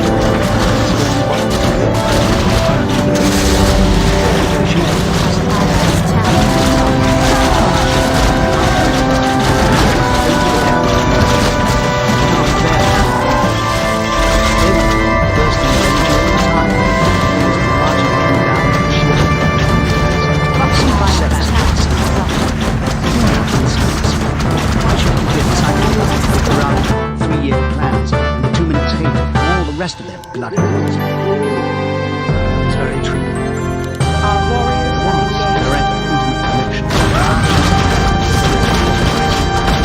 After the fear, weak, and the lunatic guilt, which the party needed to defend us, we kept to the right pitch, except for the using it to drive others. Sex impulse was dangerous to the party, and the party turned it into account. They had played a similar trick Our with the warriors instinct of have terror. The family could actually be abolished, and indeed would have encouraged the family children in almost any fashion. Children, on the other hand, were systematically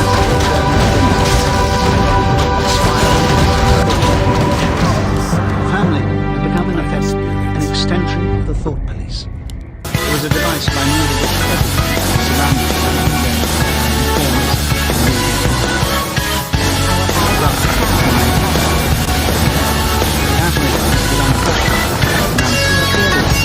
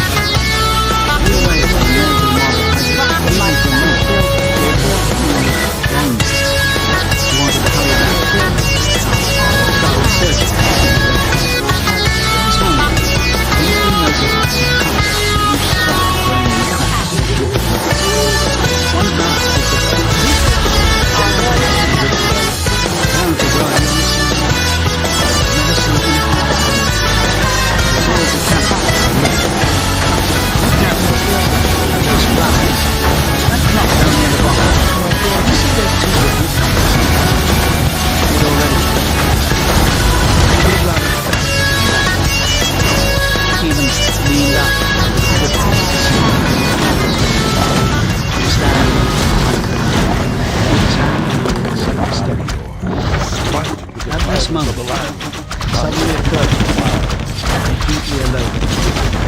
There was not a human creature, not a leaf stirring, not even a bird. In a place like this, danger within microphone is very small. And even if there was a microphone, it would only pick up sound. It was the hottest, sleepiest hour of summer. The sun blazed down upon him. Sweat tickled his face. Struck him. Why didn't you give her a good shower? I would. Our sacred grove is being desecrated. I would have, if I'd been the same person then as I am now. Perhaps I was dead. Sorry you didn't. Yes. On the whole, I'm sorry. We were sitting side by side. Pulled her closer. Her head rested on his shoulder. The pleasant smell of her hair comforted Pigeon. She was very young. She still expected something from love. She did not understand the push and inconvenient person of the truth.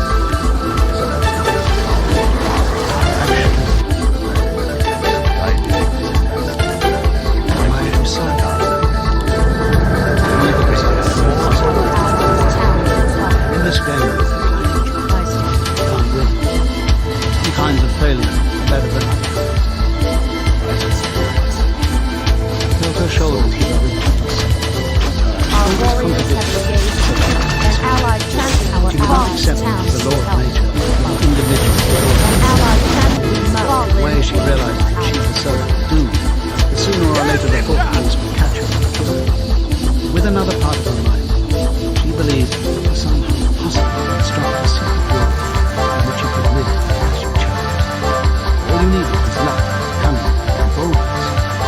She did not understand that there was no such thing as happiness. Only victory lay in the far future, long after the war. In the moment of declaring war on the army, it was better than the discovery of these powers. We are dead.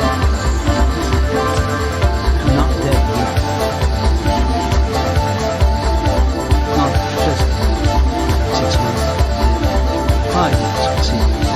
I'm afraid. You're young, so presumably you're afraid of it tonight. Obviously, we shall put it off as long as we can. It makes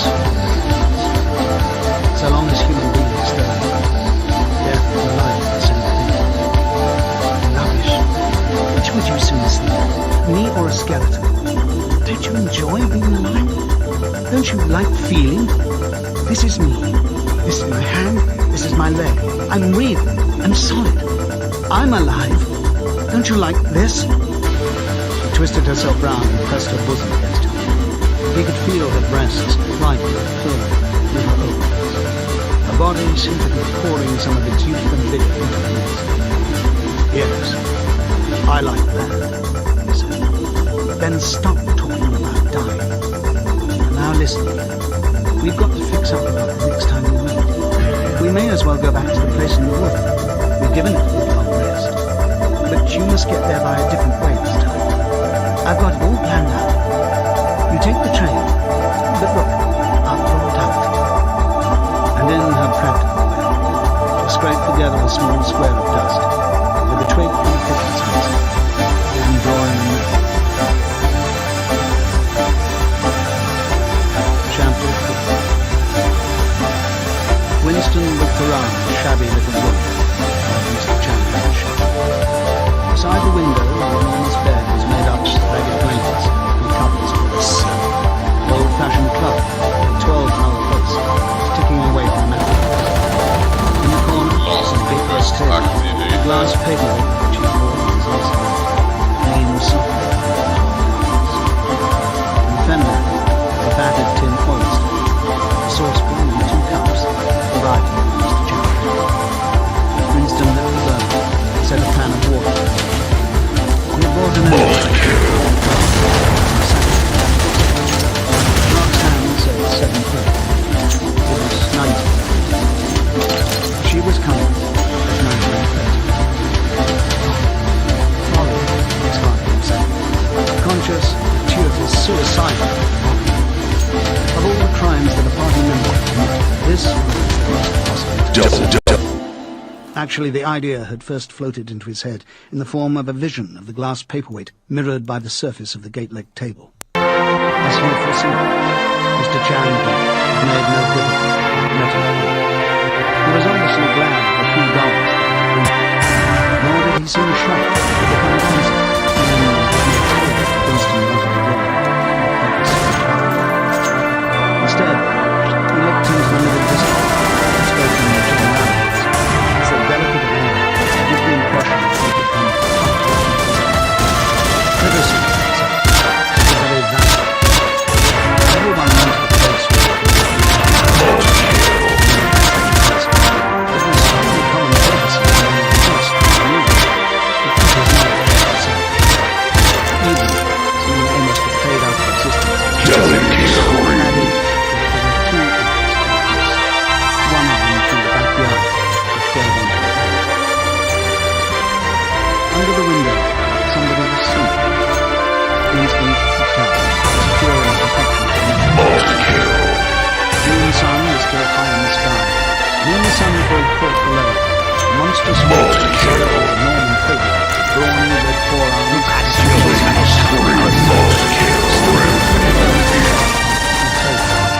taking out a series of square rifles, which Winston recognized. Never she was singing in a powerful contralto. There was only an obvious concert. They looked in the world and everything they stood. They've stolen my heart away.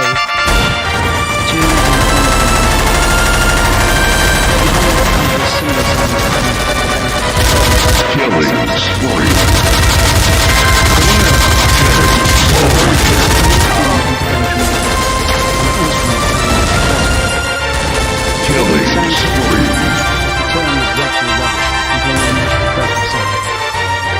Double kill. The scrape of her shoes and the cries of the children. Multi kill. Far distance. Faint, low, yet the wind seemed clear as crystal, thanks to the absence of the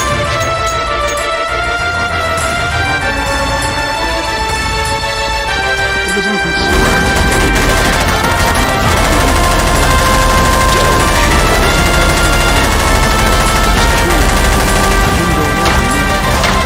Into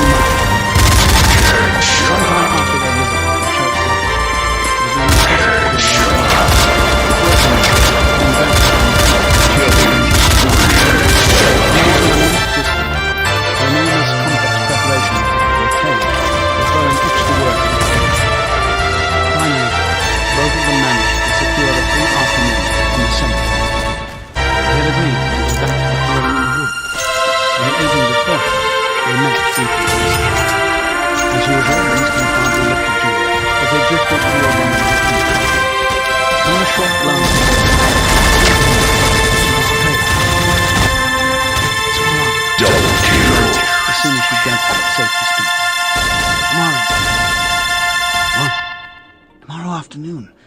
I can't Prepare to fight.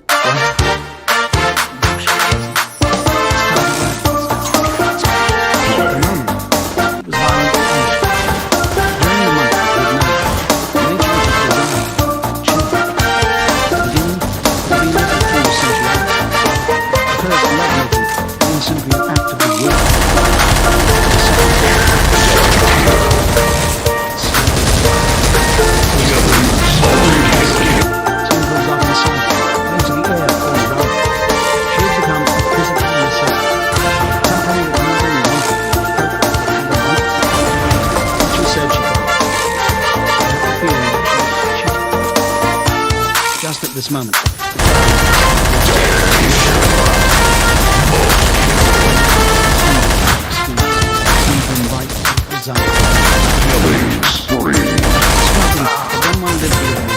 Particular disappointment in normal recurring events.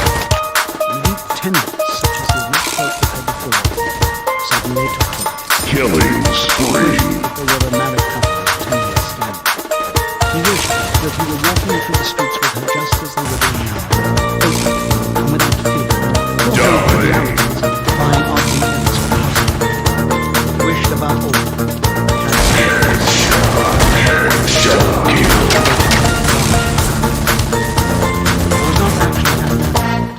But at some time on the following day, the idea of renting Mr. Charrington's room had occurred to him. When he suggested it to Julia, he had agreed with unexpected. Killing spree. Both of them knew it was lunacy. It was as though they were intentionally sticking near each other. Double kill. Multi kill. Again, it was curious how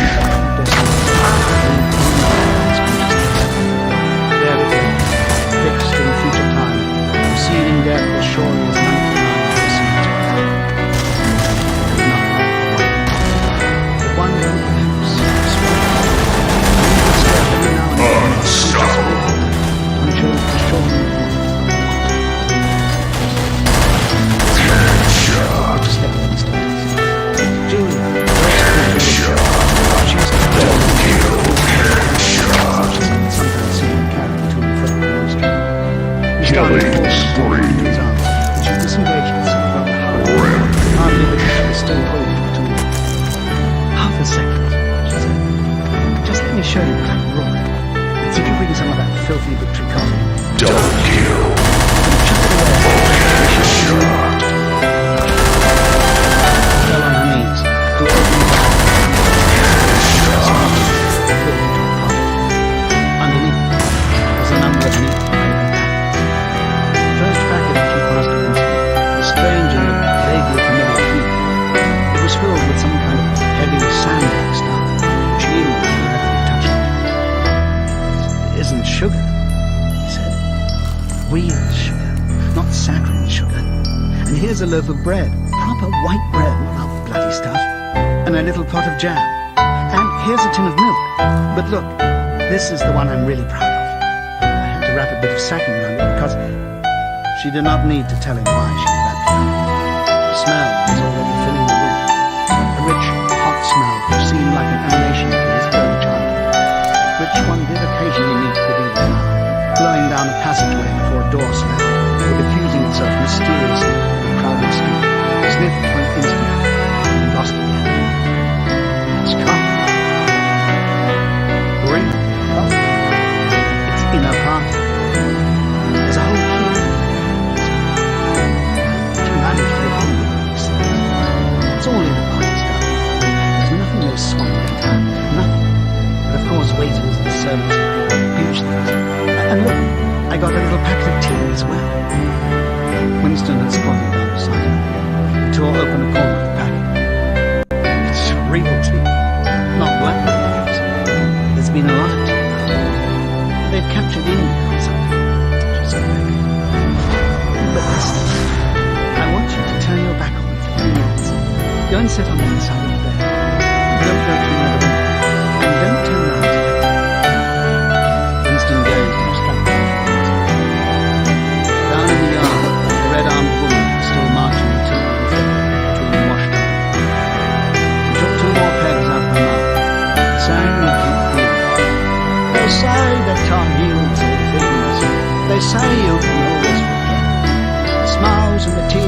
across the years, they twist my heartstrings yet. She knew the whole drivelling song by heart, it seemed. Her voice floated upward with the